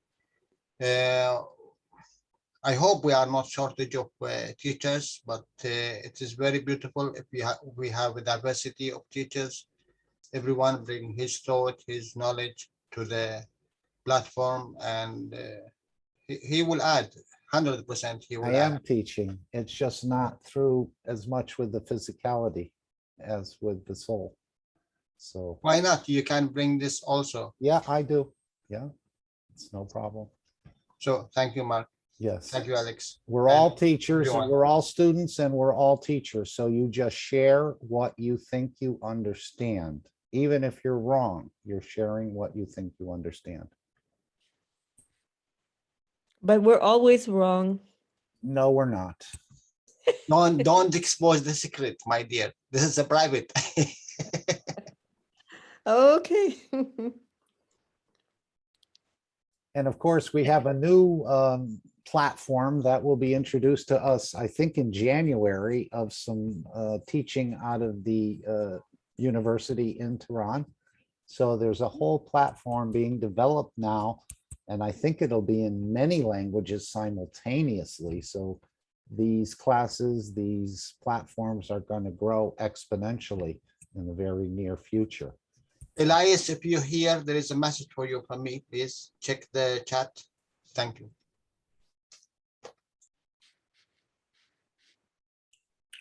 Mark, I'm just going to take this moment to Yes. thank everybody for being here at the North American Corona International Team meeting. Thank you very much for allowing me to make this presentation. I'm absolutely gobsmacked. I know. This is horrific. But there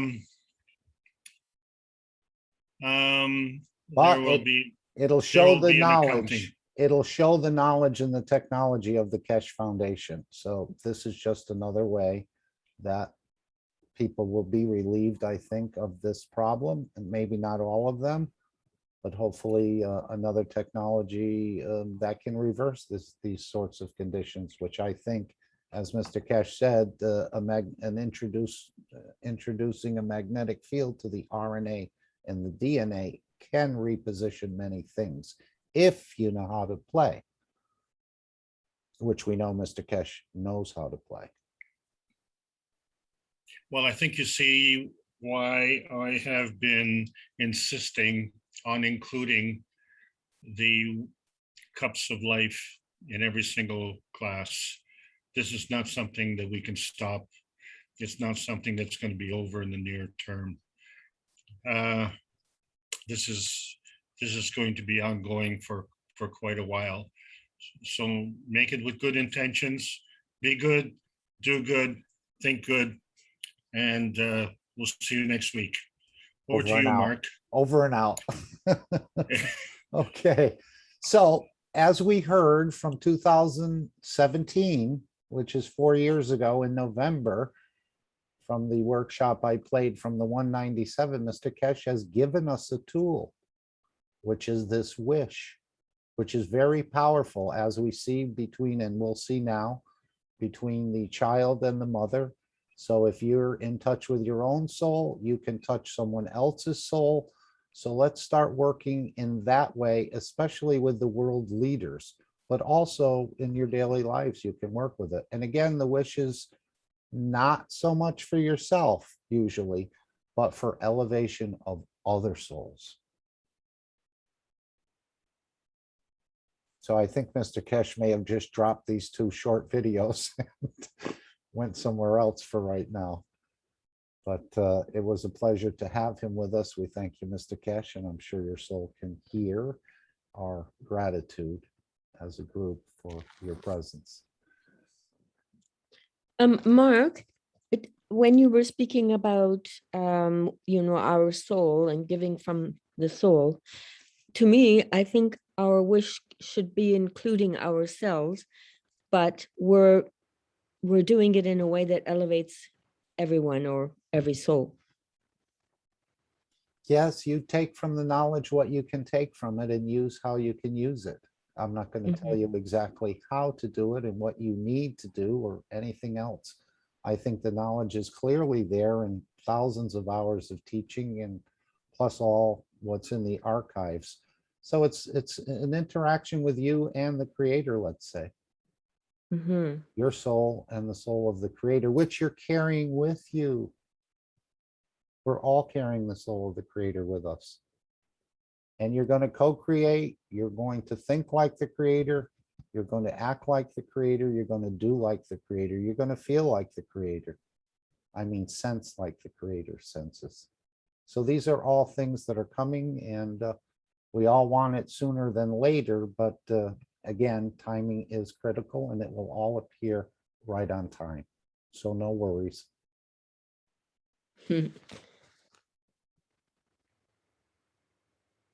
Detachment. Yes, but there may be some more we have to go through until it's almost like when you get your arm twisted and then they twist it farther and farther until you say, okay. So that may be what the world leaders are when their back is up against the wall, then they're going to say, okay, hopefully. And we can do that with our soul. And that's what I'm going to be continuing to concentrate on. Twisting arms with your soul. No, just elevating their soul to change their physicality into more of a correct, and I'm not a perfect knowledge seeker or anything like that. If you are going to wish something, you can use the happiness and the sadness in this case. Sadness, gravitational, that it takes, and happiness, magnetical, that means it gives. So even you can wish in this way, you can take from someone a pain or something, situation, whatever it is, and use the sadness, use the the emotions of this gravitational, and you can give afterwards in the level of joy, and what joy and love and happiness, and this is magnetical. So you can wish also in these cases. Is that why we say the universe is love? Yes, because it's giving all the time. It's Okay. giving. There's really no love in space, Mr. Kesh said. It's giving. And we're going to learn to give more ourselves.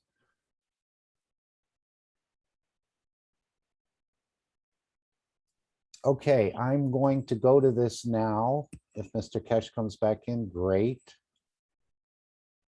And let's go over to the, Take over the screen, Mark. yes.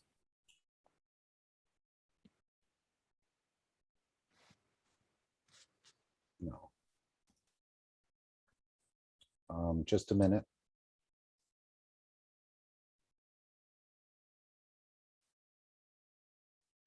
Very well.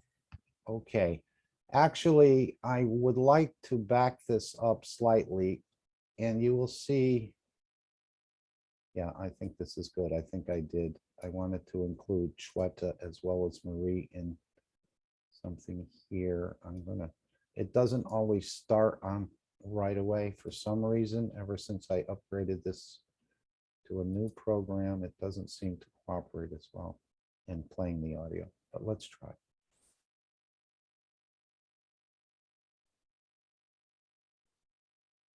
Creator.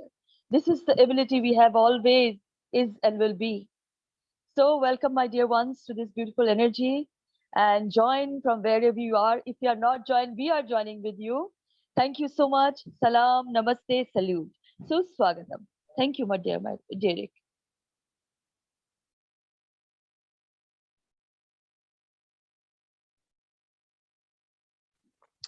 Hello, this is Marie. I'm the Universal Council member for the Norwegian language.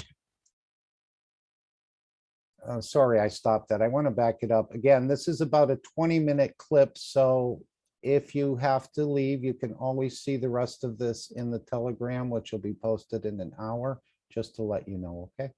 In the image of the Creator.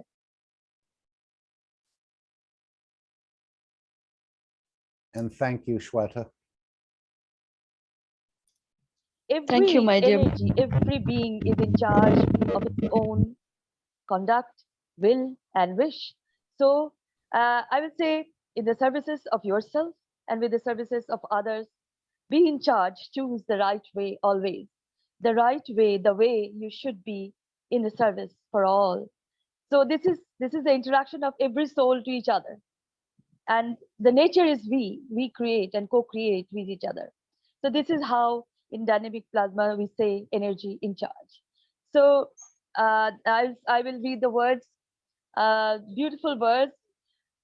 Feel the emotion behind these words. This is beautifully written.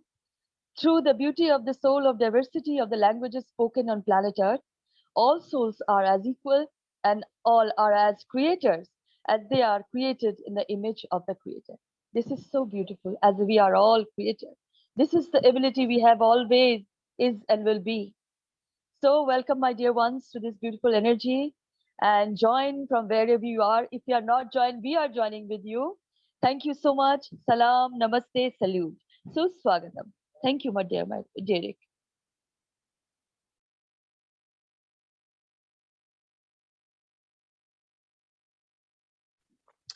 Hello, this is Marie. I'm the Universal Council member for the Norwegian language. So I was thinking that I wanted to read those wishes from the Universal Council, but it disappeared. Yeah. So the first wish is, we, the Universal Council, call upon all souls in the language communities to become active and cooperate effortless to bring world peace for humanity through the tools of the KFTV channels.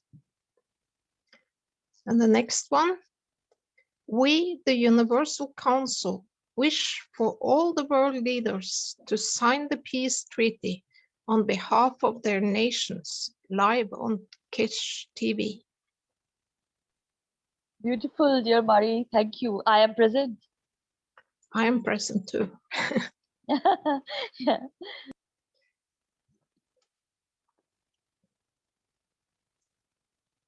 So if we go to the next, this is a soul teaching that I prepared, and it's about the wish. Isn't that interesting? So I have text, and I will have also illustrations this time. So we see how it goes. So the title is, What is a Wish?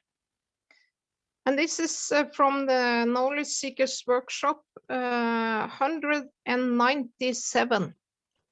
A very good one, and it's very deep.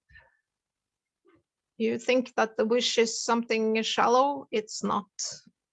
So I'm going to try to explain and present something that everyone can understand, but it's really, really deep, this teaching. So please go and see it. By understanding the knowledge, we gain confidence, and we can use it as a tool for peace.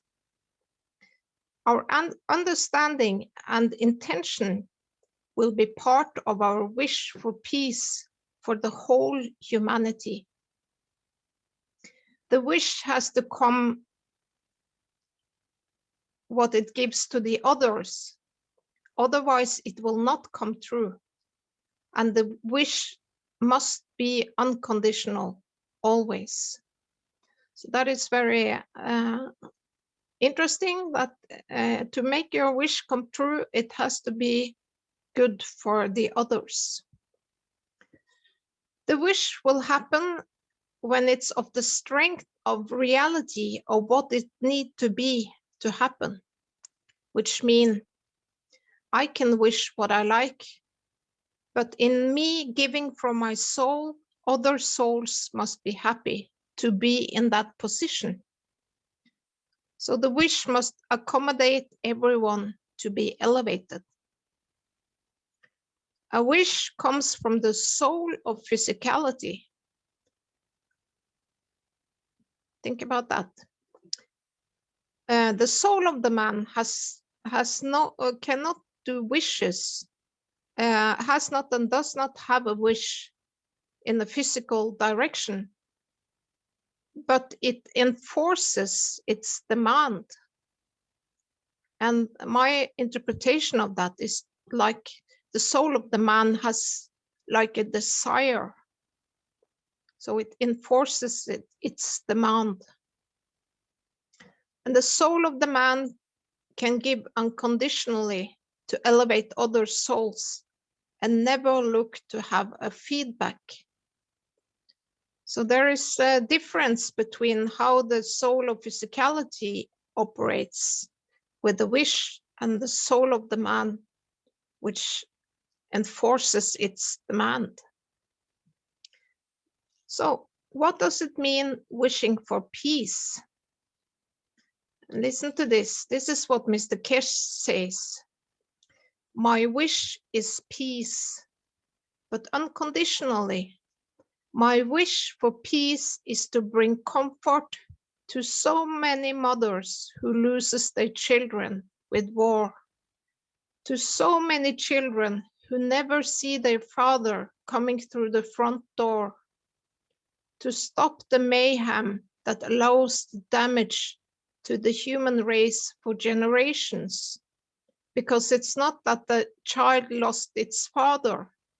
He doesn't learn how to love and how to give from his father to his children. So the children will suffer now, not understanding how to love. And then because they haven't learned, they cannot take the steps to love their children. So the damage is long-term. And then he says that because even loving needs education. And loving is giving, being able to process the man's emotion in the elevation of the soul of the others and not for oneself.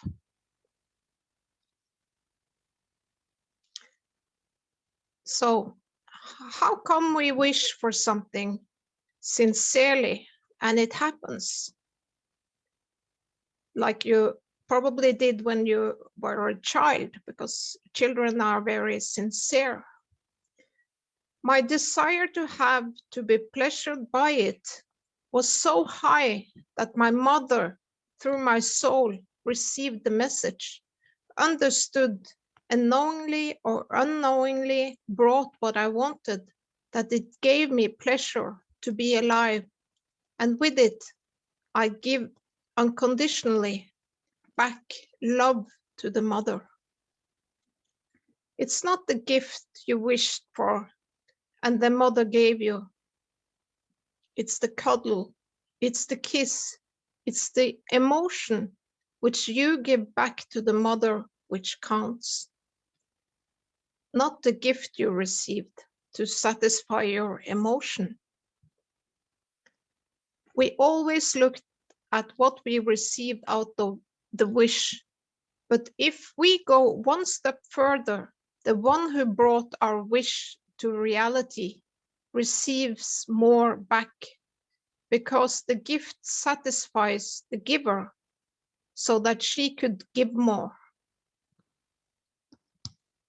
The giving back, the kiss, the cuddle, the hug, the thank you, and the change of the emotions towards the mother is more powerful than the gift, because next time when you wish, the mother receives because you elevated her emotion one level higher, and now she walks at a higher field strength as you do. So you elevated your mother. The wish of the man is that the strength of his soul, of physicality, which has a direct access to the soul of the man.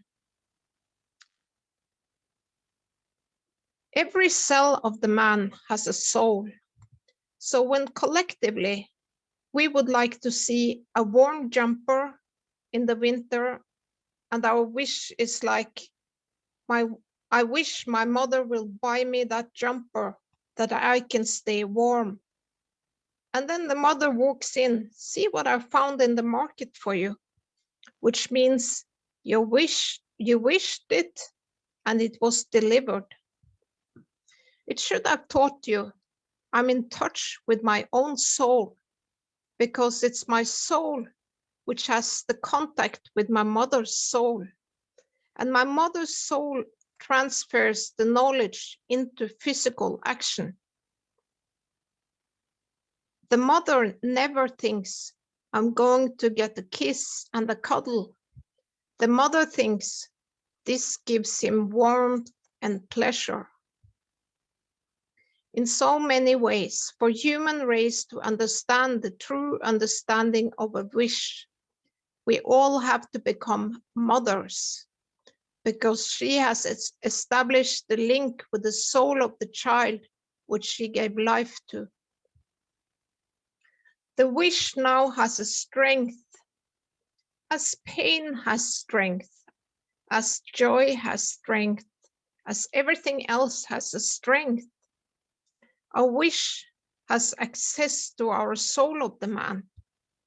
So we need to understand more about our own wish.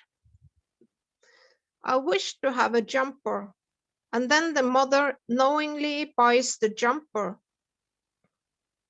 which I needed, or unknowingly, because I felt cold.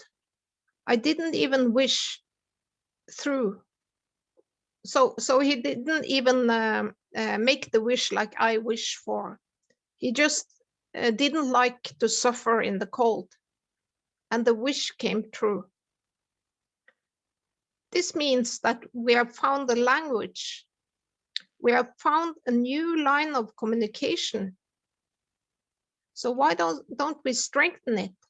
And why don't we wish to achieve peace through my work and research and reach many more? So actually, if you could click on the slide, Rick, can you do that? Yeah, So I just have to open it. So here you have the child and the mother, and they have a soul of the man in the head, and they have a soul of physicality in the body, the gray ball. And this soul of physicality is a collective soul, because it's the collective soul of all the souls in the body, like in all cells and in the elements in your body. So you can click on the next one. So now the child makes a wish, and this wish is made in the physical soul. You can click on the next. And this is what happens.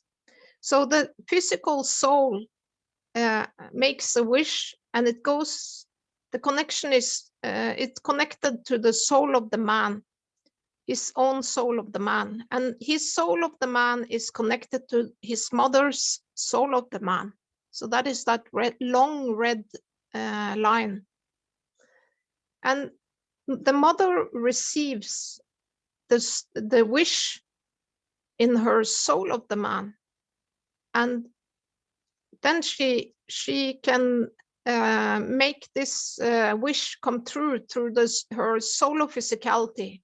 And then the jumper manifest. And this green thing is the jumper. So we have the wish for a jumper, and the mother receives the wish for the jumper, and then the jumper is manifested in reality. You can click on the next.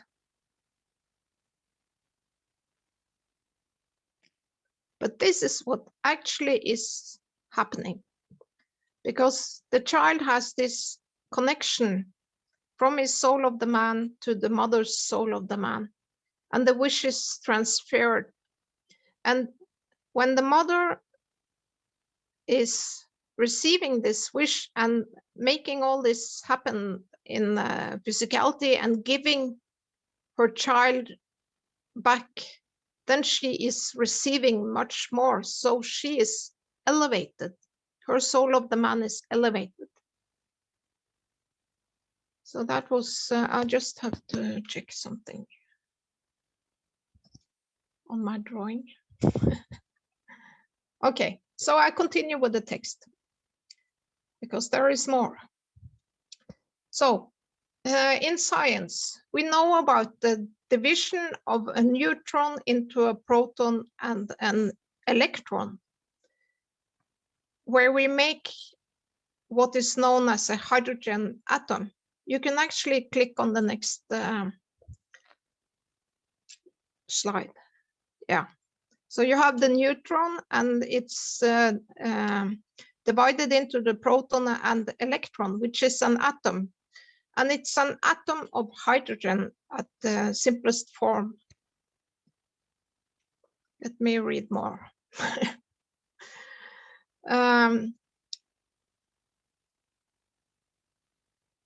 Yeah, so let me look at the. So so we have the atom, and the proton itself has a soul, and the electron has also a soul of its own. And the proton and electron, which comes from the same neutron, they are like twins, so they are very connected. And if you see on the right side, the upper one that shows the hydrogen with the proton, the red one, and the electron, and they are like twins, and they are connected. So it's the wish from the souls which decides if it becomes a hydrogen, part of another bigger entity like a carbon, or a jumper.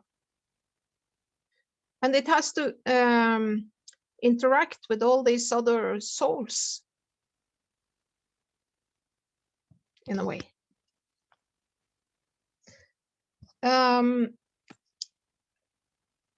So, or in a collective structure with different field structure, this atom has manifested itself as part of the carbon.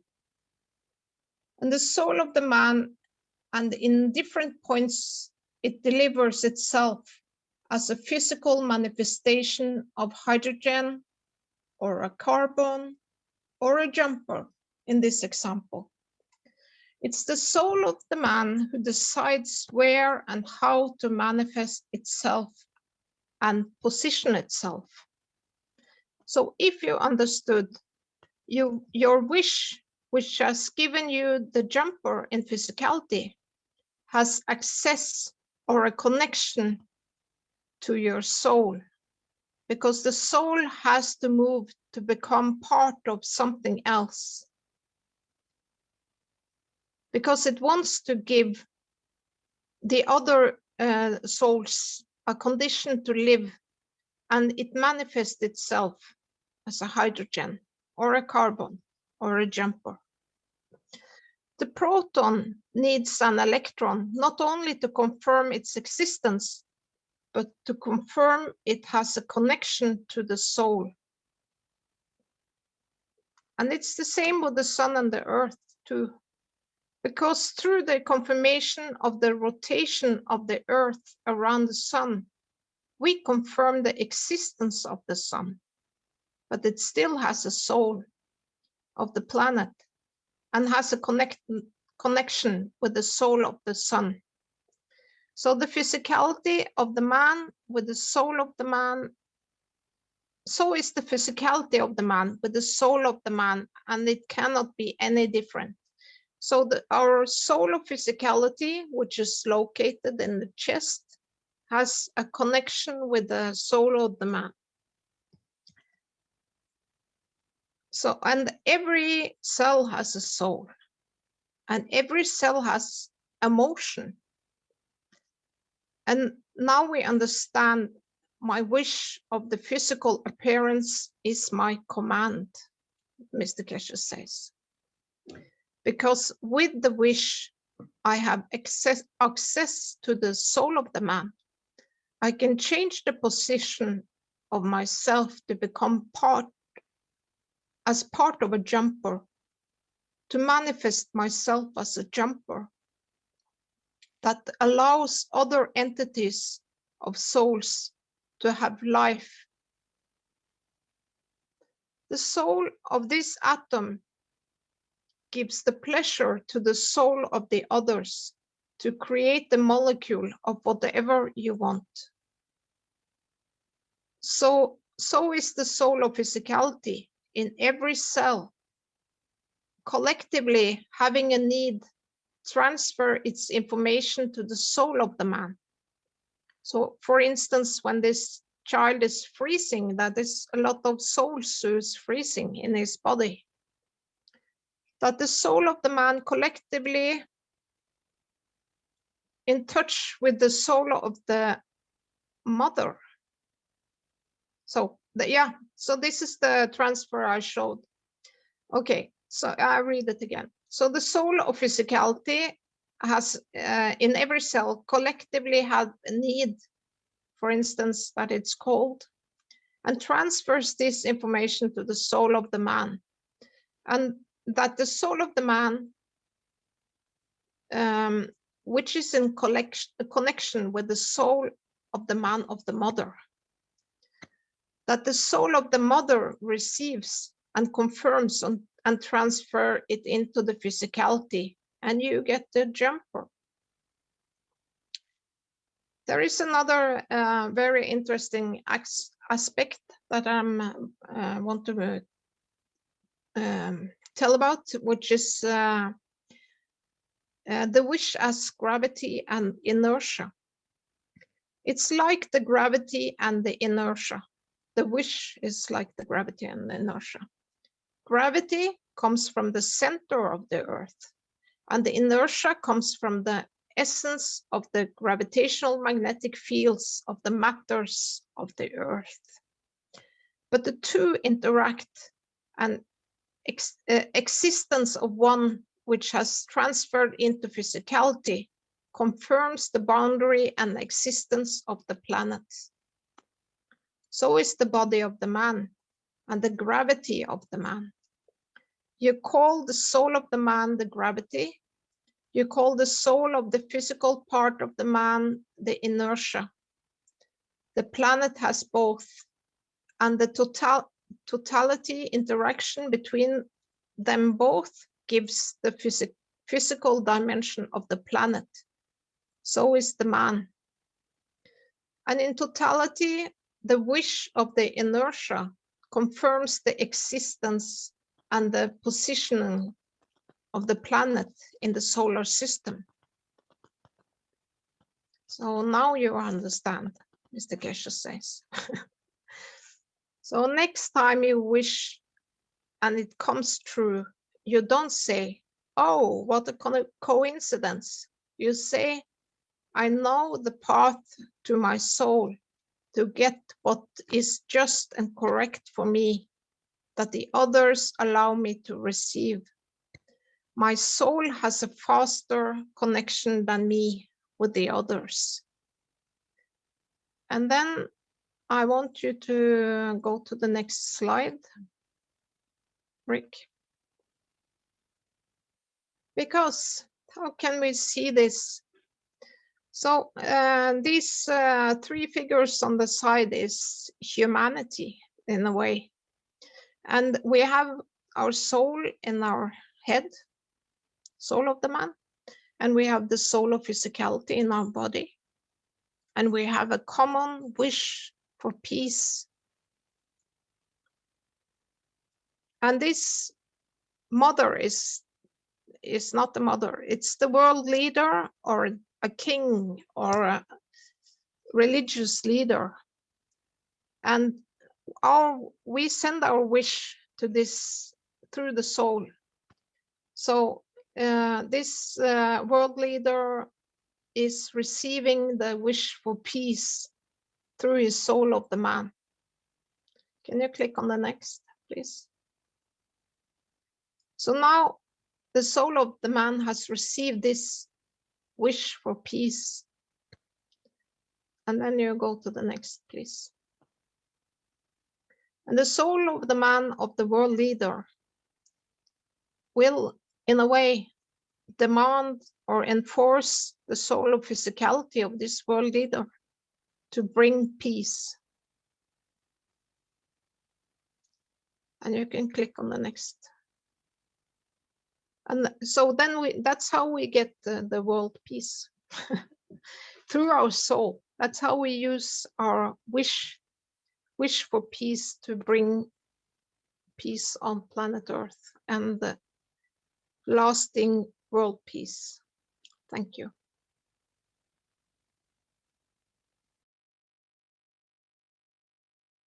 I want to thank Marie and I want to thank the Universal Council as well. I'll play the final disclaimer and then the meeting will end. Thank you all for attending today and keep wishing and practicing your wishes.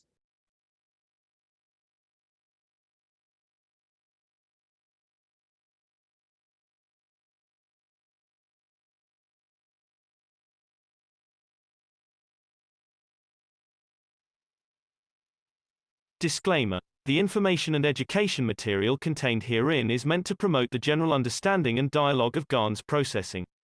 Such information is not meant or intended to serve as a substitute for a healthcare professional's clinical training, experience, or judgment. For patients and individuals, such information is not to be a substitute for professional medical, therapeutic, or healthcare advice or counseling. For medical issues or concerns, including decisions about medications and other treatments, readers, viewers, listeners should always consult their physician or, in serious cases, seek immediate assistance from emergency personnel. Prescription information, procedures, and use of medical devices information should be undertaken only by properly trained and certified medical personnel. We specifically disclaim any warranties, express or implied, including implied warranties of merchantability or fitness for a particular purpose. Such information is provided, as is, and is believed to be accurate at the time of its publishing, but it is the viewer's job to evaluate the accuracy of any information found in this presentation. Every case presented is of their own experience, applied by themselves for themselves, and it applies to their case only. Every person experiencing health problems should seek professional medical advice and consult their course of treatment with a doctor. The processes of plasma balancing described herein are a natural process which supports the body but does not replace medical advice or therapies one is already subject to. Disclaimer: the information and education. Now, I was so involved in the teaching of Marie that I did not look at the participants list, and I see Mr. Kesh has rejoined us. I don't know if there was more you wanted to add. I know it's late in Europe, but I would just say thank you for rejoining us. If there's anything you'd like to add, I see we have many people left here, but I'll leave it up to you, Mr. Kesh, or if there's anybody else who wants to add anything else. Normally, we play the final disclaimer and the meeting ends, but I was rather involved in the teaching by Marie. Thank you, Marie. Patricia? Yes, Mark? I see your mic is open. Yes, I would like to thank everybody on behalf of the 16 knowledge seekers of the Hispanic community that I translated the whole Oh, beautiful. to Wow. them. So thank you on behalf of all of us.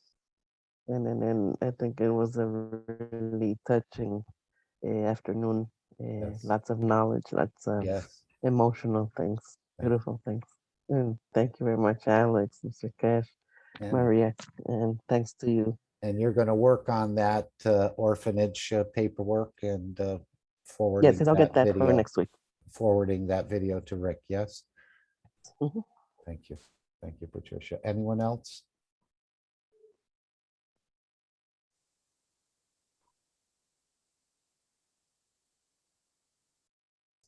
All right. Have a wonderful rest of your day, evening, afternoon, wherever you're located.